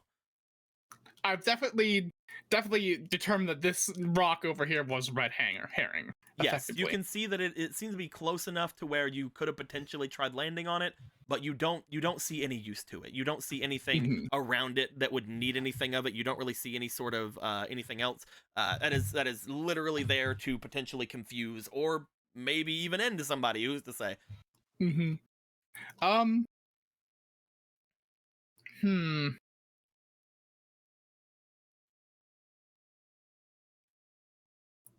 I guess this would be weird since I figured that this is man-made hole.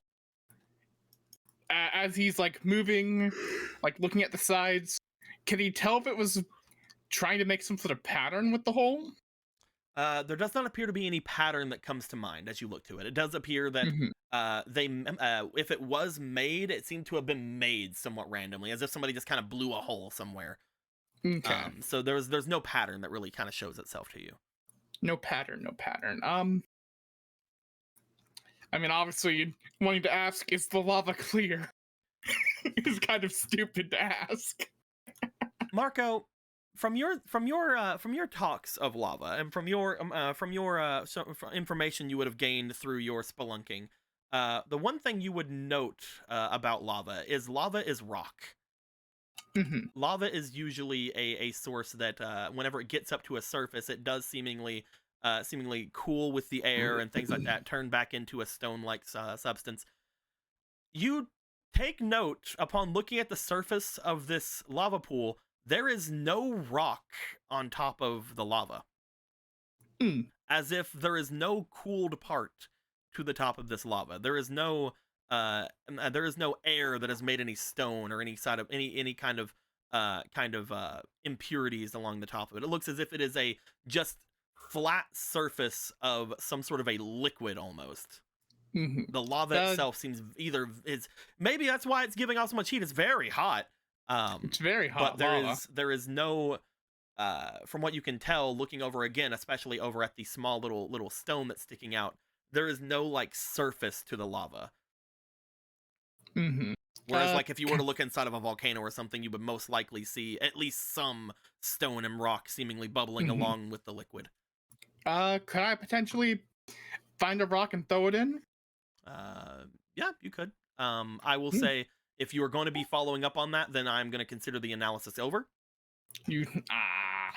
Shit. Like I mentioned before, if you follow up on anything, I will consider the analysis over. Okay. I must think. I'm a big brain. Big brain. There's smoke coming out. Oh no, it's melting his brain. It's melting his big brain. Oh no, my brains I'm looking at my brains right now. It's all spread out with steaming. Oh wait, no, that's the lava. My brain is sweating.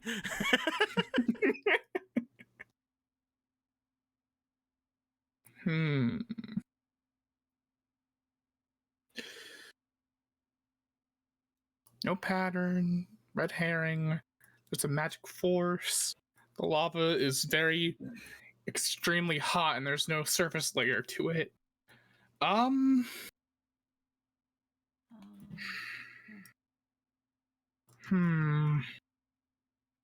will allow one more question. Allow one more question. Okay. With the nat 30 that you have gained. Spider-Man. If I ask this other thing, that would be following up on another thing. So I'll leave that for later. If you, again, as long as you're not testing anything, I can assume that you're looking things over. If anything is brought up from another thing you've learned, then you can ask me. But as soon as you start trying to figure it out, then I'm going to stop the nat 30. Yeah.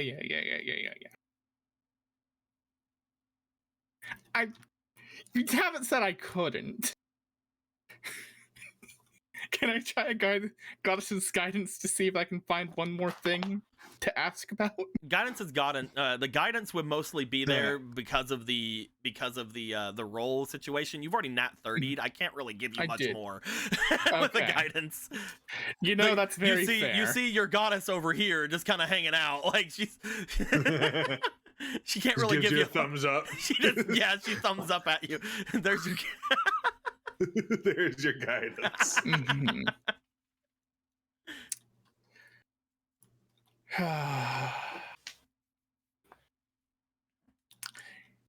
Yeah, I cannot think of another question to ask at this moment for my nat 30. I'm sorry, everyone. I suck. No, you're good. No, you got a nat 30. That is perfectly fine. If you would like to, you can try to follow up on any of those other things. If anybody else would like to come up, they can. Marco, because you have that information, though, you would be. What would you like to do first? Do you want to try to check anything, do anything? You want to try to ask anything? The nat 30 is over. It's gone. With the nat 30 Polo, being... as soon as you get onto the area that is not showing any foliage, you will start to hurt. I just want to let you know before you step forward. Then, can I now try to find a rock to throw in? Yeah. Just to see? You find a Yeet. stone a little bit away. As you do, you chuck it into the lava. It does seem to hit the surface of the lava, and it seems to sink down within. Mm-hmm. Okay. There's a bit of steam coming up from where it had entered. Polo, what you doing getting close? What's over here is happening?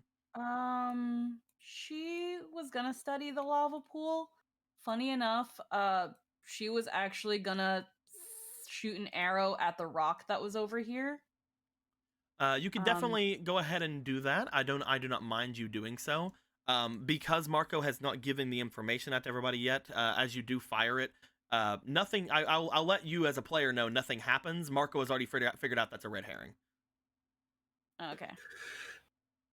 If it wasn't that Marco didn't find that out, I might have been like, oh, let's roll and see what's going down. But just letting you know as a player, so we don't stick too close onto it. Yeah. That is something that is unrelated. It is there to be a distraction. Next thing. Now I'm just kind of looking at this, and maybe my brain is complicating things. I'm seeing some of the further crevices here at the edge that these three here look like they go deeper than the rest of them, but I don't know if that's just the artwork or if there's potentially something beyond these. Looking off in that direction, you would most likely need to get closer to see anything like that. However, trying to find any sort of deepness in lava is very hard because lava is mostly a solid. Well, not so much the lava. It's hold on, let me You wouldn't be able to see if anything was deep.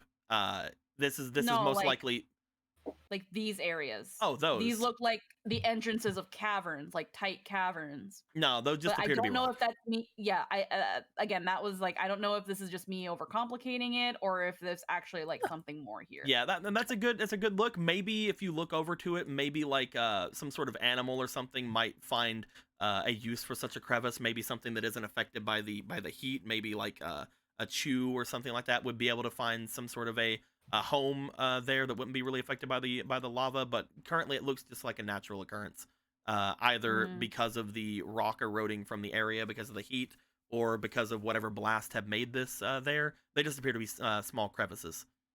Does it look like the lava is coming from anywhere? At the moment, you guys know the lava was brought here. This is a man-made thing, according to what Marco had just found out. So it doesn't. You would have no, again, real note because you can't really see through lava. Lava isn't water. It's not like clear. So unfortunately, you can't see if it's coming up from anywhere right now.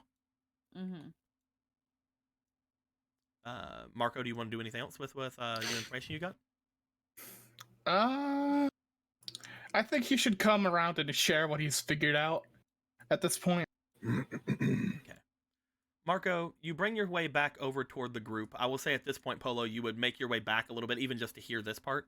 That way everybody gets the same information. Marco would let you guys know that the stone off to the side appears to be a red herring. It seems to be strategically placed there so that somebody would think something was there, but there is not. You guys also are brought up to the fact to note that there is no impurities on the top of the lava pools. There's no like hardened stone, which would normally be the case around here. There's no there's nothing that had seemingly solidified with now the feeling of air on top of it. So unfortunately, it doesn't seem like there's any I don't know what they call it. It's like they call like a certain term, but I can't remember what it's called. Anyway, there's no rock floating on top of the lava.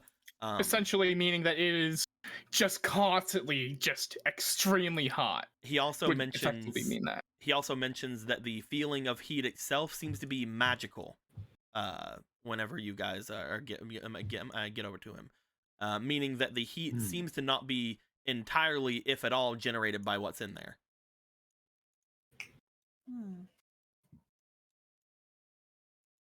Okay. So you're saying that the lava pool is not generating heat?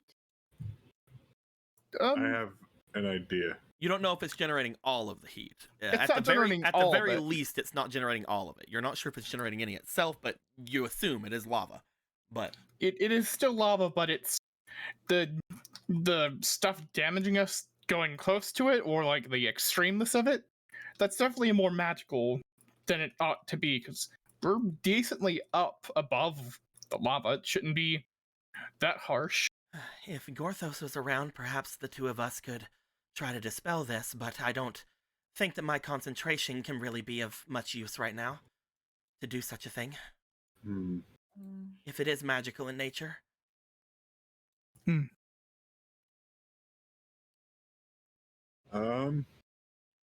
Fucking Gorthos, am I right? I'm playing. Fucking Gorthos fucking leaving us. We could I- try throwing something in. Were you saying, Ronan? I was gonna say I think I have an idea. He's gonna pull out his violin and he's gonna start playing the Minuet of Forest, the minute long one.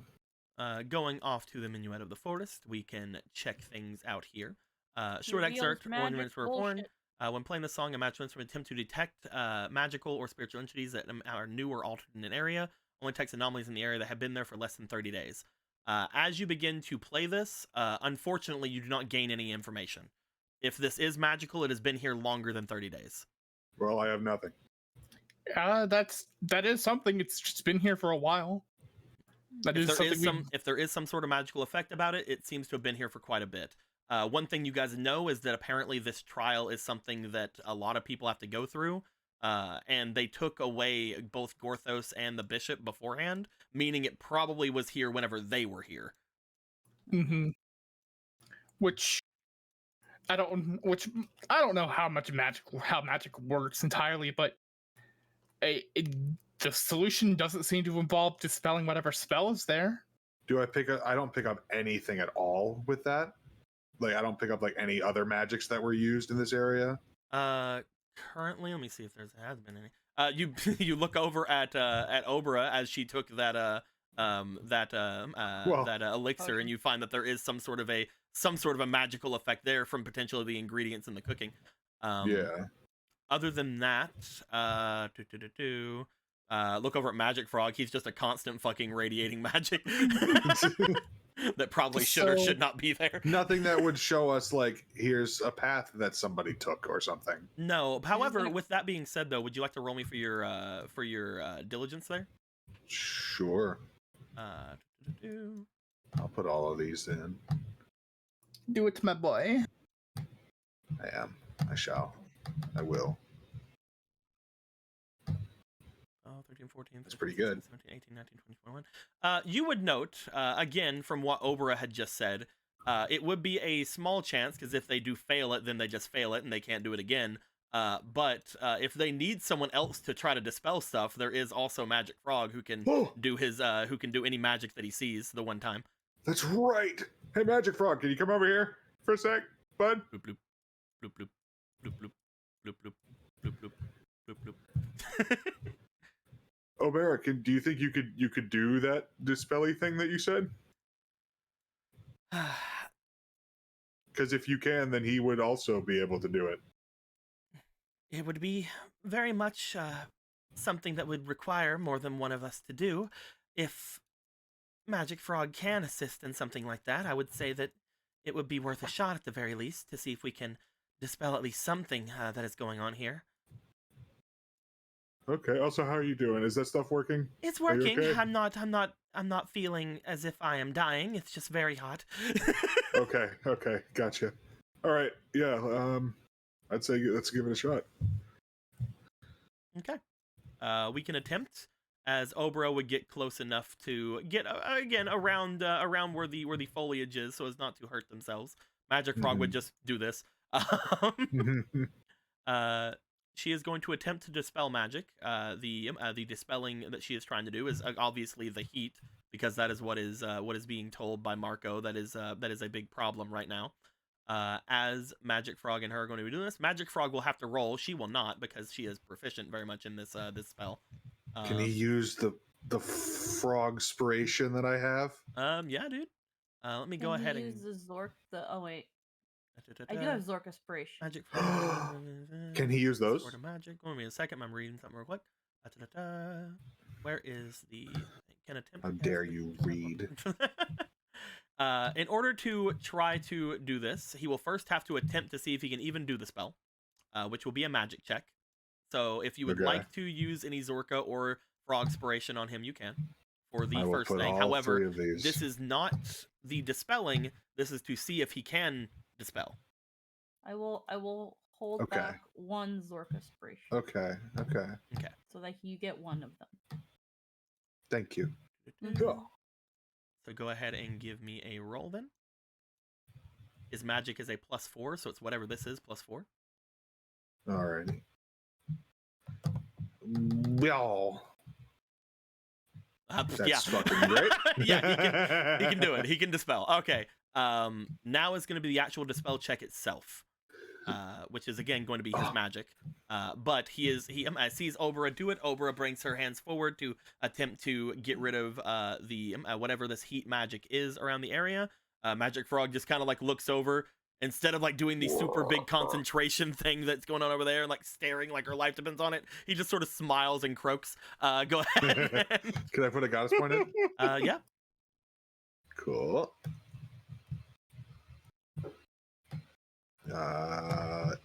Yeah. First roll is an 8.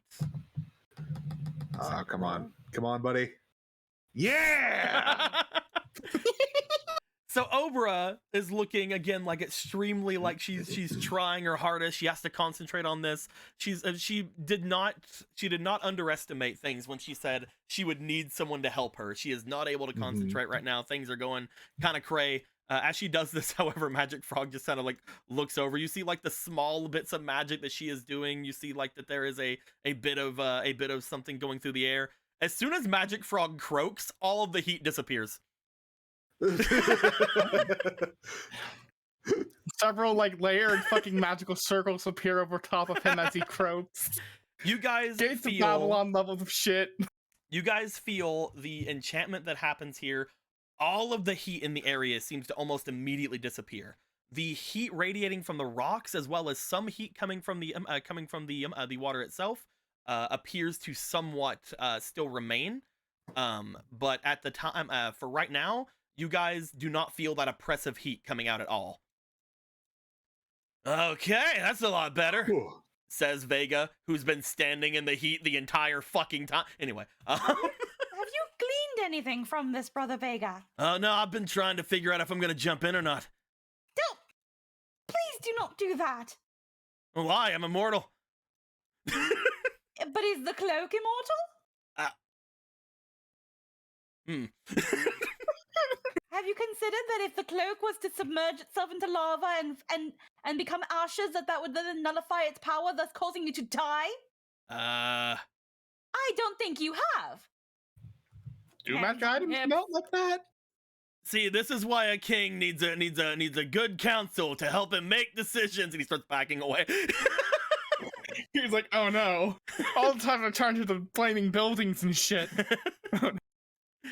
You do see like a slight sweatingness go about this. He's like, oh god, I've been on fire so many times. I need to take care of this. While it might be more resistant to certain temperatures, you shouldn't assume you can just throw it into lava. Yeah, I don't think that's a great idea. I'm supposed to be protecting you, and if you're gonna hurt you, I should stop you. What? Asking himself what. So the heat is completely gone. The heat is almost basically completely gone. As you do feel that there is some heat coming from the stone, which again would have been effective like around the heat for quite a long time, as well as there is some heat seemingly radiating from the lava itself, but it's not anything bad. Like it's not like really really bad heat or anything. It's just like Waka said. It's like if you walked into a warm bath or something. It's maybe more than that. Maybe like a hot bath from you can tell from up here. You haven't touched anything yet, obviously. You can't like tell exactly how heated it is. But it's radiating some heat, but it's not oppressive at all. Like it's something that you guys maybe back when you felt upon coming out of the cave the first time. Like it's it feels like you are not standing directly near lava. Mm-hmm. Okay, that was great work. Good job, I don't know Magic what- Frog. Pat, pat, pat, pat, pat, pat, pat, pat. What I'm not sure what this aside from the heat being gone, I'm not sure if this advances the trial at all. You see, as you say that, you kind of like look over toward the attendant as she's like looking in with interest. She seems to be shocked, like ooh, like she did not expect anything like that to go down. Well, what do you mean you didn't expect a giant frog casting a fucking dispel magic spell? What do you Casting 9th level dispel magic.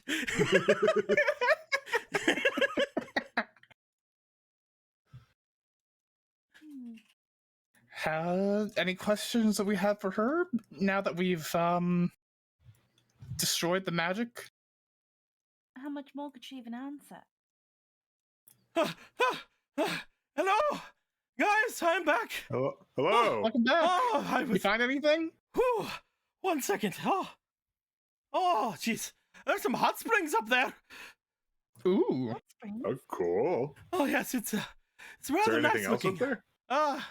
I have not been able to find much of anything else. I was not here whenever I was in Death Mountains before. I do not see the Goram village that I had gone through before. We must be pretty far away from there. He like kind of like looks back for a second, straightens himself up. I did. There's a couple of caves.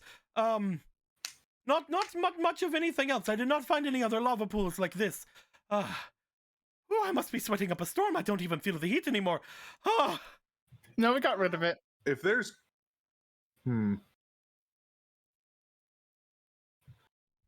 What- You saying? if there's caves, did we even need to do anything with this?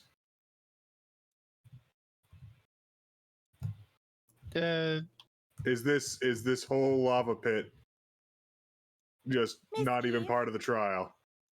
You look over as she is again looking very interested down at the stuff. She looks over. Oh, of course, Miss Polo. Should I Is this lava be? pool a big? Sorry. Is this lava pool one giant red herring? No, not really. Is the lava pool even an actual part of the trial? Yes, it is. You see that when she responds, she's like, she's being like, she's again like speaking in very not trained words at this point, as in again, as if something recently had happened that wasn't supposed to happen. She seems very much more invested and interested in what's going on right now. But she seems to be trying to think very hard to answer your questions now, as if they are not some that she usually gets. If we were to disregard the lava pool altogether and continue forward, would that help us reach the manor? Depending on your direction, I would see another way forward, but it is not beyond you to skip over any part of the trial, especially at this point. Sorry, this is actually really hard to answer now. Was the magic here that important? Marco says coming up. To the trial, yes. Is it supposed to make the trial exhausting? Is that what it is? Is that what the heat's for? That is one avenue you could assume. Like this, if we were to keep looking at this pool, would the trial be effectively uncompletable? No. There is nothing that you could do here that would make the trial uncompletable.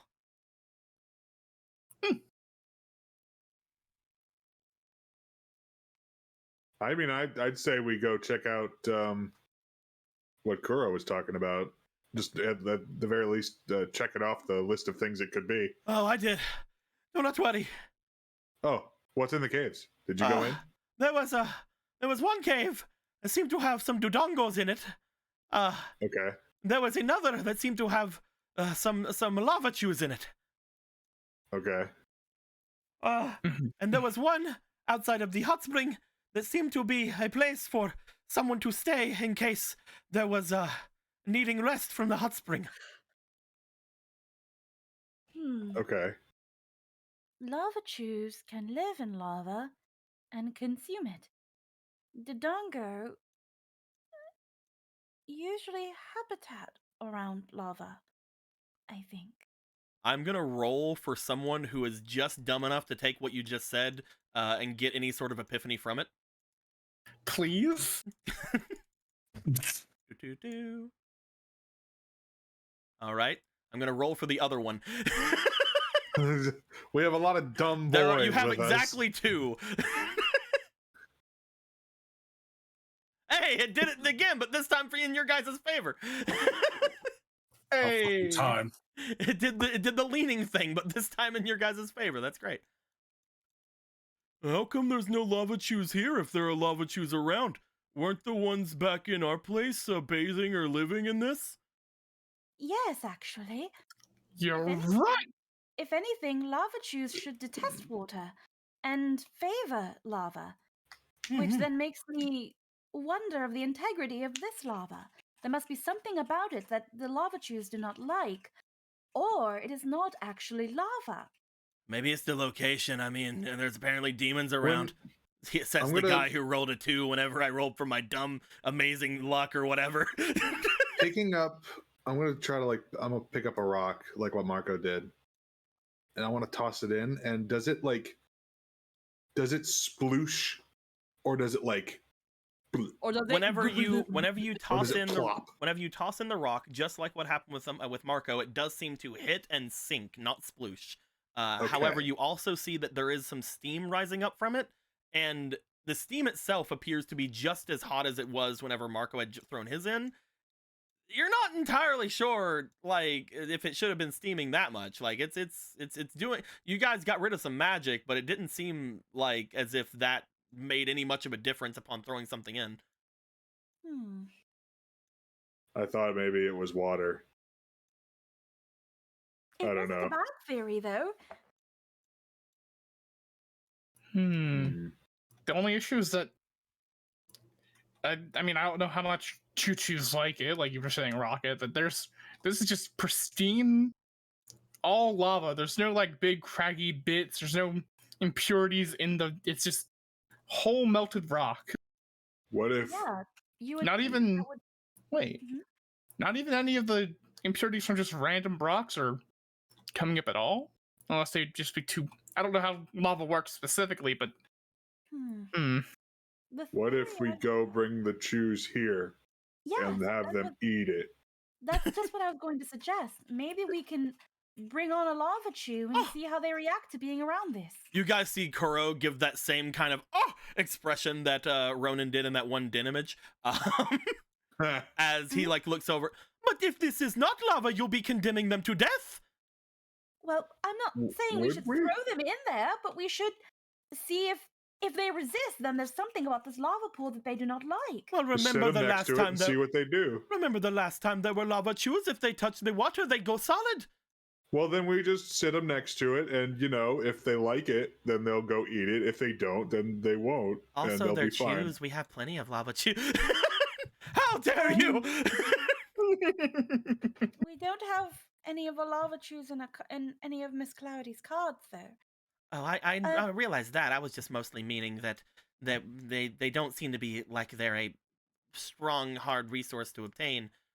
They Well, are again, living I'm beings. not saying that we are throwing them in there. I'm just saying we can just carry it with us, and if it figures out where we're taking it and puts up a resistance, then that tells us that there is something about here that the lava chews do not like. I mean, it might assuming just it. put up a resistance anyway. I think I am rather good at soothing chew. I will say, if you are wondering if this is not lava, there is something very well that I could do about that. Oh, what's that? Well, if this is water, then I could attempt to purify it. If it is not, it would be resistant to my purification.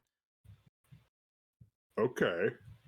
Well, I mean, yeah, that sounds like it would work. Yeah. In fact, I don't wish to try it, but if it were water, I could tread upon it as if it was ground.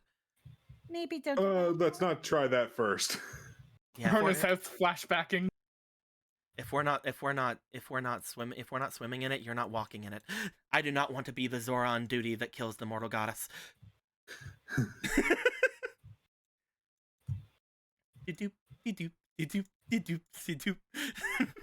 I mean, she took that one bit of fire pretty well. All that I would need, if you do not want me to injure myself on any lava, you all have plenty of those bottles, correct? Yeah. You have Sure. one, right, Kuro? Mr. I Kuro? will put lava in the bottle. I knew it would come in handy. Do it. You don't have to put lava in the bottle, Mr. Kuro. Just let the goddess borrow it. Oh. I thought that was the idea. I thought that was the idea. Is that the idea? I mean, Okay. either way, it could work.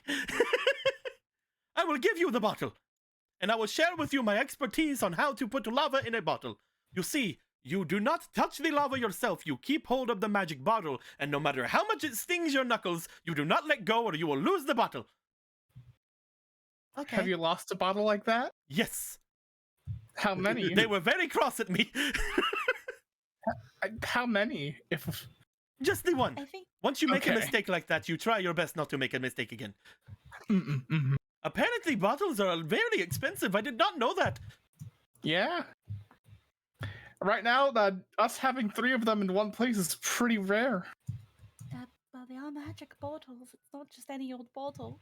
The mortal goddess takes the bottle. As she does, she gets closer to the lava. Again, at this point, you just see like there is a look from both Obra and from Rocket, like looking down, like, we're allowing the mortal goddess to get really close to lava, and I'm uncomfortable. Oh man, unfortunately, it's different.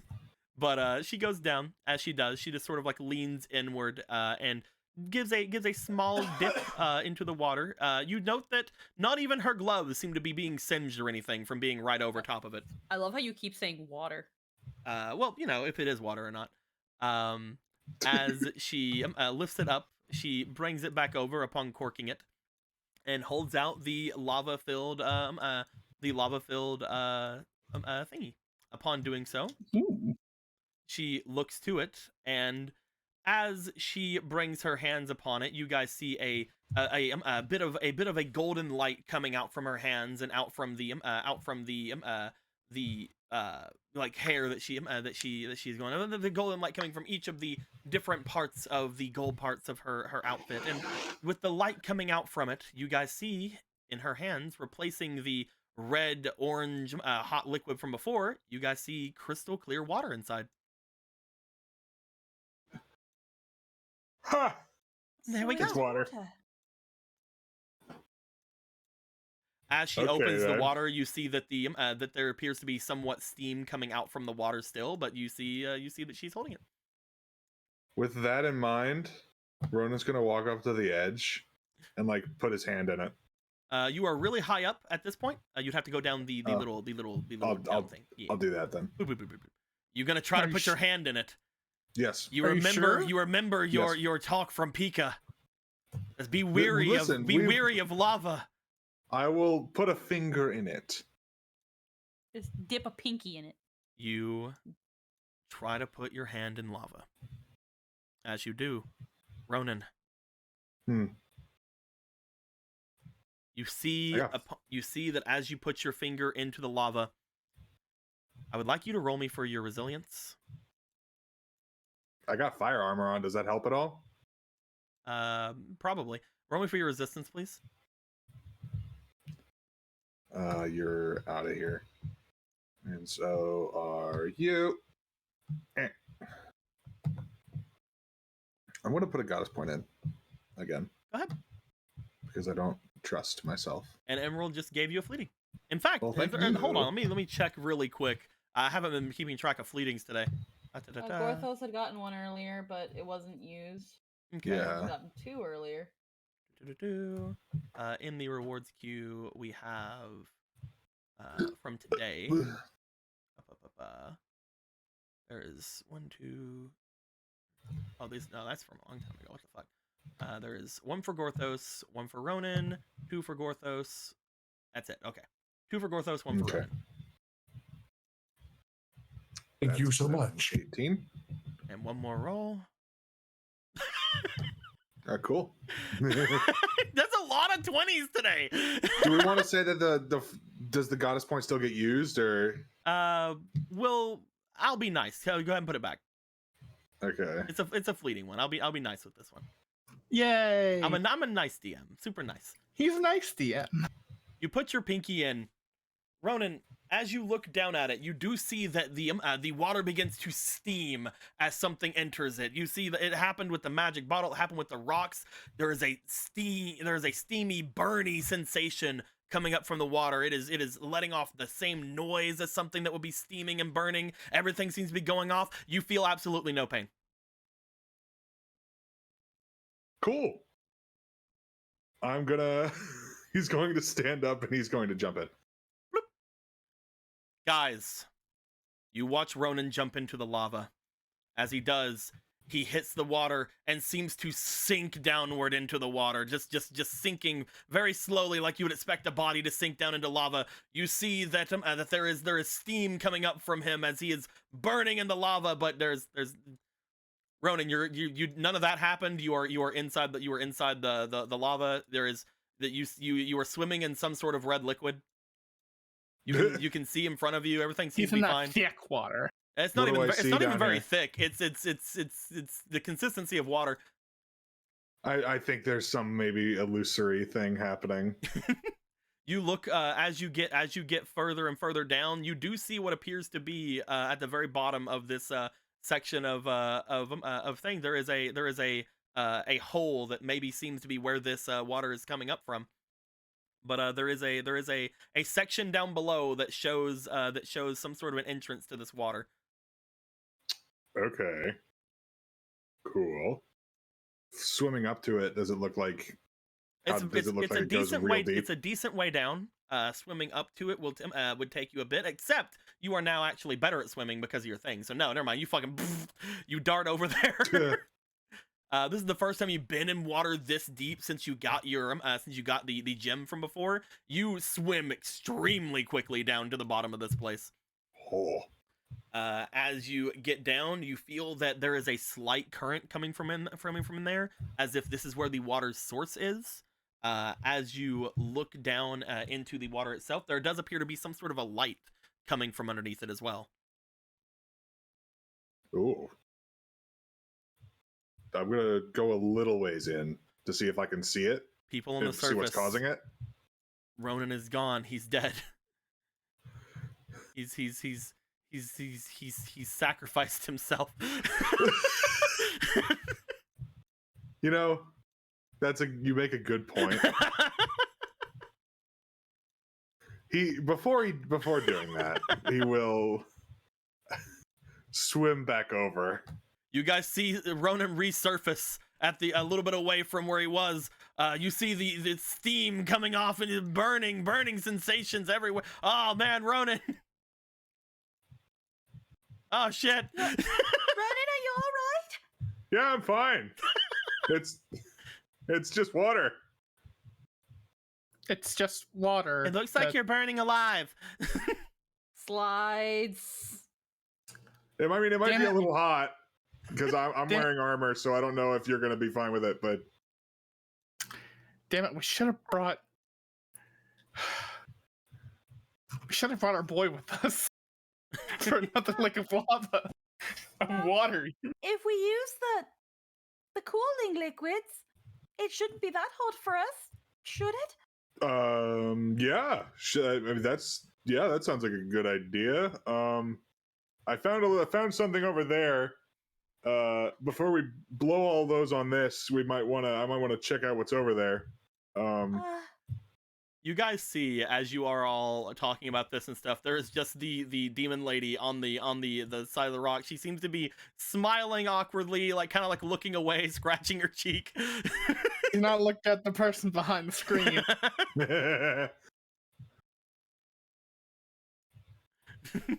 But I will see what that is and then report back to you and let you know if that seems like it's a necessity. Yes, of course. One moment. Looks into the water slash lava. This isn't going to kill me, Ronan. No, I mean, no. Stands inside of the lava. You guys see steam rising up from around her. You see that she stares forward. You see that there is a slight glow to her body as she steps in. As she does. Okay then. Oh, all right. Are you good? It's a little warm, but that cooling liquid you had given me, it seems to be somewhat keeping myself well enough. It actually seems rather nice. Ooh. Well, all right then. You guys see Are you two okay? people swimming in lava. Is this a disguised hot spring?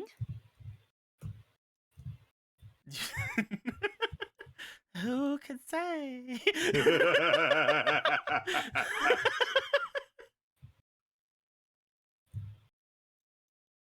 I mean, if it is, it shouldn't harm you to just jump right in, right? That's true. It shouldn't. If that were indeed the case. Shift eyes. Well, I mean, if we're testing things out, you see that she goes over toward where Magic Frog is. You see just a sense about things as you look over to her. She's been kind of amused for a long time, and then immediately got into oh my god, I don't know how to answer questions anymore. As you see that some of the veil seems to have fallen off, she does take a running start and jump in. Oh my gosh. As you just see a splash as a fully dressed maid jumps into the lava, sinks very slowly, burning alive as she falls through. That seemed wholly unnecessary on your part. I thought you were mostly an observer. Oh, I definitely am. I just thought that I should answer your question. All right, if that's how you want to answer questions, who am I to tell you not to? Swim.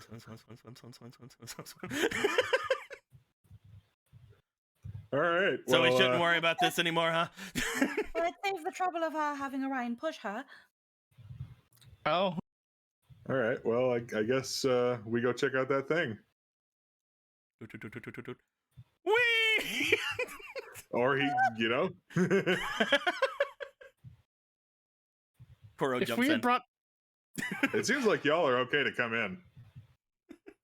is this another thing that we needed Argo for? He has a sun song. I don't know if we need what's under the water. Marco just sits.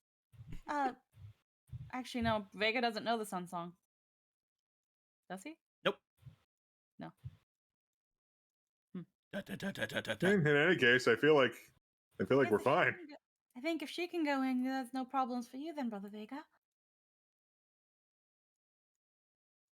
Seems to gradually step in because of what you had said before. You see steam rising up from his clothes as he steps in. You see there's slight steam coming from his cloak as he sinks into the water. You see him losing he's fine. At this point, you guys can look from what you see from Koro and from what you see from Eve, and then again from Vega. Though with Vega, I don't think anybody would really trust it. It doesn't seem as if you need the coolant to be inside the water. Mm-hmm. Yeah, I think we're all good to just swim. Also, just like what Squeaky had said before, I said water actually about 15 minutes ago, and I didn't You mean said to. it several times. Yeah. But anyway, I just chalked it up to it's just interchangeable because of how it looks. I'm in Ronin brain. I did not catch I, it. know, I stayed in Polo brain, but it was like, you keep saying water. I don't mean to. Leave me alone. I fucked it up, okay? It's fine. None of us caught it. All right. As do you guys want to attempt to do Initially. anything? You just see that as this is all happening, the Mortal Goddess kind of walks up to it, stands on the top. Walks on it. You guys see there's steam coming from her feet, but she just sort of walks over. Everything is all right, Rocket. Okay. It's just water. It's just warm water. Don't much like that either. Well, I mean, you're cool to sit there if you want. I have to follow Vega. Okay. Gets in. At that All point, right. again, anybody who would want to make their way off into the water can definitely do so. Sploosh. Except Yeah. there's no sploosh. Just like massive jump into the lava pit. And they're just like here. We can't even see Magic Frog anymore with the amount of steam coming up. Yeah, it's 'Cause just, it's that girthy. you guys are there's a cooked frog happening right now. But yeah, you guys get to this area. You guys at mostly at this point seem to feel that there's not a humongous bit of danger. However, Ronan, looking down toward that area that seems to have a bit of light coming up from it, you do see that it is rather deep underneath this place. You're not sure exactly how the others will like they'd have to hold their breath. But you do remember being in the forest temple. It doesn't seem like it's longer than that. It does appear that these guys could potentially hold their breath through it if they would like to. Also, you know that one of them's dead, so he didn't fucking the dog's fine. Polo's gonna stay at the shore. Oh, sorry, I put the dog in there. I put Emerald Eye in there. What that dog doing? He's getting in the water. What the Gallon doing? Yeah, if he wants to get in, he can. But she's gonna stay at the bird shore. bath. Wet demon dog. Bird bath. Flossing the bones. Larry sinks. Larry, Larry, right. no! Wait, would he sink on his own? His Yes. bones. Is he This just? is not how I wanted bone soup. Larry, no! This is not how we make bone broth. Malevolence is very heavy. Very similar to how Gorthos did in the forest temple. Larry just sort of sinks. Bone. Mm-hmm. You guys look in. Barry's just like on top of Clavier, but Larry's just like standing under there. All right. Here we go. All right, Ronan, do you want to check it out first? I mean, whoever wants to come along can come along, but yeah. Ronan, you and Obra, who can breathe, as well as Magic Frog and Larry, you guys You start can use the walkie-talkie function. exactly. You guys start making your way down into the water, going deeper and deeper in until you can find what appears to be again this light, seeming like at the end of the watery tunnel. As the four of you would start to go forward, just to kind of call back and let the others know if they can handle it or not, or if there's any danger or not, or anything like that. We would find. Oh. Gorthos.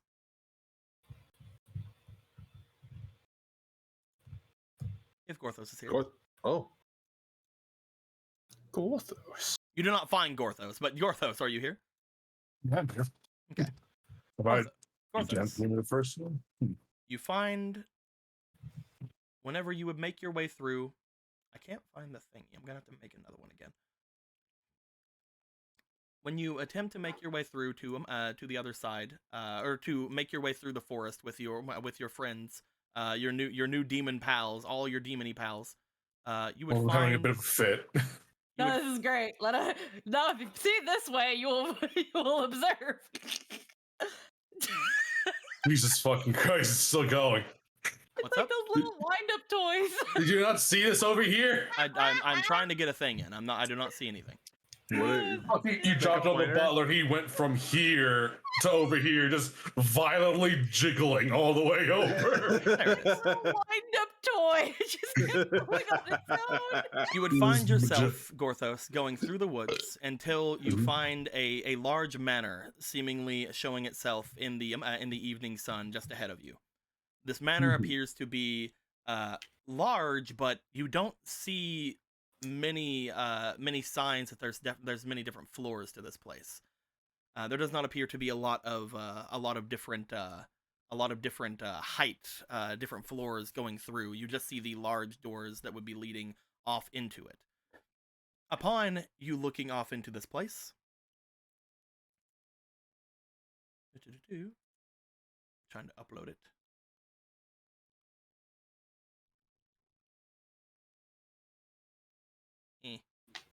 Get off of there, Bishop, before. taking a second to load in. For some reason, I couldn't find the one that I already put in, and this one is taking a while to get in here. There we go. For a second, I thought the blood circle was going to be part of this, and I got really fucking concerned for a minute. No, not that blood circle. Okay, this. It was Gorthos in the kitchen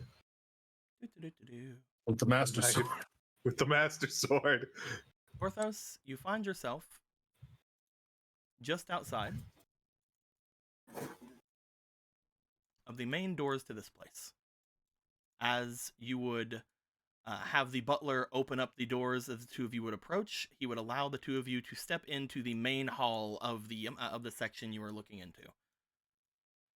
As you step in, you see what appears to be a throne as well as several chairs ahead of you. And looking around the room itself, you do not gain any memory of this place. You'd have no idea, really, upon looking at it, anything that really comes to mind.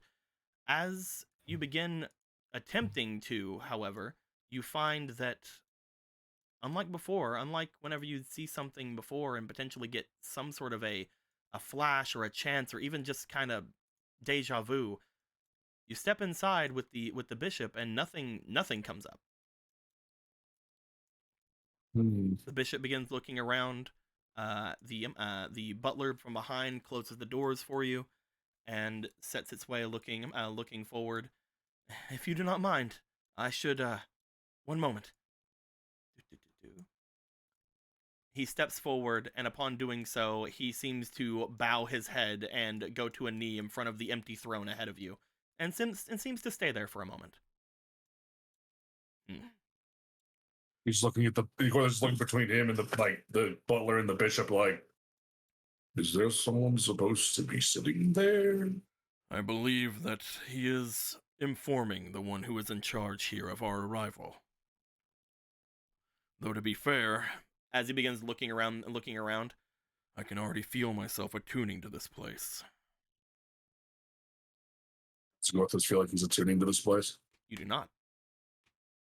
Oh, yes, attunement. Yes, definitely.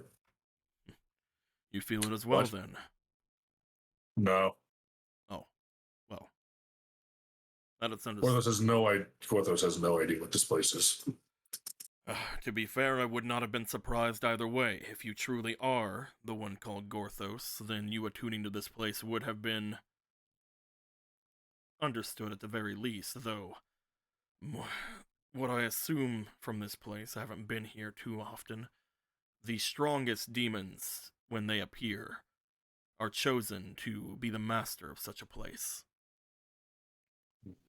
Without Polo's father, the two strongest demons in Hyrule would be myself and Volcircuit.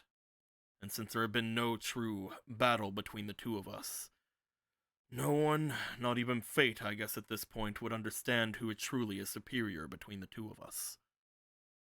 I can't believe that Volcircuit counts as a demon now. You would be surprised what all could be considered demon-like.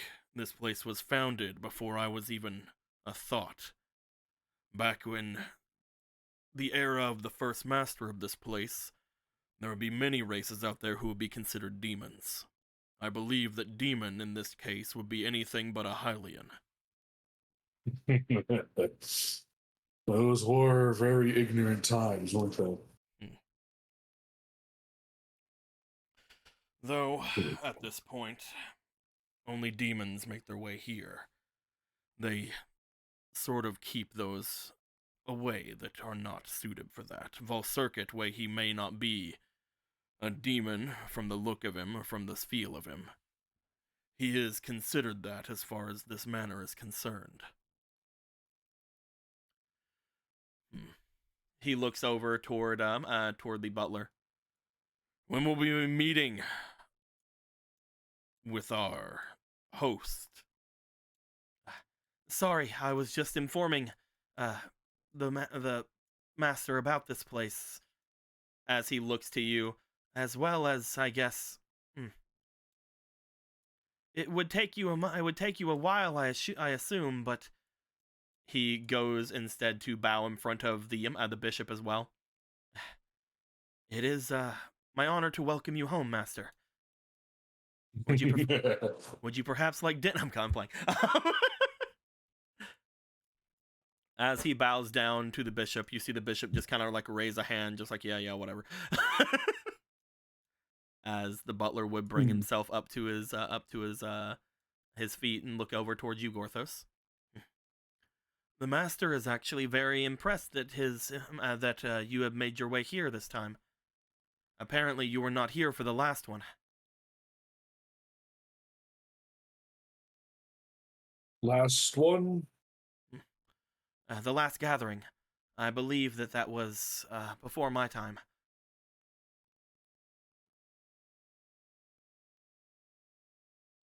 You see the bishop shrug. I don't know, I didn't come. Gorthos has a lot to think about. If you would like, I can bring you to my master. Currently, he is in hibernation beneath this place, apparently gaining back some strength after his long travel. But if you would like, I could allow you to project yourself to him. A chance to speak with Full Circuit, huh? If you would more want to allow yourself the lay of the land as to speak, then I could show you around this place. There are others such as myself who take care of the area, though it is mostly me and Eve that are with the duties of upkeep and cleaning as such. There are a couple of other demons here, some who have brought themselves here to bear witness to the area through this, and there are others who are more tied closely into the actual conversation than others. And there are some who have given themselves to this place, as I have. If you wish to make your way to any sort of quarters or to see what all this place has to offer, then you may go ahead. If not, then I can project you toward the master.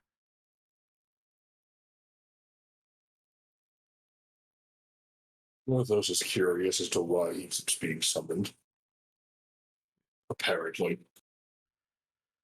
I believe that everyone is being summoned at the moment.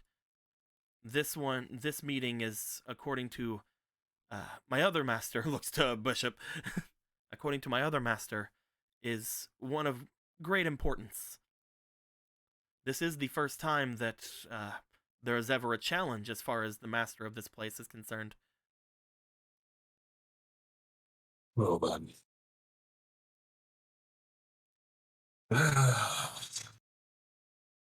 Gorthos supposes he should bother Vol Circuit now. If you would like, then please. He motions over to the chairs. If the two of you would take a seat upon them. Gorthos assumes the big one is his.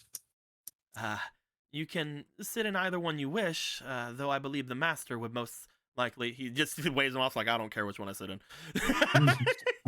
Of course, this isn't unorthodox at all. Let's go.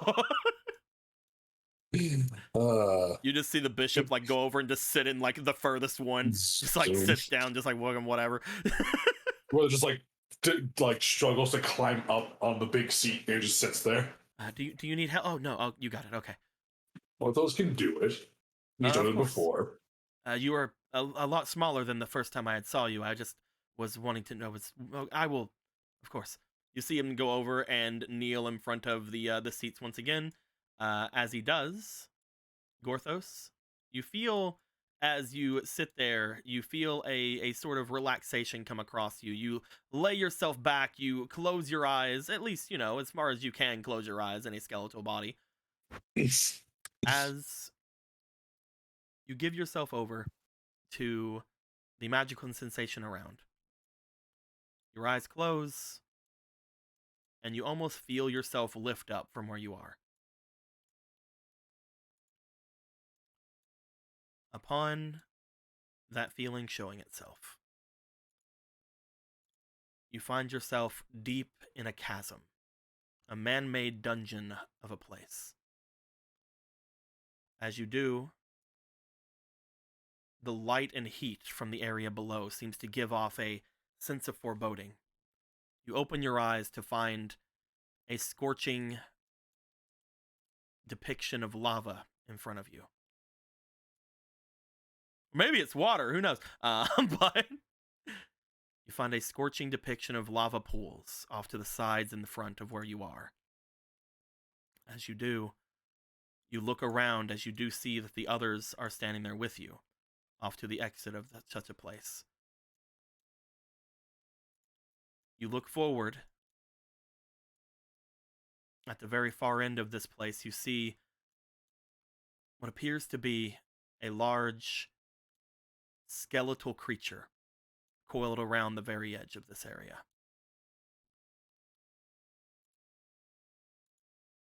As this creature seems to lift itself up, this is the first time you've seen this creature since the very half whatever depiction you had saw in your brain whenever you had remembered something before. Now that you see him in front of you, you can have no doubt in your mind who it is.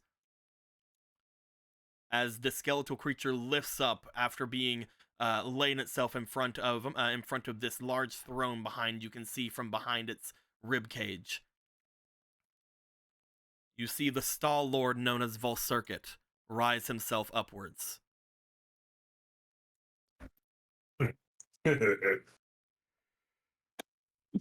Amazing. Well, if it isn't Gorthos.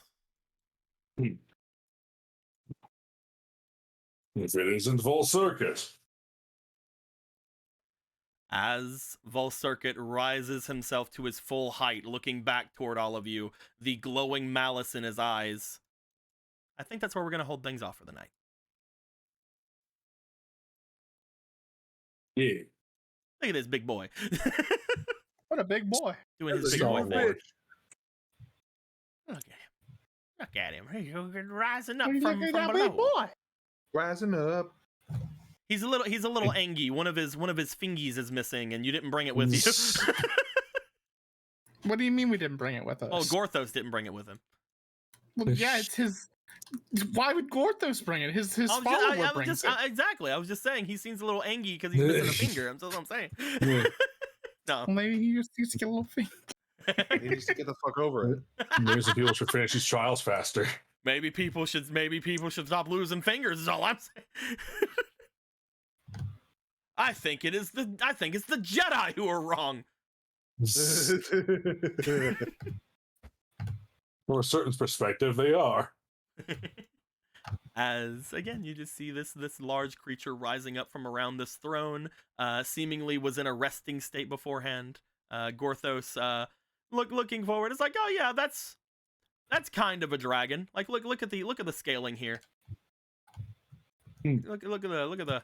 Let's just climb up real quick. Just kind of look at. You're almost as big as you're kind of like a fourth of a vertebrae. It is You're conversation. kind of a thingy. I had a great first line for this fucking conversation. Oh yeah. We kept going. You're smaller than Gorthos, remember? I'm just gonna lock him down so I can move you without moving him. He can be part of the map. Look at him, like Gorthos. You could just be his fingy. You just walk up. You're like, I know my next body. Yeah, too cumbersome. It's a body that's so big that you could mecha it inside of your demon body. Yeah, just get your demon body to be in the chest so you can turn him into a fucking giant robot mecha. It's fine. Bitch, I'm already a stall lord. First, we put the Kokiri body in the demon body. Then we put the demon body into the Volcircuit body. There we go. We got bootleg Gurn Lagann. Then we put the Volcircuit body in the center of the moon. Wait. See, now just imagine the big smiling moon from Majora's Mask. I'm With big, still like, not putting bony- it past you. You're gonna Big make like something bony of that. hands. Fucking, not putting that shit past you at this point. Hey, you never know. I could there could be moon shenanigans. I doubt there's gonna be moon shenanigans. Guys, you all burned to death inside of lava. Except for Polo. Yeah. Polo and Gallon are I know. smart. They decided not to. Polo, Gallon, and Z and the two ghosts decided not to die in the lava. You see. Listen, I didn't choose to go into the lava. You put my token there. Well, fine, I'll take you out of it. But you know. No, you don't get It's to be in the lava Marco. anymore. Okay. How dare you, Marco? Everyone's It's having no- fun in the lava. Don't you want to have fun, Marco? Everybody's doing it. I'm as mad as water is red. Leave me be. Everybody's doing it, Marco. Oh, If God. everyone jumped off a cliff. So, just to kind of talk a little bit about the puzzle, this is the alternate way to solve the puzzle. Yeah. There were 3 different solutions to it, and this was the alternate way. Oh, neat. Wow. One of them was Wow. something I knew you guys wouldn't do, obviously, but it is something that would technically work. And then there was the solution that would require you guys, because like you guys had said, the heat mostly was to try to fatigue you guys going through. But also, you know, this entire area was supposed to be for kind of, oh fuck, lava, we can't do anything with lava. And then there was this option, which was But like, then Marco this isn't fucking lava. had instantly the fucking sense of a god. Look, he nat 30'd. I don't know what to say. He asked the right question. I didn't want to give him the actual answer, so I'm like, Marco, you I ask asked me some questions, pretty fucking good- and I will tell you the best I can. I asked the right questions today, and I'm very happy. Hell yeah. You did the spelunky thing. I did the spelunky thing. Yeah. Now I can go back and get that treasure. That treasure. Exactly. You can't say treasure. Treasure's not that's how you say it. You say treasure. It's treasure. Go back to Like that a fucking treasure. like a fucking alien. That's how treasure is said in Hyrule. You have to say treasure. Anthony, you No. wouldn't tell anyone. Oh, but that's That something was the from king's first name. It was Fred. treasure. The treasure. Oh, guys, the treasure. Stolen treasure. It's part of not only the Spelunker code, but it's also part of ancient Hylian. That's what it's called. It's all adding up. He said he used to be an adventurer. He probably used to run around in fucking the mystery carriage, The fucking solving mystery mysteries. with his Donu guides. Ruh-roh. Oh, See, that's why he like. that's why he likes the Donu. He's secretly mourning for his friend Scooby the Donu. And his sworn brother Shag. Sir Shag. Sir Shag. They What died whenever what a whenever the funny queens died. name. Why do you think Marco was alone in that dungeon? They died whenever the 2 queens that I'm gonna say are Daphne and Velma died. I'm kidding. Oh my god, there was actually a really cute like kind of TikTok going around. I know this is the last part of the game. I shouldn't be talking about this. But there's a cute TikTok going around where, like, in the recent Scooby-Doo show, Fred mentioned my name's Fred, but Freddy if we're dating or something like that. And then it showed a bunch of clips of all of the Mystery Machine calling him, like, anybody in Mystery Inc. calling him Freddy. Like, it showed Shaggy calling him Freddy. It showed Scooby. It showed Velma. It showed Daphne, and they all were saying Freddy and saying really cute lovey things at each other. It's like, we're all together. We're all in, like, and everybody's just like taking it as like, oh my god, all of Mystery Inc. are dating, and I love it. It's very Look cute. at them. Cute. Living their best lives, solving mysteries. I don't know how I feel about the dog being in there, but everything else that's really cool. Listen, it's just a dog. Don't worry about it. I will worry about it, and nothing you Not. say will make me not. The assumption is the dog is not also part of the polyamorous relationship here. I don't know. I mean, That's he what the said TikTok Freddy. says. But yeah, bye guys. We will be coming back to this next week, as you guys have now passed the trial to get yourselves into What do you the mean thing. we passed it? We're still in the lava. Yeah, you guys are gonna burn to death, obviously, but you know, you're passing on. You know. I see. I see. Yeah. Obviously. Grothos, take our energy. Become the true hero of Hyrule. We're dying. We're dying, Go. Gorthos. Take the power of the Triforce of Power or whatever. I don't know. Become legend. But yes, we're gonna be leaving things here. I'm gonna be ending off the recording in just a moment. Thank you guys very much for showing up. Thank you very much for being generous earlier, and for everybody who had did some resubs as well. Thank you guys very much for everything. We will be coming back into here, seeing if Eve will finally spill the beans that you guys are done or whatever. I don't know. She's just kind of swimming. You'd think all this red water would stain her white apron, but it's not, because it's not real. Wait a minute. What's up? So, like, is this just a powerful illusion that even Kuro can't see through? Who knows, man? We'll have to see. Because apparently Kuro didn't see fucking anything. It's true. But yes, with all that being said, my dudes, we're gonna end things off here. Goodbye, everybody. We're gonna end the recording. Goodbye, everyone. Goodbye. Goodbye.